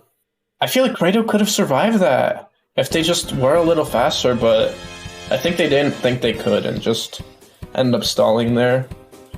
Oh, Muke with that misdrop as well. Forced to do a 180 to fix it. Another misdrop. Muke is struggling with these misdrops. Yeah, it feels super pervasive throughout the whole thing. I'm sure us talking about it on commentary isn't really helping them, but you know. Yeah, I mean that's on them for kind of listening to us. Yeah. Oh, has that nice spin though? I bet Muke did that and was like smiled to themselves like, they're gonna love this one. Really nice little donation there as well. This is a scary situation though. Eyepieces in 5. Muke actually just gonna start stalling now. Yeah, I feel like they had a chance of survival, but it just took too long. They still have another life though, so it's definitely not over yet. I mean, Raiko's already out of for the count, so that's right. Yeah, and then Kratos already forced to Kratos stall. also gone. It's just Gamer Foxy now. And all they have to do is make sure Night Slayer doesn't die twice. I mean, they're doing a nice job. Gamer Fox putting in all they can, but I'm not sure it will be enough. Yeah, and... Oh, wait, never mind. He still has 1 life, but still. He is fighting the good fight. As the clean gets through it. Muke! What's Muke doing? What is Muke? Like, yeah, like, philosophically, you know? I feel like that's a question scientists can't answer. And that's it. Night Slayer taking it. Getting 4 points as the mid-range player on their team. Great stuff. Very nicely done. Muke sending the least amount of lines, getting sent the most amount of lines. Ah, yes. And still managing to do well for his team. Truly is God intended. Definitely.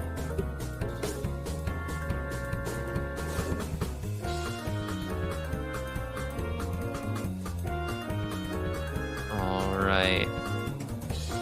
Let's look at this bracket. Who do we have left? Heck versus Kaboozled Pie Fan Club. We'll see. It's been a while since Promo has played, so we'll see how he's able to do in this situation.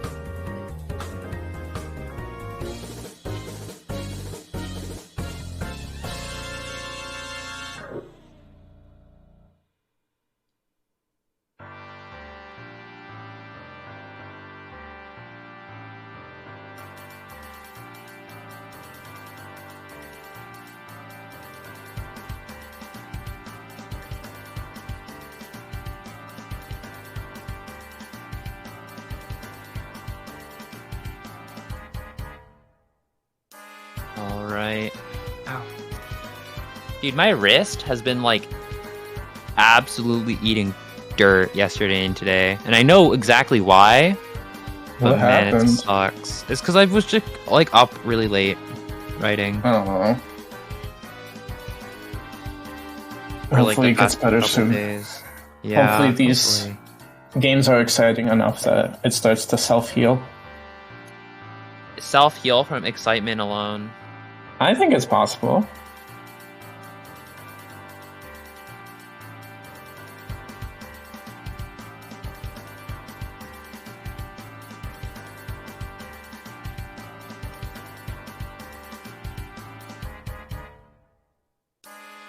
Looks like Lifeline's team is already here.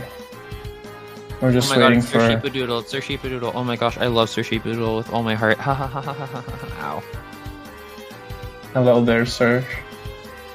You're so unenthusiastic. So unenthused. I am a very tired person. Me too. We show it in very different ways. You show it with excitement, clearly? I show it with like halfway. I'm like... I'm tired. Quick. Cringe. Only another half hour. Times 5, which is the number of sets that is left. I think we can get a few quick rounds in here. A few smart ones, too. True. Muke is still in the tournament, though, so you can never be too sure. Yeah, we might be here a while. I'm just waiting for Muke to meet his match, and then we'll be here for like 7 hours for one round. Muke's gonna meet like the Akuma, or like the Ken to his Ryu. Am I gonna be a mod in here, Tatos? Can I be a mod in here?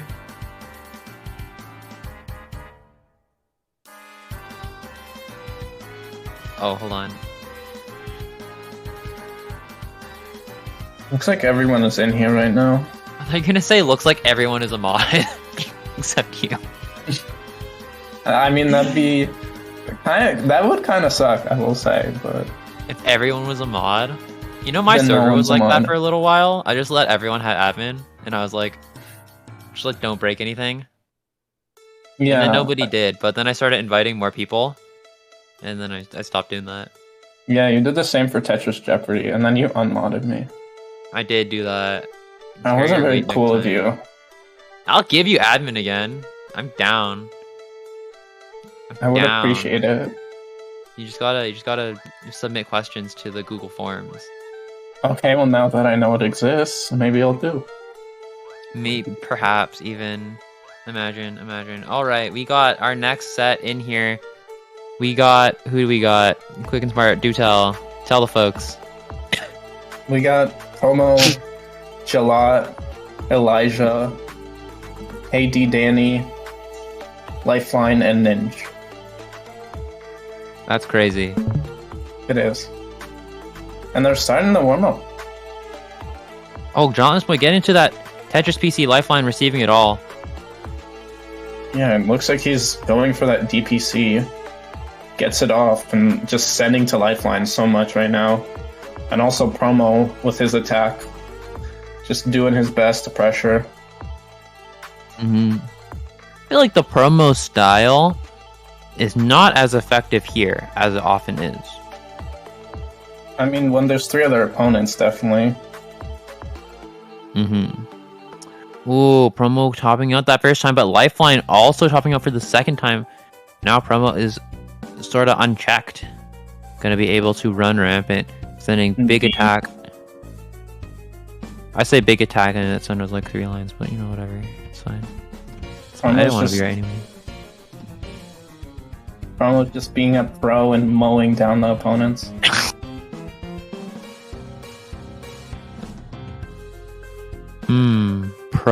Pro lawnmower. Could probably do a pretty good job mowing lawns. Do you think Promo ever made pocket change mowing lawns? Does Promo seem like that kind of kid? I can see it. I mean, are there lawns in Tennessee? I don't think they have grass there.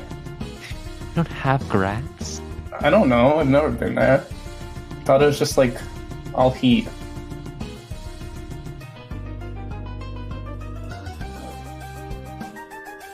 Anyways, back to the games. Elijah near the top right now. Hey Danny, getting spiked completely up. Oh, when Promo died, didn't even notice.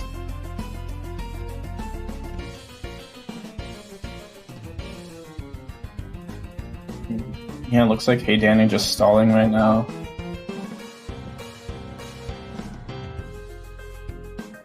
Elijah getting the first win.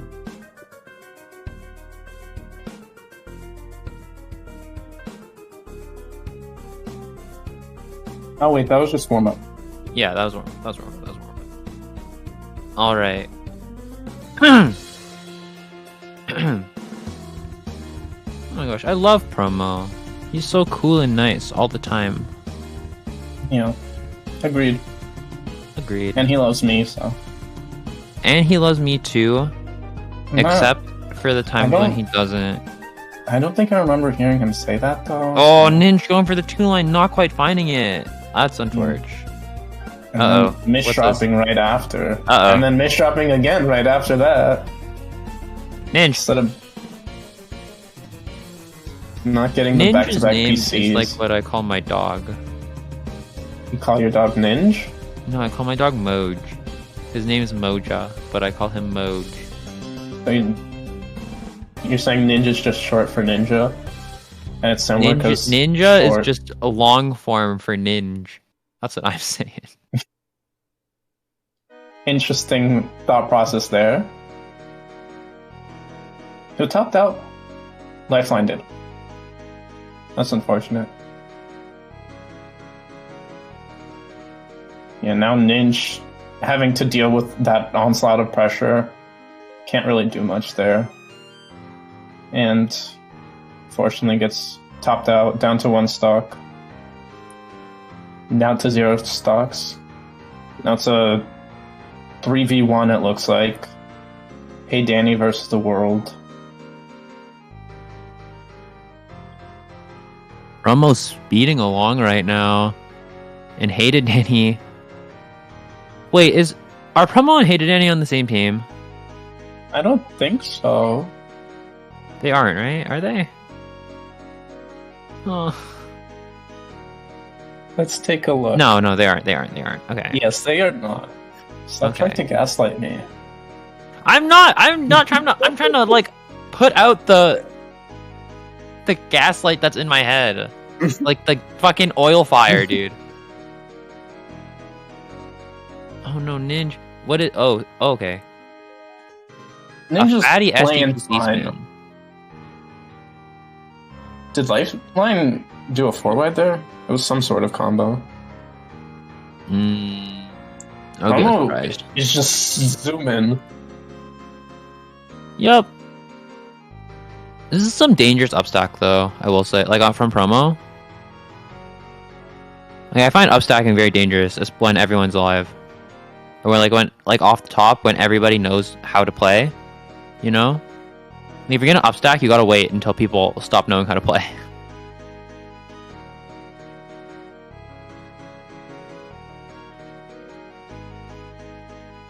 Oh, great downstack from Promo there. And Lifeline is stuck stalling at the top, going down to their second life there. Their lifeline, as it were. Yeah, have no more wiggle room to survive anymore. Okay, looks like Lifeline is out for the count. Now it's up to Ninja and Hey Danny to do the brute work, but they're struggling. Elijah not in a great position themselves, though. But gets through it. Has a nice 180 to fix things up. Yeah. Promo, though, actually still has both lives right now. This is a scary prospect. Yeah, very good position. Looks like Ninja's just left alone now. Has misdrops there as well, not very good for him. Gets through it nicely though. Looks like Promo didn't pressure as much as needed. Ninja at the top does not get the eyepiece in time. Down to 1 life now.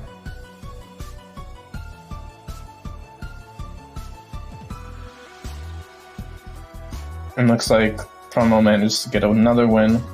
Going up 2.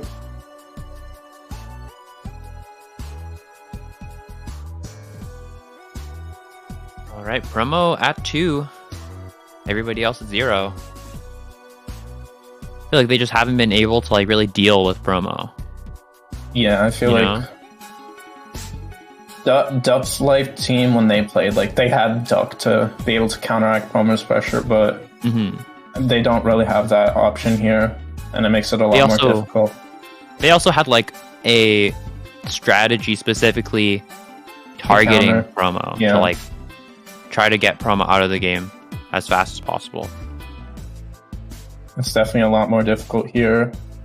And they're getting Lifeline out almost immediately, which is definitely helping them out as well. But I mean, Promo's still getting pressured, at least to some degree. Still not enough, but they're definitely fighting for it. Promo has PC! Promo, take the PC! He did not. He had it, right? I think he got the color clear. Yeah, no, he had the PC. He like took color clear for fun. I think Promo's anti-PC. Remember when he was the only one that didn't do PCO and then died for it? I remember.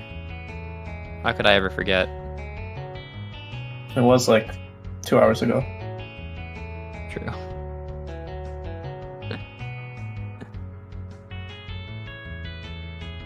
Looks like everyone is mostly in a clean position. Elijah is a little bit near the top, but they get a nice combo there. Yeah, very nicely done to get through it. Looks like Ninja. I'm not sure what happened there. Gets a nice combo to get through that though. That was a really, really nice combo for sure. Yeah, that was very clean. Now it's down to is it a 2v2? No, wait, when did Promo die? Promo died earlier on. It's so hard to keep track of everything. Yeah, like, I know someone died, but I didn't realize it was Promo, and then 10 minutes later, and now we're here. Yep. Oh, looks like they're giving Ninja the win. I guess that makes sense, because I feel like Lifeline has been targeted every second of every moment of every round, so maybe it's better to give Ninja the win just in case Lifeline doesn't make it.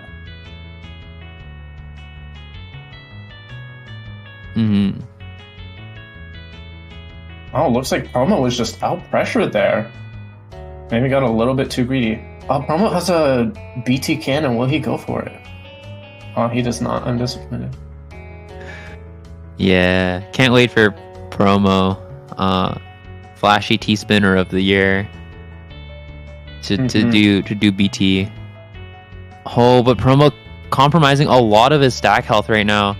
So much damage flying back and forth from all corners of the globe right now. Does he live this? Promo live that? Promo lives that. Oh my god. What a strong down stack. That was very strong showing. Like, everything went perfectly for him. Like, right when he needed to survive, no one ended up being able to send attacks, and he just got through it. That was amazing job by Promo. Looks like Lifeline is on the other end, struggling to deal with all of the cheese on his board, while Promo just has all the clean in the world. Ninja also struggling at the top of their board. It's going very How is Promo alive? Not anymore, manages to die, but I mean, Lifeline is still at the top and needs to get through it as quickly as possible. Elijah also struggling at the top right there. Does not get through it, but Lifeline also dies. Exactly what I was saying. It was a good thing that Ninja took that win, because if Lifeline took it, it wouldn't be useful here. So definitely very smart on their part. And now it's a 2v1 again. Gelatin doing a nice job to survive, just canceling everything and downstacking as quickly as possible, but I mean, when you're getting constant pressure, it's very hard to do anything right now, other than downstack.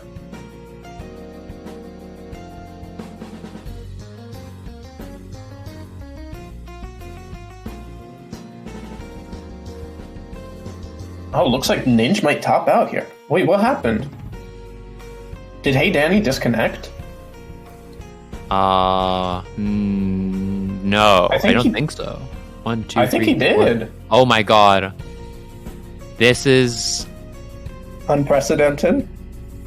Do we have a rule on how we're gonna do this? Because they can't like come back in.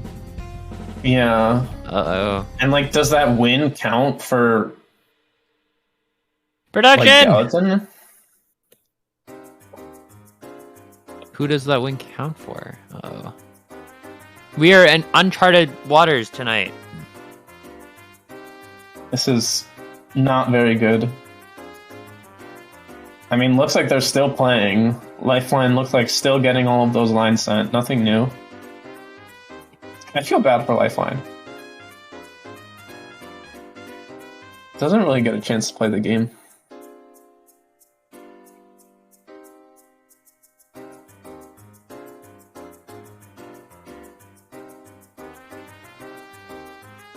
I feel like Gelatin might have had a PC there, but I don't know. Choosing just to enter 9-0 stacking, which is like definitely not as good, but I honestly I can understand why they would do that. I kind of respect it.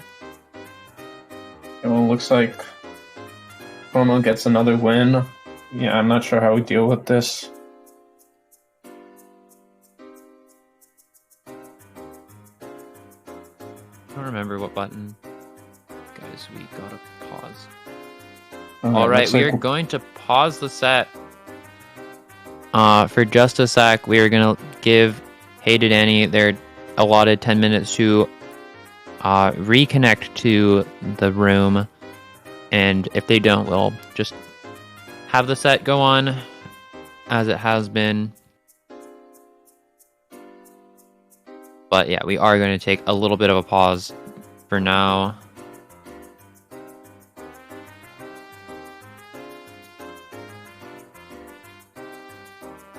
Things should be okay. Yeah, hopefully Danny joins back shortly. If not, then I think they'll have to continue without him. 07. The show must go on. Or so I have been told. Hey, did Danny went to go eat dinner? Oh. Oh. So, well, you guys gonna play without him? Yeah.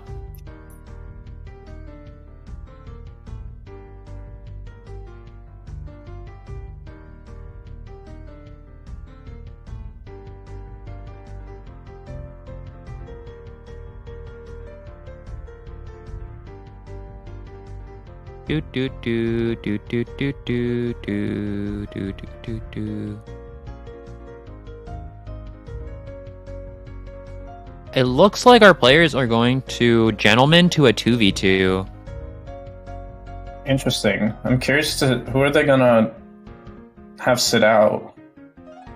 Probably their SS equivalent. rank player. Yeah. So probably Elijah.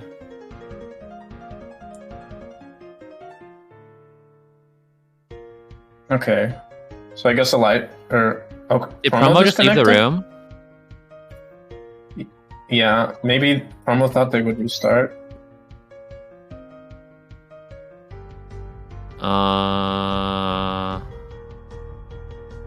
Okay, so I think what's gonna happen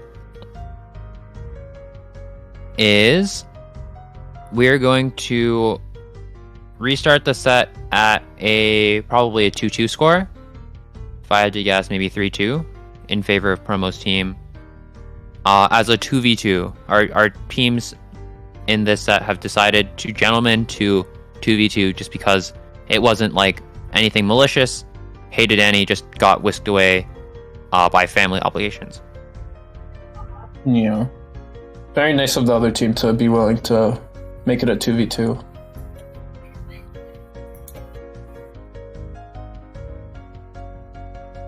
So who were the ones with points then? Okay, so Ninja had 1 and Promo had 3. Okay. We'll see how things go then.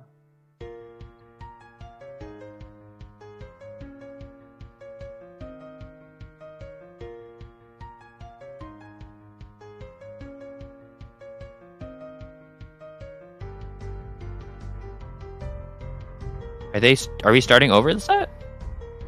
I'm not sure if we're starting. I don't know, will some of them top out?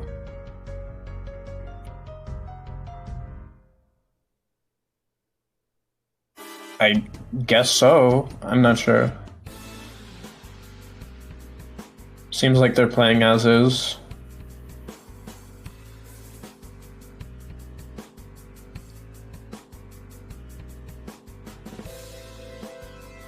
I mean, looks like Promo getting topped out already. Yeah, just getting a lot of pressure right now. Needs to just working his way through all of this attack. Lifeline also near the top right now. Has a lot of cheese to go through. Is able to downstack a good amount though. Still getting a lot of pressure though. Yeah, able to... Lifeline's doing a good job of survival. You normally can't tell because they get sent 500 lines at once, but they managed to go a long time there without being topped out, even though there was a lot of pressure. Promo also doing a very nice job, even though he's dealing with a lot of cheese. Yeah, that was a very, very strong downstack on Promo's side of things. Oh yeah, looks like... Yeah, just Lifeline not able to do it all. Promo just able to get through all of that very nicely. And now... Yeah, now we're in this 2v1 situation. Ninja forced to deal with probably 300 APM pressure from these two players combined. Just another day in the life. And we got Promo Gelatinous Boy taking that first round.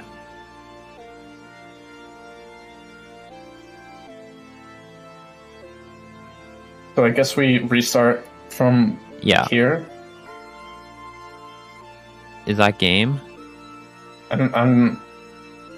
No. I feel like that's up to Promo team to decide because they're the ones that are letting it be a... Do you want it to be game, Promo?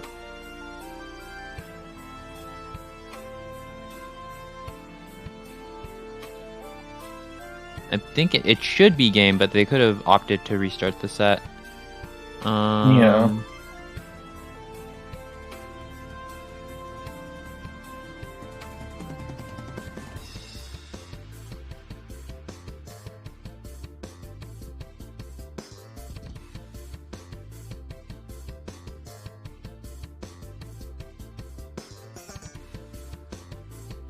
Right. I mean, Promo seems to be still playing. Promo had 3, so if he won, then yeah, okay. Yeah. Okay. I know, but Promo's still going, which is... Everyone else is saying GG, though. Okay, I guess that's it, then.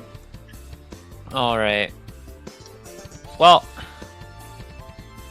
Either way, good stuff to both teams. I will say that... For those of you who are, like, I don't see anybody in the chat being pissy about it, but I'm sure there are people who are like, man, like this is like such a poorly run tournament, blah blah blah.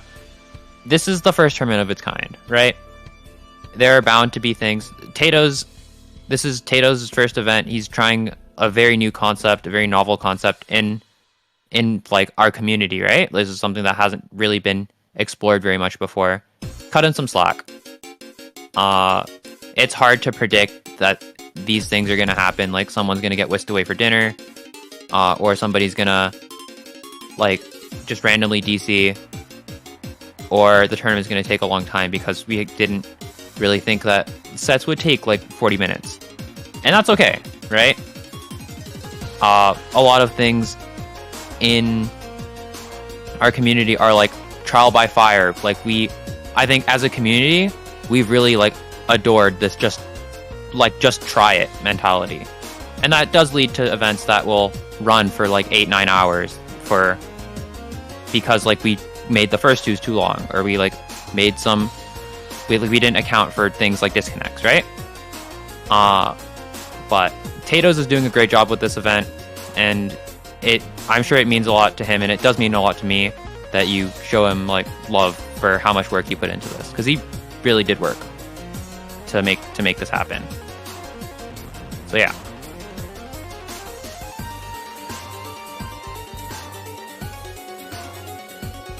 And with that, so that match is now over.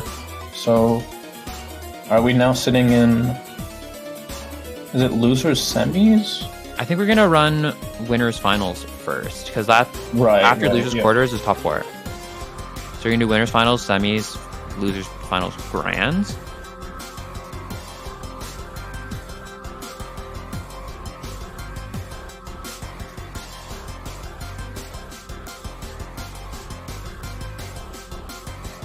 And for top 4, by the way, good stuff to Lifeline and the rest of your team and everybody who played and everyone who came out. It means a lot that people are willing to support. Because, like, I think this tournament is to Tato's what a tournament like OU was to me.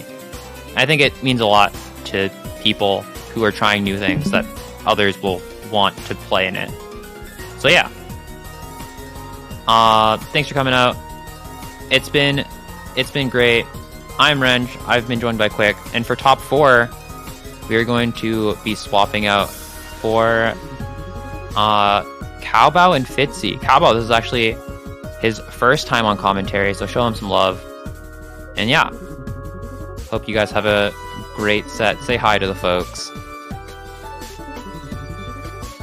Hello everyone, I'm Fitzy and I'm going to be joined by Cowbow to take you through his top 4 here. Thanks so much, Range and Quick for holding it down, and Taylor is always making this whole thing run. Yeah, how's it going everyone? I'm Cowbow and I'll be just doing my best in here. Just we'll see how it goes. And yes, Mitsu, it is the Underdogs Cup Cowbow. I peeked in. Same guy. Same guy. You know that we're pals IRL? I could drive over and commentate with him. Bro, yeah, that'd be awesome. That's so funny. Same computer, let's go. That's fun. I'm not gonna. If I came over, I'd literally just fall asleep. We could Puyo though.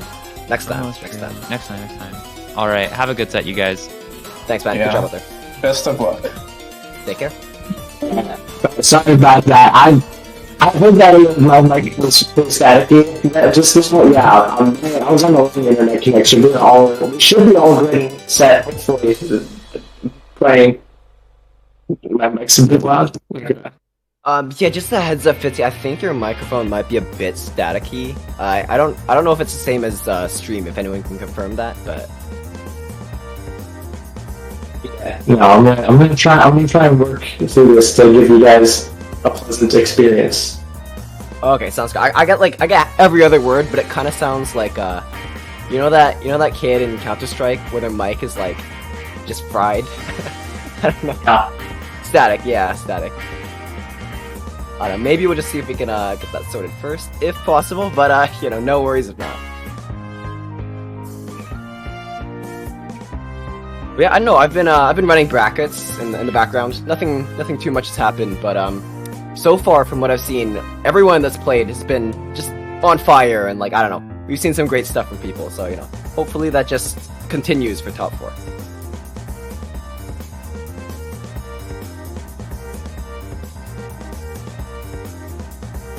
Noise suppression? Maybe.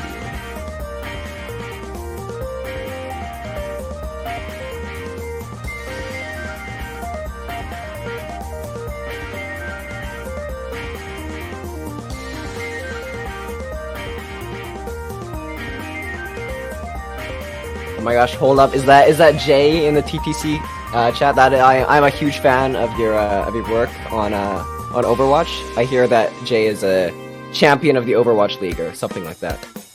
Yeah, I think top 1%er. Amazing at the game. We should play sometime.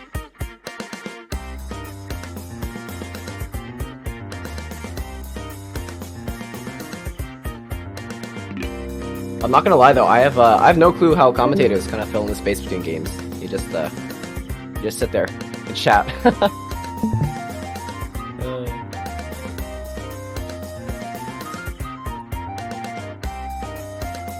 Read chat? Real? Fair enough. Oh my gosh, Sir Sheepadoodle, you are the coolest and the hottest. I cannot take that title from you.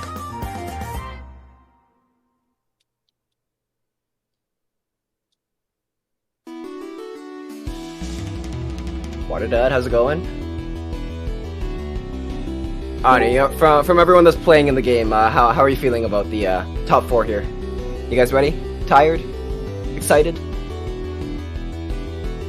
Maybe a little tired. Let's see how this goes. Commentator. Oh, here we go. Yeah. It's still a little bit staticky, I think. Although. Jesus! Oh my god. Actually, wait, keep talking. Yeah, I hope that's not the case. Okay, it's better. It's better. It's better. A little bit better. It's not perfect, but we can hope it work stays with it. that way. Sorry. Yeah. All good. All good. I didn't. Can stream confirm or anyone watching stream? How does Fetsy's mic sound?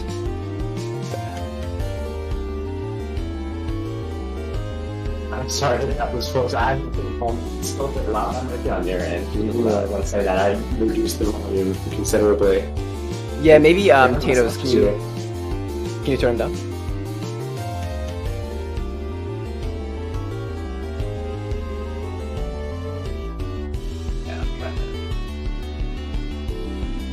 Okay, I think we should be good, hopefully.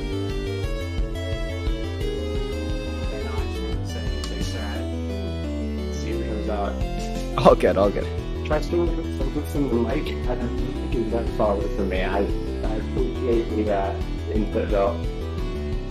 Oh no, you know what? Honestly, we can just run it and we'll just see how it goes, just to keep the brackets moving and all that. I know, of course. Yeah, I haven't been back in the house in like 3 weeks, and the Wi-Fi here is honestly very bad. So I'm trying to make do with that. Understandable. Hey, honestly, thank you so much for coming on last second. We appreciate I'm it. trying, but I'm gonna do that job. Because making this worse for everyone.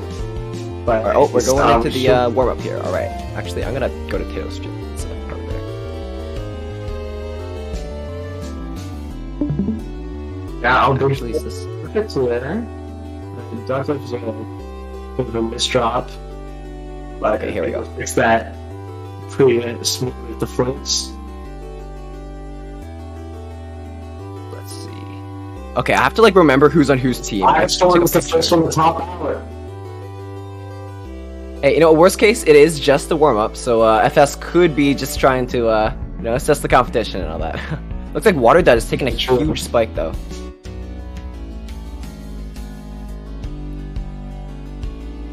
Yeah, a little bit rough for them, but as I think this is a typical strategy we've seen from a lot of people in the tournament so far. They'll just kind of sit there and tank a lot of garbage so that their team doesn't take as much. Yeah, I completely forgot that this tournament had the whole stock system. So, I mean, it does explain a lot going on right now. Yeah, I think that is definitely new. I don't. Very cool solution here, because when you do this truest format, it becomes very easy to just target one person and they just receive an absolutely inhuman amount of garbage. You just can't do anything. For sure. But it looks like Los Tres Insectos is gonna take the warm up here. We'll have to see how they turn out for the actual game here. All right. If both teams are ready, we should be getting into it. Yeah.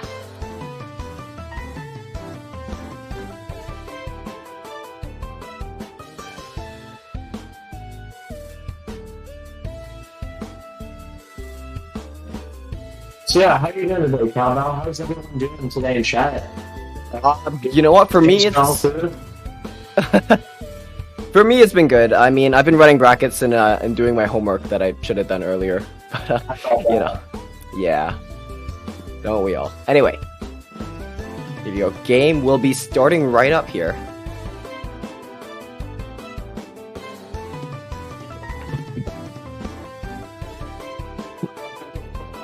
So, for stock, Firestar, oh man, yeah, the manual targeting really does a lot for this format. It's a very good idea for organizers to run through with this, because it prevents the system that you see in a lot of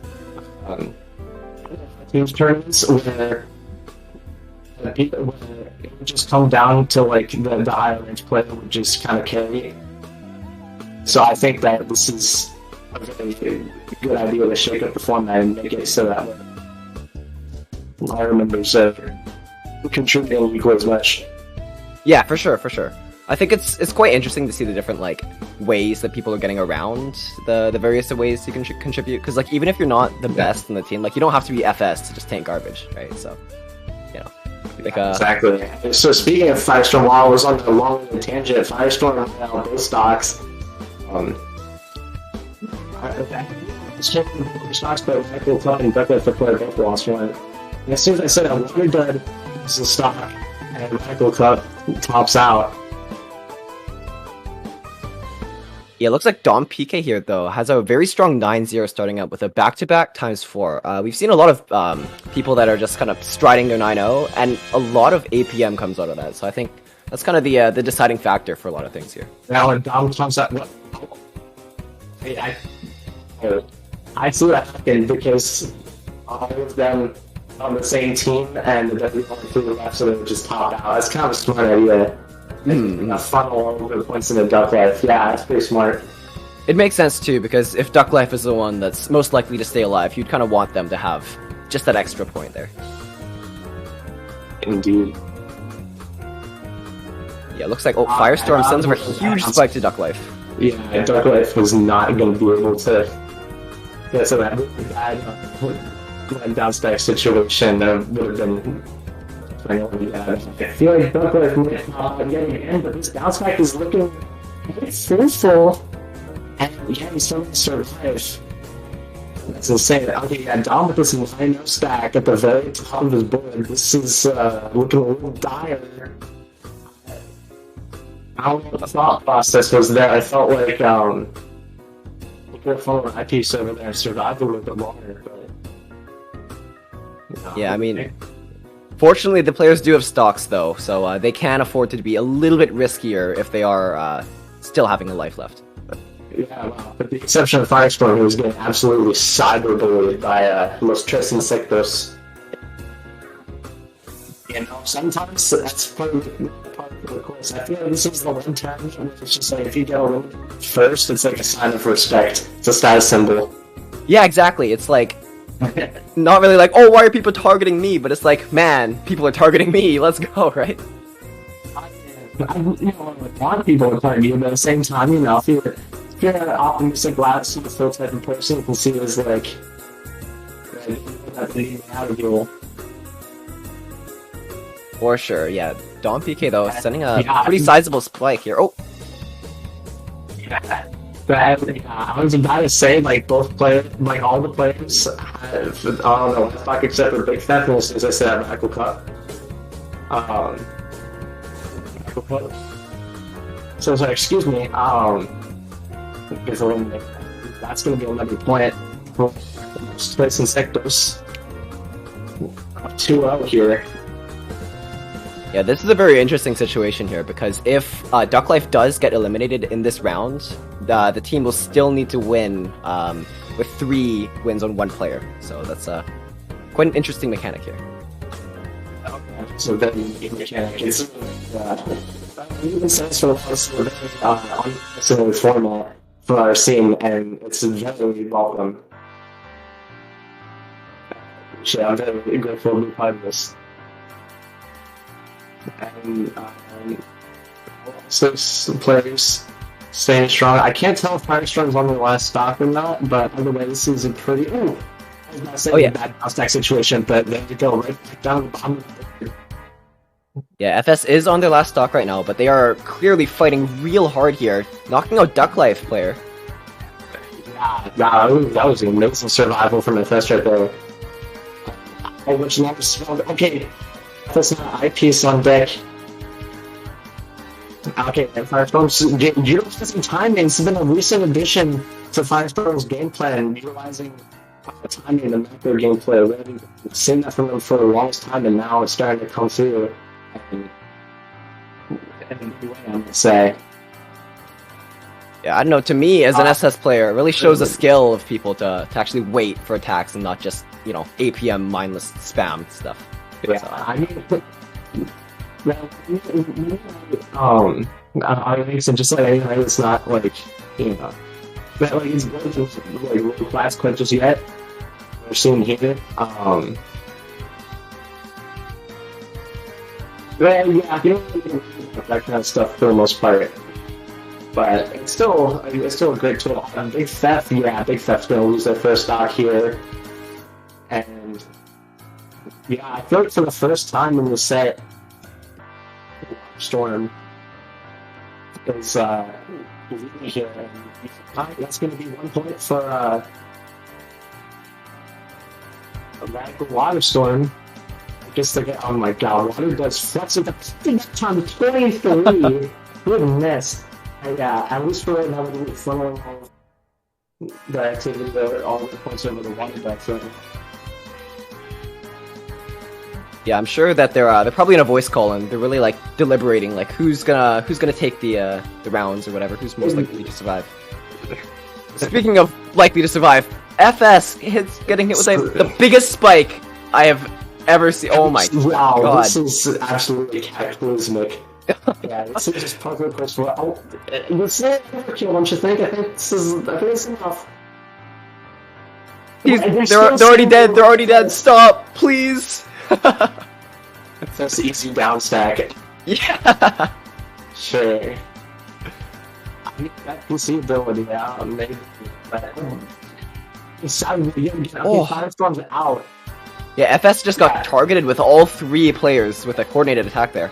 Yeah, FS got absolutely silent, but it's not even close. None of the other 5 players have lost a single stock yet. So I think it goes to show what's the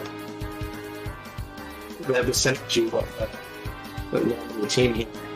Yeah, for sure. I think that's also a very interesting aspect of the tournament because like even if you're like an individually good player like FS, you still need to have that team mechanic behind you in order to win. For sure.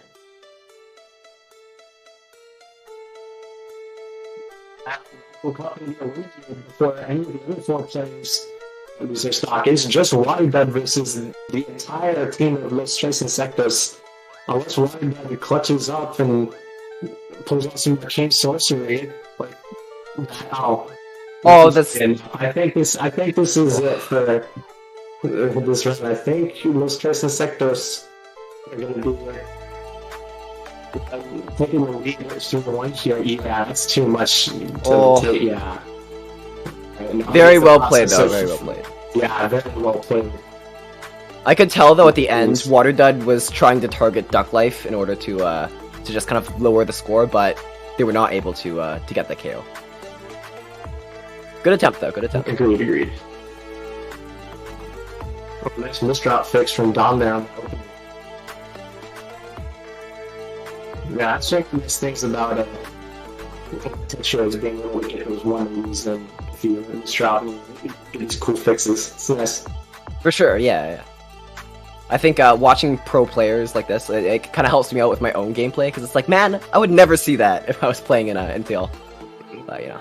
When you look at your own replays, there's a lot of things that you notice then, and you really never notice in the moment, and it helps a lot. Yeah. Speaking of helping though, I don't know if anything can help FS here with this huge amount of attack. Once again, just like last round, Firestorm attacking losing both their stocks before any of the other players lose any. So it's a pretty consistent thing. I feel like Los Tres Insectos are playing pretty dominantly. Yeah, I mean, you really got a feel for someone like FS, though. It's not like they played poorly or anything. They just got hit with so much garbage. Truly, you know, the quick play moment, like people say. It's kind of nothing you can do about it. Yeah, I mean, compared to most of the people that enter these events, like, it's kind of impossible for someone like FS to play bad, you know? It's just, it bends the break sometimes. This is a very vile down stack. Yeah. Trust. You can really tell though, Los Tres Insectos really going for the targeting here though. Like they're all focusing on one player and just getting them eliminated quicker. The teamwork is actually incredible here. It's following for as long as possible by time for the Radical to cut the teammate. Because a big downstack here to the eyepiece and the TSS, but yeah, it's not going to be enough. You can see it, it's not going to be enough. Yeah, Radical Cup is still able to stall a bit though. It will be still in it.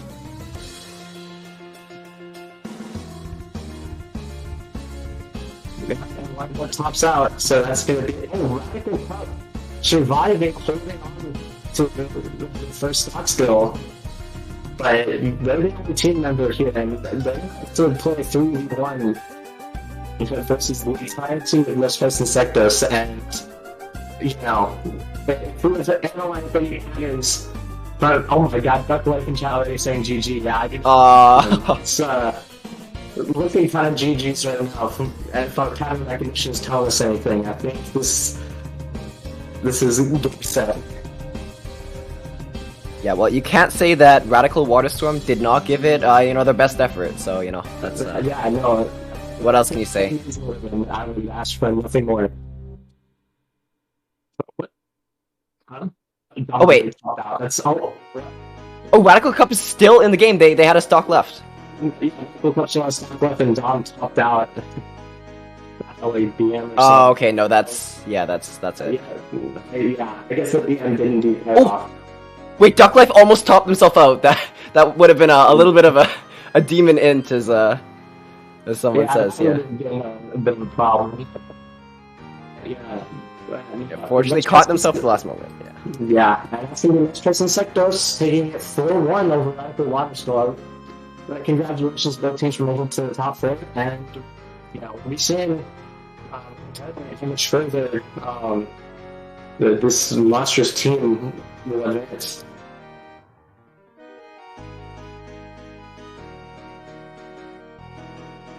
Right, we are going to... Wait, which one was that? I lied. My apologies. Oh, maybe I did not lie. I did not lie. That is... I'm so sorry. That is winners finals. No, my congratulations to both teams for making it to top 3. And yeah, we'll see. I did not lose your semis. My apologies. So yeah, Los Tres Insectos will be sitting on the side of the Grands, and yeah, Radical Waterstorm, both teams actually are going to be competing for a little bit before the next match, but that's about it. It gives me time to watch and study other teams, get some info. Yeah, they do. Radical Waterstorm does still have a chance to come back, though, being in losers finals. So we'll have to see if we'll see more of them again. Yeah. I wasn't able to catch this tournament, but for what I've seen so far, I feel like the teamwork and synergy from Los Tres Insectos is just unparalleled. It's like they're definitely the favorites to take this. And I'm not saying that just because they're on the winner side of things. Like, they're doing good for themselves right now.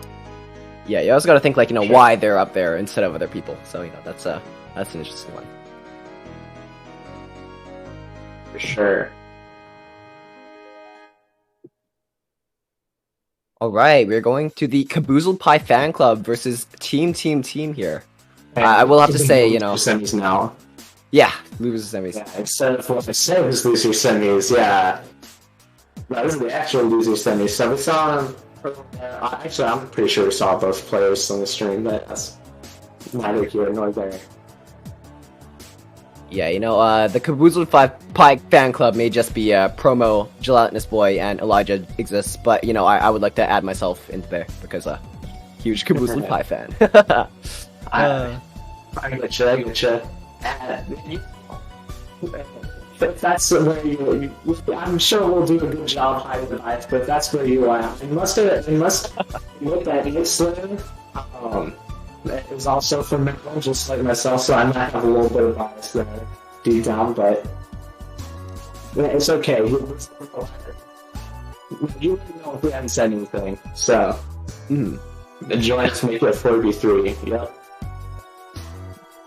That's totally not against the rules. Definitely not. No. Okay, integrity. Alright, oh, this is warm up. Alright. So yeah, we'll have to see if these teams kind of have similar strategies to what we just saw last game, or will they have kind of their own kind of thing going on. We'll see. Looks like Promo takes a huge spike and tops out, down to no stocks.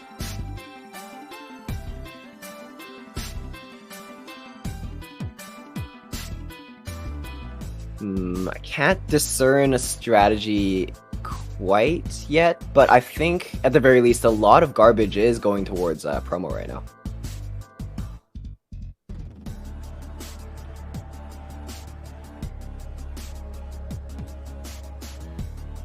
Yeah, looks like Promo's not going to be able to take all the pressure there. Is going to top out. No, okay, I don't remember what the teams are. How did Renji and Quick do it? Okay, I need to find teams again. Hados, could we get a thing in? Yeah. Thanks. Sorry about that. It's confusing out here. Anyway, though, looks like Gelatinous Boy is going to be the next member of the Kaboozled Fan Club to top out here. And just leaving Elijah Exists as the sole survivor, holding on the fort here. You know, we've seen a lot of times earlier in the tournament, though. You know, it's quite difficult to hold your own as a 3v1 here. But you know, as soon as one player goes down, that's kind of it.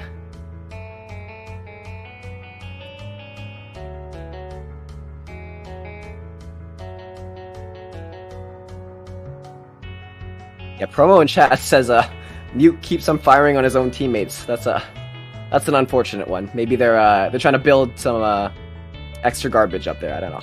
Use the clean. Anyway, though, looks like Elijah Exists is still staying in here. Surprisingly, very impressive.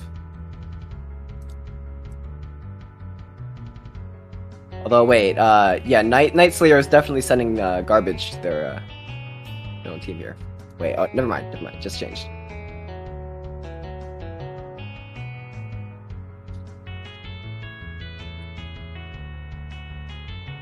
Yeah, Gelatinous Boy in the chat. It's a self-sabotage, pretty much. I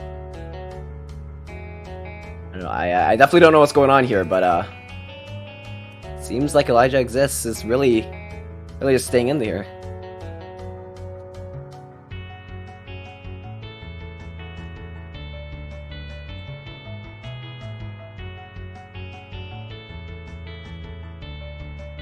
And I cannot believe my eyes, but but Elijah Exists wins the warm-up here, 1v3. Absolutely crazy skills coming out here.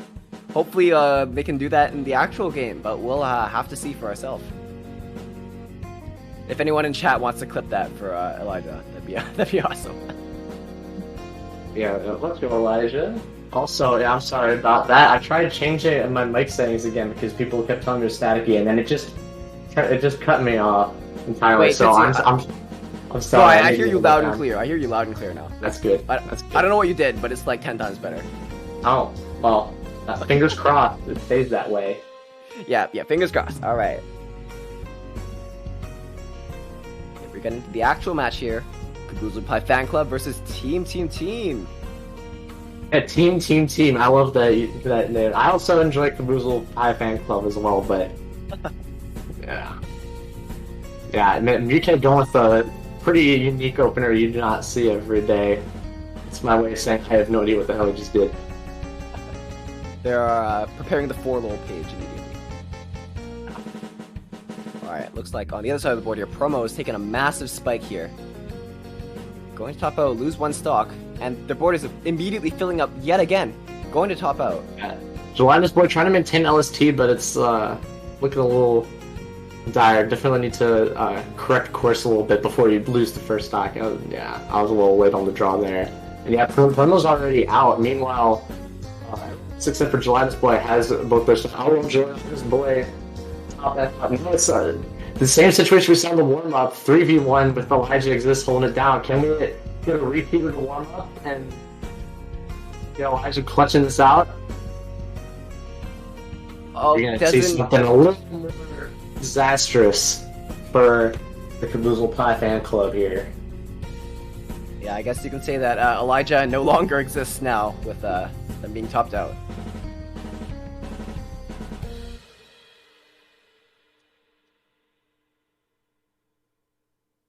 Well, it looks like a little bit of slightly BM from the team here, going with a very shaky top out. Wait, instead of because it was FT4 before, right? And now it's FT1 plus 4. Does that make a difference, really? Is that win by 1? I don't know. No, it's first to 1 and then you have to win by 4. Oh, wait. That might be a problem. Well, we'll cross that bridge when we get there. I don't know. Did I do things wrong? Maybe. I don't know. They can always just top out and get back to it after if that's needed. Yeah, it's okay. We'll get it together. Back to the game. And Promo's gonna lose their last stock here, getting real cheesed up. Yeah, it really makes you wonder though. Is it all just the teamwork, or is it also just some of their own gameplay within? But I don't know.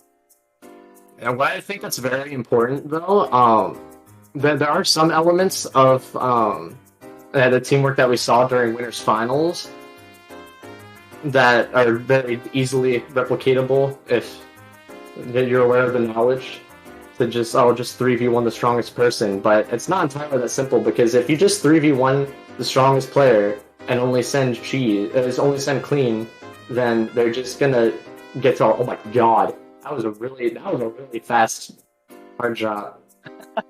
Goodness. Okay. Yeah, they're gonna be funneling the points over to Night Slayer. I forgot that they got the first point. So yeah, you have to think maybe Kaboozle Pie Fan Club will kind of change their targeting over, because if Night Slayer wins 2 more, it is game over. Like Promo yet again. That was the strategy that was the strategy that Team was employing. Was that cheesing up Promo's board. You can see that they had a lot of garbage to work through, and that's why he's getting topped out so fast. So that's the more difficult part, is getting the synergy between the different team members, figuring out who's going to send clean, who's going to send the cheese, and just really mess them up. Because if they all send entirely clean, then it'll be a problem. And I might be making it a little more big than it actually is, because inevitably some of the players will mess up their stack at some point, or just decide to send cheese and it's just over. Mm-hmm. So maybe I'm playing it up a little bit, but either way, it is an important bit of strategy that is not as easily replicatable as just get cyberbully the big guy. For sure. I don't know. I think that Promo is going to top out here. Man, Promo's really getting it. Yeah, no, Promo is indeed getting cyberbullied now. And yeah, Night Slayer figuring out how to turn his stats. That was not what I was expecting. I think they were going for a larger combo there, but didn't come to fruition. Oh yeah, Gelatinous Boy on their last stock, in addition to Night Slayer. So, with the exception of that Promo being eliminated early, this is looking like a pretty even game. And then, yeah, Gelatinous Boy getting topped out. It's a 3v1 situation between Elijah and the entirety of Team 3. Hey, Elijah's done it once. They can do it again. Yeah, exactly. And Elijah has an extra stock to work with too, whereas Night Slayer does not. But I don't know how much longer it's going to be a factor. He was blocking the garbage away with that. Oh, no! Yeah, so the other team members will be topping out rapidly. Best effort. Night Slayer. Looking scary. 3 points. Yeah, 3-0. Yeah, the rule set might not really matter much at all if that Team 3 can close this out with the 4-0 sweep. Yeah, looks like Night Slayer has the strongest swell out of everyone so far. Sending a lot of damage here. Promo yet again taking the heat here from the entire team. Going to top out down to their last life. Yeah, I think what's really carrying Team 3 right here is that they have a really good balance between I don't mean it's a disrespect to anyone, but the strongest player on their team has Muke, but Night Slayer also definitely holding their own, and that's what's making it easier to that takes some pressure off of Muke, and that makes it so that way Promo dives faster than any of the members of Team 3 do. And yeah, it's gonna be Promo getting topped out, losing both of their stocks before anyone else does. Muke losing their first stock, and that's a pretty vicious misdrop. They'll be able to get past it, but for how long? Yeah, fixing the misdrop. Missing the TST, but not TST, TSD, but Man, Kaboozled Family really needs this here. Gelatinous Boy's taking a lot of fire. Oh, you can't go a fractal down stack. Okay, yeah, no IP, so no TSD into Tetris for big spike. Soupy Kimchi trying to go for the ice spin, doesn't get top and out. Alright, yeah, 3v1 situation between Elijah and Team 3, but don't do this. I have a family, it was an accident. Yeah, Elijah exists begging for mercy in the chat here. I'm not sure if this strategy will work. Elijah has both his stocks left, and all the members of Team 3 are on their last stock, with the exception of UK, who's maybe they are getting a little mercy, I don't know. Yeah, I don't know. Elijah exists has no more stocks left, but apparently they do still have a wife and kids though, so that's something. This is... Yeah, I think Super Kimchi is out, so this might turn to a 1v1 between Elijah exists and... Oh, never mind. Oh, Elijah's just gonna call it there. Wow, that was... I was expecting to see a 1v1 between Nightslayer and Elijah. I'm not stacking out of that. You know what? Understandable. I would stack out of that. At the same time, I do not blame you. It's tough. Both players, it's both teams.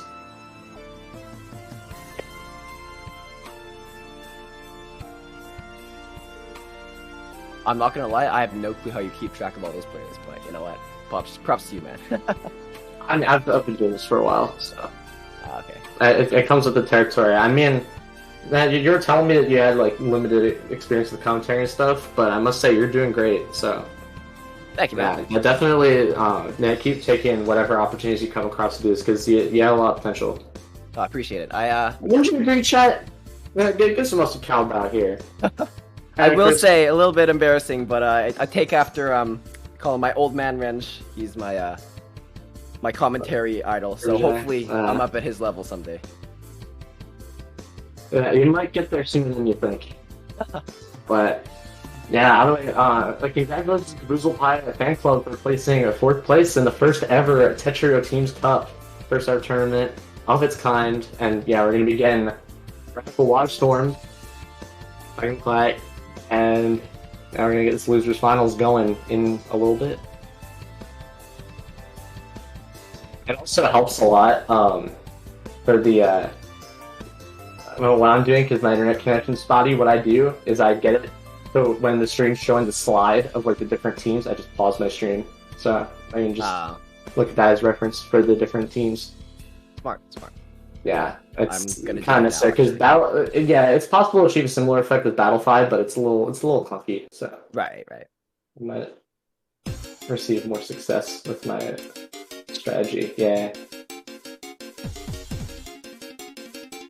and thankfully, Giga Chad Tato's holding it down, production and tournament organization, and giving us ample time to pause, so that way we can look at the teams and have that up size reference.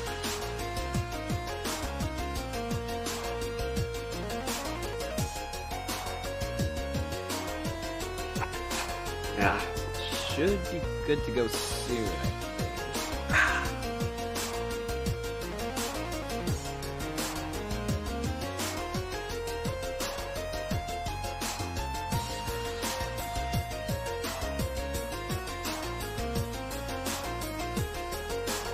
We're getting to a warm-up here. Oh, or not. Nuke says no. And Radical Cup says warm-up is for nerds.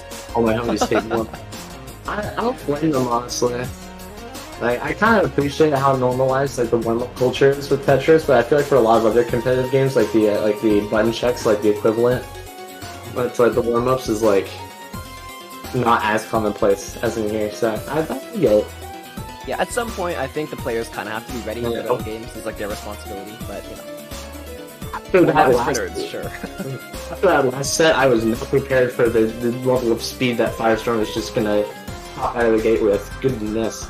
I mean, it's not really a matter in the long run, you know, still getting topped out very early, but it's alright. Yeah, Firestorm's like, I don't know what to do here. I think all the stocks are gone. But Nightslayer's first stock also getting erased just now, just stalling for as long as possible to try and buy the team a little bit of time. I mean, it definitely seems viable, whether options. Seems to be working. Oh, Nightslayer already popping up before Firestorm. That is insane. Okay, so yeah, both teams are already losing a player, so this is a 2v2 here for this game 1. This is looking like a pretty tight set already. We're getting these like clean 2v2 situations. Oh, Water Dud losing first back.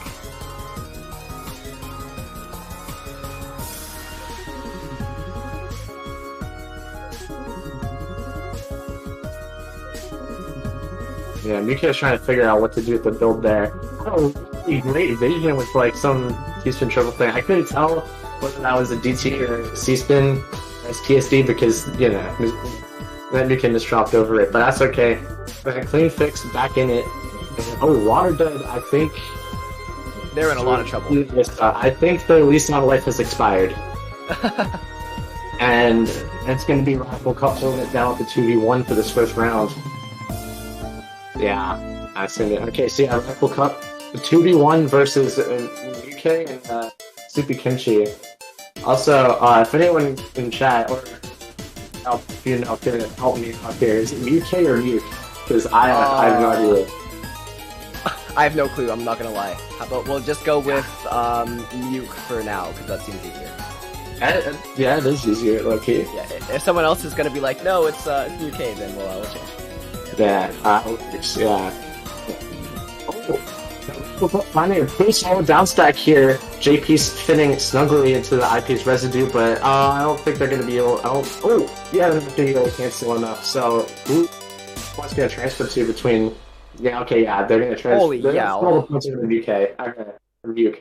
Yeah, Muke is going absolutely crazy there at 3 PPS. I don't know if that's normal, 3 PPS, but that's crazy to me. SS moment. But that looks like Water Dud's leading with some MS2, I believe. But transition into Imp Cross. Yeah. Without the rotation. Without the cross for the Imp. It's okay though. It wasn't an Imp Cross, it was an Imp Cross. Potentially, but it's okay. I don't know how to do MS2, so I'll give Water Dud the props that are just so deserved for that. And nice here. So yeah, in contrast to the first round, the lead's going to be going to Radical Waterstorm right now. And so yeah, it definitely seems to be a lot more of an even contentious set than the previous ones that I've had the privilege of casting. It's definitely interesting to see when two heroes are close. Downstack from Firestorm. Okay. About to lose their first stock right here. Super Kimchi with side full wide. Applying even further pressure onto the UK.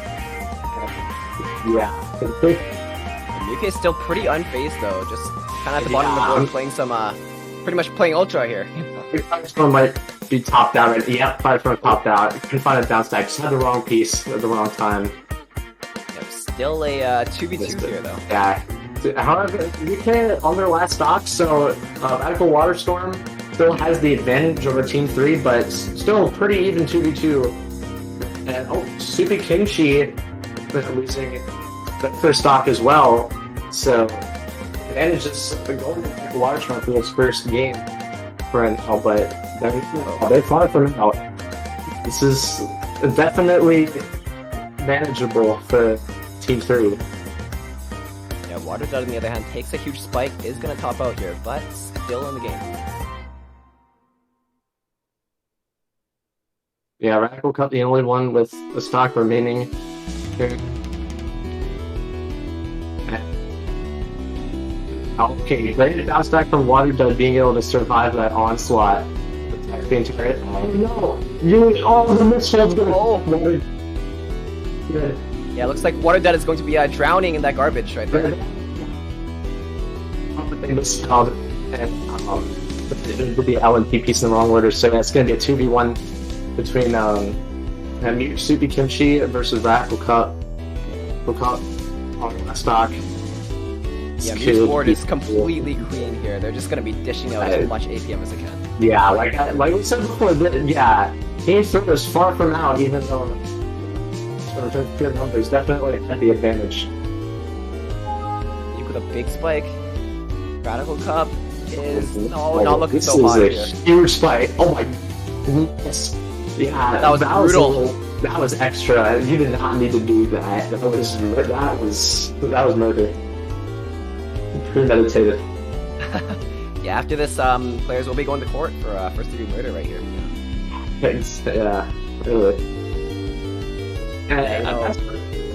This is another thing that I really appreciate about this format that I'm seeing here in Tetra and Teams Cup for the first time. I feel like the always 100% issue people have presented with modern Tetris, and it's just like, oh, there's no like tangible like consequence in terms like who's in an advantageous position of the game state, because someone can just bounce back through the entire board. But this format with like the team members and just like who's out and like who's not, who still has stocks left and how many, definitely solves that problem.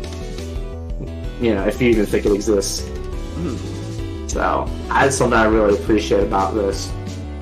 And I don't know how much Muke appreciates that, however, because both of those stocks are already going. So it looks like a Night Slayer over here just gonna top out from the combined attacks of Firestorm, Radical Cup, and Watergun. Yeah, That's rough. That's rough. Yeah, it seems to be a good night for Night Slayer here. Not much else they can do. But yeah, all three members of Radical Waterstorm keeping on the attack on Night Slayer. I'd say it's going to be a 3v1 between Super Kimchi and the entirety of Radical Waterstorm. So yeah, but even though Radical Waterstorm had the advantage the last game, and Team 3 still brought it back, I feel like this time it might be curtains. I don't know how feasible the 3v1 situations are. Yeah. Because if this is like 2v2 situation, like you have less stocks, then like that's very unbackable. But yeah, case in point, Super Kimchi gets everything. They basically played it out 100% perfectly. Like they see the bounce stack. It's not enough against this combined pressure from all three members. Yeah, sometimes you just get cyberbullied. Yeah, it's more heavy. I mean, Super Kimchi did have a nice down stack there, but it's just not enough at that point. They're gonna figure out who to funnel all of the points to. And it seems like they're gonna funnel the points to Firestorm. A little bit of an interesting decision. And that's specifically because they're going to try and 3v1 Firestorm and get them out first. Yeah, Firestorm seems to be targeted a lot. Interesting. Yeah, I don't know how effective the strategy will be at funneling all the points over to them, but hey, I mean, they're top 3 for a reason. It's something that I don't. Exactly. I mean, FS is also their best player right now, so it does have That's such as how to absolutely annihilate this board from Nuke here. Yeah. I know, what I do think is interesting though is like sometimes the board states will be completely different. Like Radical Cup here, just kind of chilling and not really getting any garbage. But you know, there's other people like Nuke with a massive 5,000 spike on the board. So it has to be in 100. There has to be a triple-digit amount of garbage on Nuke's board here. For sure, especially when the players are just so talented to be able to send so much. It's just, yeah. Yeah. I mean, it's really fair. This is like 3 people's worth of garbage that's just like uncontested, just piling up. So you would expect this to happen. And yeah, Nuke's doing a really good job of stalling up here. I think Firestorm already lost their first stock as well. Oh wait, Water Dud over here, building up a TST tower, very bold, gonna send over 2 T-spin triples. Yeah, it's not gonna be enough. Not quite. I like the effort though. That's cool. Yeah, no. In a 1v1 setting, that would be more than enough, but in this situation here, it's gonna be dire, so we're gonna have a 3v2 situation here. I'm sure a lot of players are realizing though, like strategies that would work in like regular, TL 1v1 versus is not really going to be as applicable here. And But in this instance right here, Firestorm being the first one to lose both their stocks was exactly what I was kind of questioning the decision of funneling the points over FSA. I wanted them to lose all their stocks. So yeah, it's going to be a Radical Cup 3v1 versus the entirety of Team 3. Yeah, with no one stock left, just their one. Haven't lost it yet. Yeah, maybe Slayer needs on more stocks left, but I don't have much of an issue that I'll pose. Oh, great ground stack fine from Radical Cup. That was what you have to do in that situation, but unfortunately it's too little too late. Yeah, Radical Cup just getting so much. Yeah, it's still not going to be enough though. Oh, no, it really makes you wonder though, like, what can you do when it's 3v1 and you're playing against, like, you know, the entire team? These players, yeah, these players, right? Yeah, so even if you cancel, you're just kind of delaying, and if you send, it's just gonna come back. Yeah, it's kind of unavoidable. I feel like Nuke had a pretty good bag for like a TKI PC, but unfortunately when you get sent that much garbage from so many people, it's you just don't have the time to do it, no matter how fast you are. Yeah. And especially with the speed example, we see like FS, they're being topped out and stuff, and they're incredibly fast. So you know. Yeah, but right now it seems that Radical Waterstorm is on the front leg here of this round. Firestorm losing their stock. So I was thinking that Muke was gonna lose all their stocks first, but it seems that was not what happened. Yeah, Mute really going strong. Oh, yeah. Getting a big spike just as I say that. Commentator's curse. I'm so sorry. Both Mute and Firestorm are going to be taken out of the equation here, at the same time. Yeah, I'd say very good decision to target Mute though, as we know. They have 3 points right now, just one more and they'll win. Like I said, out of the first or second round, Muke is like the best dollar that we've seen this tournament, and you know, in 1v1 context, like, when someone says that, they mean it a derogatory way, but in this instance, it is highly beneficial and very praiseworthy, so this is amazing gameplay from here, and I'm saying this 100% unironically. Yeah, amazing gameplay as Muke is just spinning their SPs back and forth.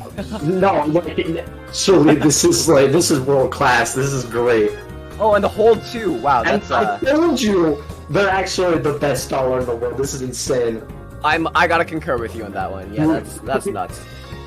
They're actually putting so much work right now for Team 3. I think that Muke has tanked more damage in just this 1 minute than I've sent in my entire Tetria career. But, you know, maybe that's just me. That might be an exaggeration, but I'm not sure about that. Well, hold on 1 second. You're gonna have to hold it down for a hot minute. Yeah, sounds good. Oh yeah, Muke is still stalling, going to top out though from Waterdud's attack. It's still looking pretty close here, but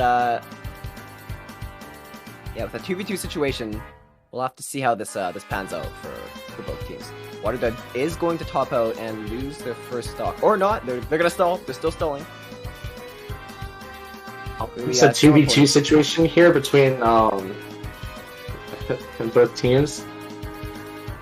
Alright, to be fair, Waterdud, yeah, gonna get popped out. So this is gonna be a 2v1 situation between Radical Cup and Net Slayer plus Soupy Kimchi. Pretty deadly combo, especially on match point here for Team 3, and Radical Cup already losing their first stock. Going for the PCO, but that's, you know, a bit of a risky option, but what else can you really do in this situation? I feel like you kind of SOL here. Yeah. Alright, that's gonna be it. What are you doing? Oh, not quite. No, they have to have they have all four. Because Muke was the first one to be eliminated, so Yeah, one of the points had to go to someone else. Oh wow, that adds a whole new layer of depth. I completely forgot about that. Okay. I think the first commentary block had the same thing. It's like, oh, the game's over. Wait, not yet? They're still going? Yeah. Oh, Muke getting targeted yet again. It seems like Radical Waterstorm really figuring out their strategy here. Yeah, Muke is getting very effectively cyberbullied here. This is looking a little dire here, because Muke can't contribute any offensive pressure here for the team. And kind of leaves Radical Waterstorm open to do whatever they want to do. So, Yeah, they can also build attacks or send to other people if they know that Nuke is going to be out. But Even if they're just still sending.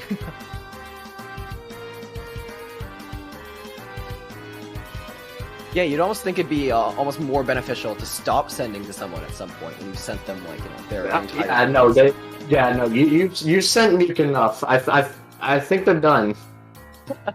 I don't think sending them anymore will be very beneficial unless they have the bounce tag. They have the bounce tag. So they'll be surviving for a while, actually. Yeah. On the other hand, though, Night Slayer just kind of trying to build like a 9-0 here, and I think a 9-0 is kind of a staple of the tournament I've noticed so far because it's just an easy way to dish out like a lot of damage. Oh my goodness! Oh wow! I look at Nuke's board. Do you see what I'm seeing? Wait, Nuke still has a down stack. Yeah. I mean, it's not gonna be enough. No, but it's saving them a lot of time though. That's crazy. Yeah. This is insane. Just how long Nuke's gonna be able to hold on for. Yeah, it seems like Radical Waterstorm's still sending a lot of attacks over to Muke, which is leaving Muke's team just enough time to try to come back here. Yeah, however, because Muke's not able to contribute any offensive pressure, it's leaving Radical Waterstorm ample opportunity to do as they please, and I say that, and then that happens. But it's kind of that's with a strong fractal there. I like that. The team did have the all stocks left for all members, so.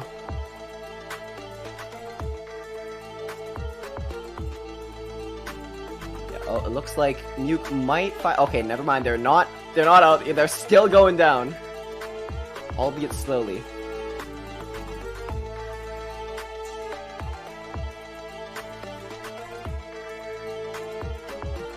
Nuke's still alive? How? Yeah, Nuke is still going. Nuke is still going. Good Lord. I think this one is the end though. This is the end now, but that was an extremely impressive run. Yeah, for sure. That was amazing. It does still keep the game going for both teams though. If Muke cannot get that final point. That was insane. How long Muke survived? Firestorm topped out. Wait, Muke is still alive? What? Yeah, I don't know what's going on. No, this is definitely it though. There's no more. Yeah. Okay, there we go. All right, so now it's gonna be a 2v2 between both teams here. Once again, I feel like we've been in this situation before. Having this situation happen multiple times, like an even game here, that makes this set very interesting. Very intense for both teams.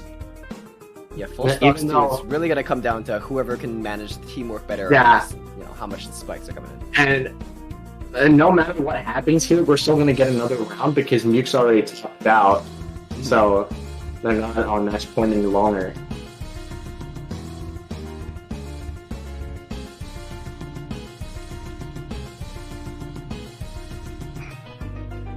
A good offense is a great defense. Yeah, for sure. That's fair. But yeah, no. Players, I don't know. I think you could tell that these players are really nervous though, because like it's like tournament life right here. So especially being so close for Muke's team here, it's really a lot of stress on them. Yeah, I mean it's not tournament life this round, but they're still at death's door. It's still very intense. Don't get me wrong. I'm just saying it's not over yet. And oh wow, both the remaining members of Radical Waterstorm, and yeah, since Soupy Kimchi already has a point, we're gonna funnel that point over. So yeah, this is interesting though because Soupy Kimchi with 2. Yeah, they'll have to decide who to target. They're gonna go for either Nuke or Soupy Kimchi. In a way, Team 3 has hit 5 points in first to 4. Yeah, it looks like they picked Muke as their target here. I wonder why.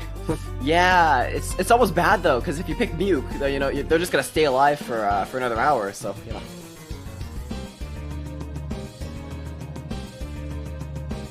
So on the other side, Super Kimchi is still alive, but unfortunate T-spin triple on the wrong overhang for Super Kimchi. I've done that one.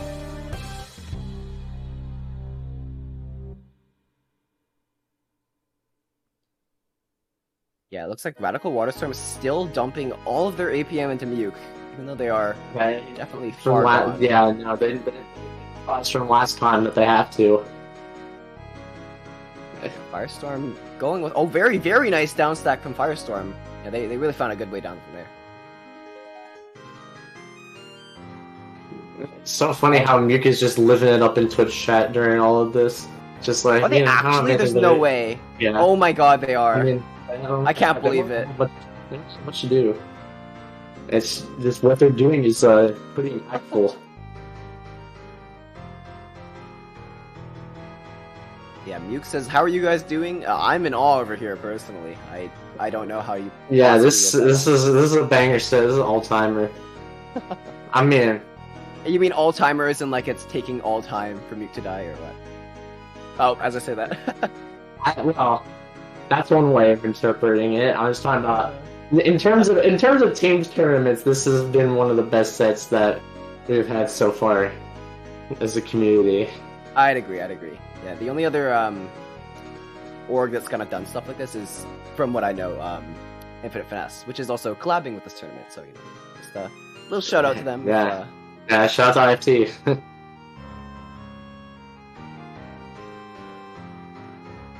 Yeah, Firestorm still has their last talk. I thought FS talked off for some reason. I'm silly. FS still in this. We're in a 3v2 situation here, so Radical Waterstorm may very well be able to take another point, but it's not just yet. Because even though Nextlayer is looking like they're going to get topped out, that's not over yet. But they still have another team. Sorry, Nextlayer still has no stock left. Excuse me. Firestorm really over sending the storm here. This is crazy. Alright, yep, now it's going to be 3v1 between Super Kimchi versus the entirety of Radical Waterstorm, including the FS. So, this might be curtains, but I mean, maybe Super Kimchi will show us how it's done. I don't know, it's not looking too hot, but... Yeah, it might not be looking too hot for Super Kimchi, but Radical Waterstorm sending over a lot of attacks that they need right now. I will say. Yeah, I mean, they gotta come back here. Yeah, no, it's Super Kimchi. Nobody says it's steamy kimchi. I'm gonna be honest, I haven't had much kimchi before. I don't know. Yeah, sorry. You a kimchi enjoyer? Well, yeah. Alright, yeah, Firestorm gonna get their second point here for the team. Okay, yeah, no, that's the same opening. So I'm gonna have to ask Mika for this live. What opener is that? That's crazy. Hey, you know what? You could probably ask them in chat when they start stalling. Yeah, I don't know if they're gonna be stalling. No, they're doing a great job surviving APM applied to them, however. Yeah, I think Muka's just really trying to stay alive here and close out a victory for the team. Yeah, because that's what they have to do, and that's what's happening right now. I mean... Oh, Firestorm taking a huge spike here. Yeah, this is the first time in quite a few rounds where Muke is out-survivable with Firestorm. Because in the past few rounds, Muke has been out-survivaled by FS, and that's what's been leading to other people besides Muke scoring points.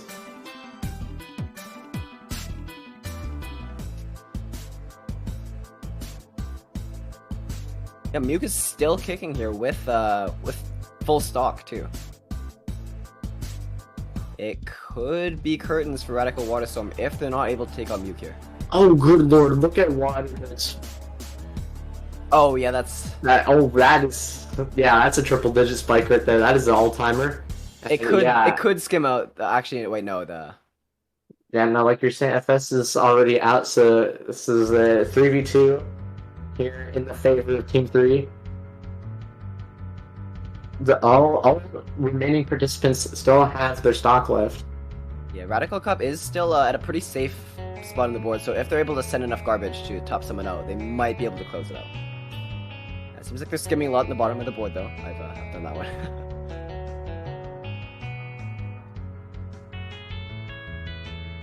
Now, Water taking some inspiration from Nuke, doing a little bit of stalling, but unfortunately, it's not going to buy too terribly much time. Still, a decent amount. Oh, this might be. I thought that was going to be a really hard mistrap fix, but no, and you can be able to get out of it. And okay, this is looking really good for Team 3 here. Radical Cup and Water Dead both have lost their stocks, whereas all 3 members of Team 3 are still holding on to their stocks. And, yeah. Radical Cup is down, and it's looking like a lot of trouble for them. Yeah, 3v1 Water Dead versus the entirety of Team 3, and they all have their stocks left. I think it might be GG's. Yeah, Muke is pumping out so much damage, and Water Dead is unfortunately going to fall. Yeah, unless they just completely throw. Okay, yeah, I was about to say, this is GG's, right? Yeah. Okay. Alright, wow, what a set. Oh my goodness. Alright, yeah, congratulations to Team 3 for defeating Radical Waterstorm and moving on to Grand Finals. And congratulations to Radical Waterstorm getting 3rd place in the first ever Tetrio Teams Cup. So, big props, big ups. Yeah, and they definitely have to do a lot to get to that point, so it's quite commendable. Momentarily we'll be getting to Grand Finals, but might be a little bit. I don't know. I feel like after a banger set like that, might need a little bit of time to recuperate. Yeah. That cheering for Muke in Grand Finals now, that's respectable. That is all I can say. Yeah, you'll have plenty of time to talk to Muke too, maybe in chat. Waiting for the stall. And we'll see. I feel like oh my god, it is way too late for me to be doing this. I completely forgot what the team was. Oh my god, I feel like Los Tres Insectos might be having a different approach to mitigate that a little bit, but we'll have to see. Yeah, Los Tres Insectos is a really sort of like team focusing heavy kind of strategy. So we'll maybe if they're able to adapt it, we'll see how it turns out. I feel like that was the case for like the other teams as well. It's just a lot more difficult.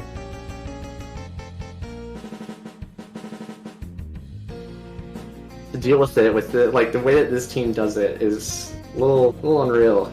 Oh, for sure.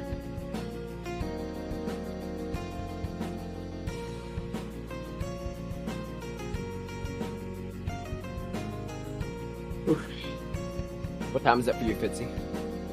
What time is it for me? Oh, it's only midnight. Okay, not too bad. It's manageable. It's Warm up, please. We haven't played in an hour. Yeah. Oh. Sure, okay, I think that's fair. Yeah, they should get a warm up.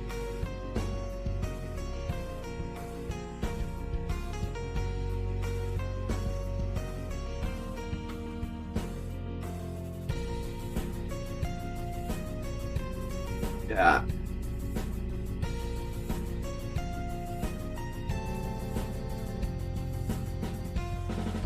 So yeah, so when did this tournament start? Like, is it at like 6 p.m. or something? I don't know what the time transition is. Let me just do the math. Like 5 hours ago. Wow. 5 or so. Wait. Like 5 or 6 hours. What was it? Yeah, I mean that's not a blow at anyone, by the way. It's just very impressive that everyone involved, the players, tournament organizers, production, commentators, you at home, been sticking around with us for that long. For sure, yeah. That really goes to show that the worth that this concept has.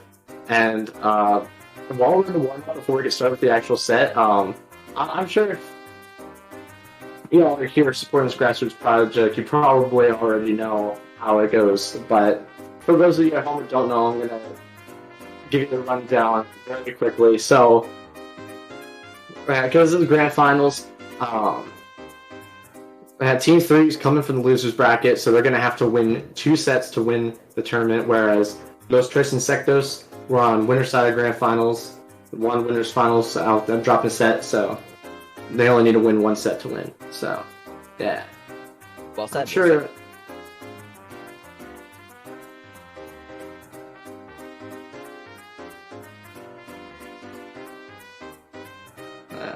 Well, back into the game though. Duck Life 4-player had a big downstack combo.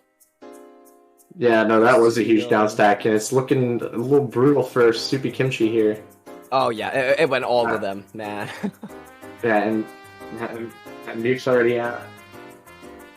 That's looking... yeah, it's looking like Los Tres Insectos will most likely take the warm-up round, but...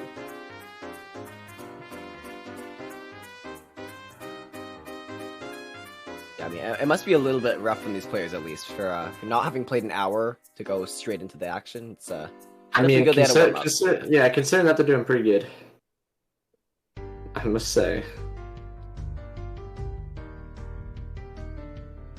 Oh, Dom PK, yeah. nice TST to top out Night Slayer here.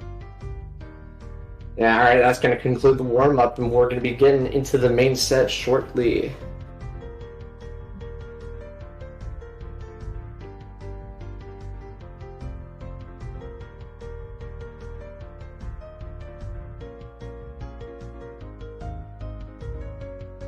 Dom PK says, enough yapping, let's get the ball rolling. Clearly Okay. someone's excited to win this. Wow. Well, we'll see what Team 3 has to say about that, but yeah. Nothing wrong with a little bit of a friendly banter between teams. Not at all. Wait, oh, it looks like Duck Life for player is not in the game. Okay, no, I don't really know what we're gonna do here. I think we should probably restart though. Yeah, probably. Yeah.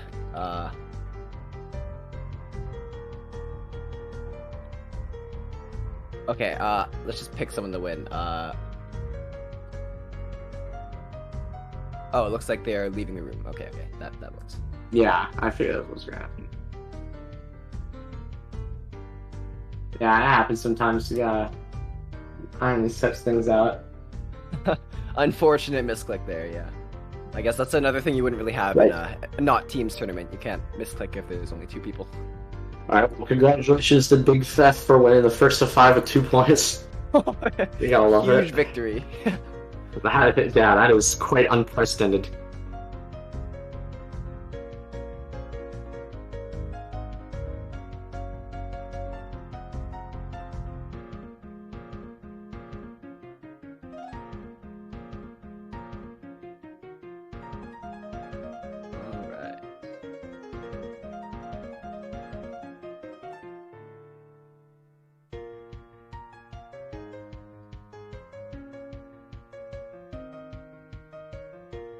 Alright. Duck Life says, I was yapping instead of getting the ball rolling. Oh, man. I think I respect it. It's what happens when your boss has pimp, I guess. Okay.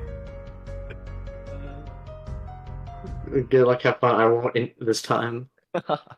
Alright, now we're going to be getting this match rolling here between the 2 teams that are remaining.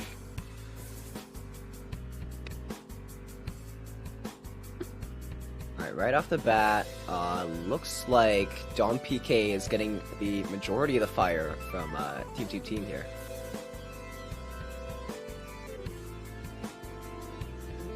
I'm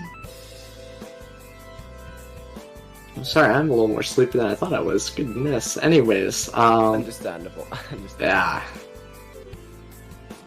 Can't imagine how the players must feel right now. Yeah, exactly. Although I'm sure adrenaline must help at least a little bit. Oh yeah, for sure. I think, okay, we're gonna see the classic Muke stall. No. unfortunately, they will not have a good stack that was conducive for such a thing. Unfortunate, but it gives me a bit more time to interact and chat with their fans here, I guess. So true. Night Slayer losing their stock, and Big Theft about to lose theirs here. Actually, no, Big Theft does not have this stock and will top out very shortly. So, but yeah, I think Night Slayer is about to top out as well. There's no way out at this point. That's unfortunate, yeah. Especially with how much APM Duck Life is sending. So yeah, 2v1 between Dom and Soupy Kimchi. Yeah. Two very strong players. It's gonna be difficult to get past that. Oh. Ooh. Yeah, some little points over to Duck Life. Yeah, I guess that will probably be the play. Assuming Duck Life doesn't get topped out quickly enough, you know. Okay, I'm sure they've kind of perfected the strategies at this point. It's like they know what's going on. Yeah, they're winner side of Grands. I feel like they might have something figured out. Like how to just send 100 lines to Nuke within like the first 3 seconds of the game. I literally blinked and suddenly Nuke's just dead. Yeah, that's over. That's okay. They still have another stock left. And Muke's doing a really good job of canceling this too. Yeah, you know, you got to remember too. Muke is still a top tier player, and they are able to keep their own besides just stalling. Oh, of course, yeah. As they get topped out, but you know, it's rough. How long for a relatively long time? Let's say. Yeah, both Donkey Kane and Night Slayer have lost their stocks, but it is looking like a 3v2 here, and yeah. Okay, it's going to be a 3v1 between Soupy Kimchi and the entirety of Los Tres Insectos. Yeah, it looks like this kimchi was a little bit too spicy for Soupy Kimchi, so they're gonna take a whole lot of garbage here. Yeah, and that's gonna be another point. It's gonna be funneled over to Duck Life for player. So yeah, Los Tres Insectos commanding a 2-0 lead in this grand final set. It is first to 5 though. It is first to 5. Yeah, it is first to 5 instead of first to 4, but you know, starting off 2-0 on the winner side of Grands is not a bad look in the slightest. Yeah. Nick was playing really well. Unfortunately, they just got sent way too much. It's just part of the course at this point. It's truly a TTC Nuke moment, unfortunately. Yeah. I was saying that first set that I commentated with Firestorm's team, I was saying, you know, if you're gonna get targeted this often and this bad, you know, you gotta view it as like a symbol of respect a little bit. So. And Nuke with no stocks left is really pumping out the APM as much as they can right now. Yeah, maintaining center well very well. Oh, the survival was crazy for a while, and then just got sent like 30 lines, and there's no eyepiece in their queue. There's nothing besides SZ and T pieces in their queue. Yeah, in the back though, Dawn PK's also knocked out Night Slayer, so it looks like Nuke can only really stall while Soupy Kimchi does their absolute best to do anything here. So that was Soupy Kimchi getting sent. Huge spike here. Soupy Kimchi great bounce back here. That's not gonna be enough. Oh, not quite enough, but a very admirable bounce back for Soupy Kimchi.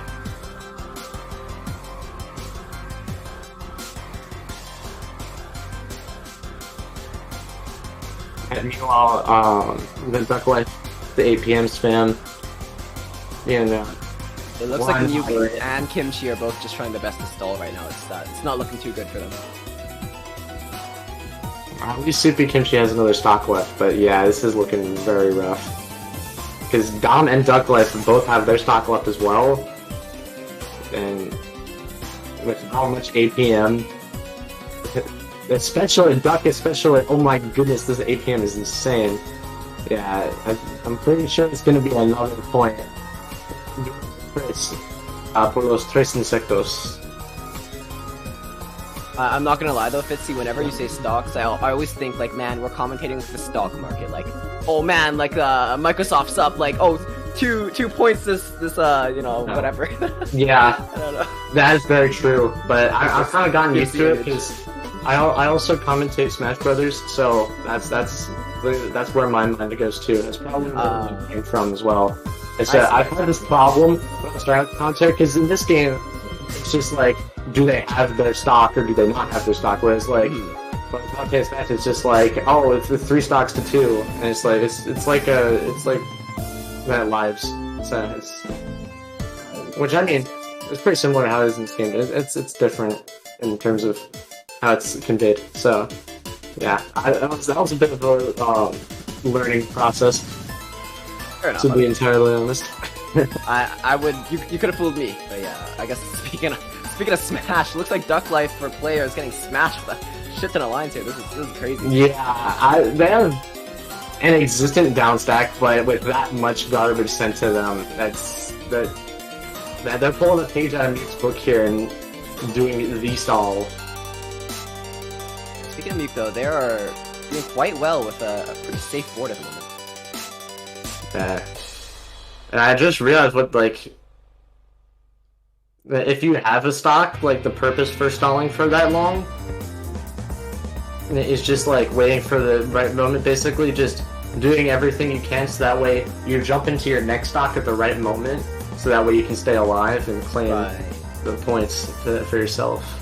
That's the purpose of stalling. Otherwise, if the points aren't being funneled to you, there's no reason for you to just, like, basically just burn a bunch of time like that. I guess, like, overall it is good to have stocks, though, for sure. Because, like, you know, imagine you're Muke or whatever, and you get targeted and instantly die. Like, you know, what else can you do? It's just... Yeah, not only does it create interactivity even while you're just sent, like, hundreds of lines. Oh, Duck Life for a player losing their stock and topping out. So, yeah. The only Big Fat and Soupy Kimchi sell their stocks. Oh, yeah, Muke gonna have to stall for a little while. On their last life too. It's up to Soupy Kimchi with 1 stock remaining to close out the distance. Yeah. Thankfully for Soupy Kimchi, Night Slayer is still on their last stock. Oh wait, no, come on. It's 2v1 between Soupy Kimchi and Night Slayer versus Big Fat. So this will be the first point for Team 3. My fault. Just realized what was going on. I'm so used to it. I don't know, it's a 2v1 situation, it's looking rough, and... Yeah, Soupy Kimchi isn't really getting sent too much, though, which is good for them.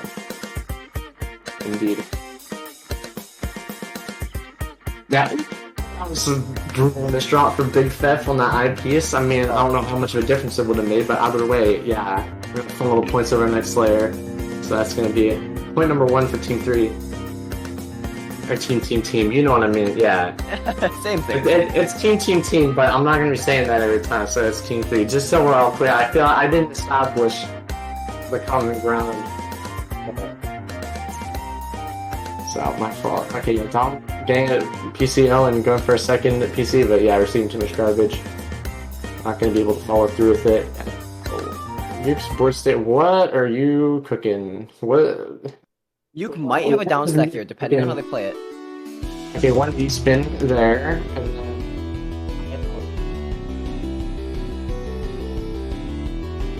Okay, that was an interesting down stack attempt from Muke, but... It was an attempt. Yeah.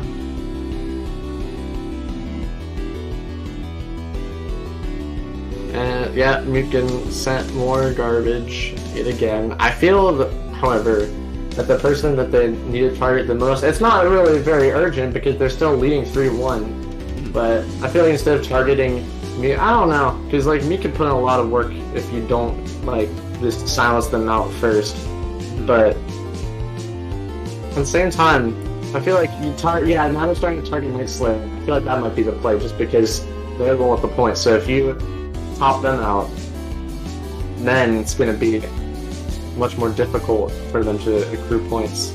Yeah, it gives you way more options. Oh, Night Slayer is gonna go down here. Duck Life 4 player gets one elimination, just gonna keep on pushing for another here. Sending a whole lot to Super Kimchi. They are going to top out and lose one of their stocks. Yeah, Super Kimchi. Oh yeah, I know it's getting to you too. Yeah, that's it. Yeah, it's just their stock. Yep, and Super Kimchi's gonna top out. So wow, and in that time, Muke is still technically alive. Oh wait, Duck Life has a 4 wide here. Yeah, side 4 wide, and yeah, all 3 members of Los Tres Insectos surviving intact that round. So yeah, okay, this is gonna be 4 player. Yeah, Duck Life for player, 4 points in this first of 5 on winner side of Grins. This is tournament point now. If Duck can survive this entire round, then their team wins the tournament. So. Yeah, they're really putting the 4 in Duck Life 4 player here. Yeah. They're putting the Tres and Los Tres Insectos. They think about it. I think that's the great part that comes out of teams tournaments. It's just the funny names people come up with. I love it. The one teams tournament that I ever entered, team name was just Arthritis. Arthritis, nice. Yeah, not really bad, but you know, compared to what some of these people have been pulling out for us, maybe not the most creative. Hey, if it works, I'll admit. It works. Well, no. Yeah, Night Slick losing their stock. I think Muke also lost their stock, so this was looking a little still a 3v3 situation, but Duck Life for player losing their stock as well. And yeah, this is a pretty unrecoverable down stack. I'm pretty sure Muke is going to be top end. It's pretty scary though with just said Duck Life in a safe spot right now. They just they're just saying GG in chat. Okay, I still have a 4-wide built up, but it's getting enough to cancel out for right now. Alright, Meat pops out. Slaying Super Kimchi versus the entirety of Los Tres Insectos. Yeah, Super Kimchi's board is not looking the hottest right now. Alright, yeah, Super Kimchi on their last stock. You may as well do your best for your team, but then how much can you really do against this absolute conglomerate of Tetris giants here? Wow. Yeah, it's looking like... We said it's over, but it's over. Los Tres Insectos have taken the first ever Tetrios Teams Cup. There we go. Very well played. Congratulations to Duck Life for player and the rest of Los Tres Insectos for taking the entire thing home, winning and securing the goal for the first ever Tetrios Teams Cup. And congratulations to Team 3 taking second place, silver medal. Very impressive showing here. It's definitely a long journey for all the teams, but just a round of applause to everyone that made it this far and everyone who just participated, because your support really means a lot to us, and it wouldn't happen if we didn't have the players. So Yeah, exactly. Yeah, exactly. Congratulations to everyone who came out and participated in this and made it the beautiful journey that it was. Couldn't have done it without you. And so, with that, I think we're going to be closing it out here. I'm not sure if Tatoes wanted to say anything for kind of closing stuff, as it is their turn. Yeah. Up to you, Tatoes. Yeah. Just let us know, and we will carry out your will. 30% of 0 cents. 30%. I have 6, so I actually don't know what the prize pool is. I hope you feel better soon, Tatos. Get some good rest after this. You did a good job.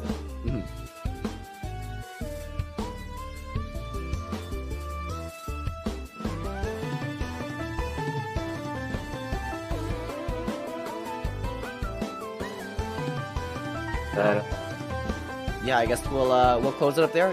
Big thank you again to everyone, and hopefully you'll join us for the next Tetra Teams Cup if that ever comes around. But yeah. Do you have any socials you want to shout out or anything like that, Cowbell? I don't believe that we have anything. I think maybe Ren showed it out some. I don't remember what it was before. No, I just meant for yourself. You Oh, know? for myself. Yeah. Oh, well, Before you hop off.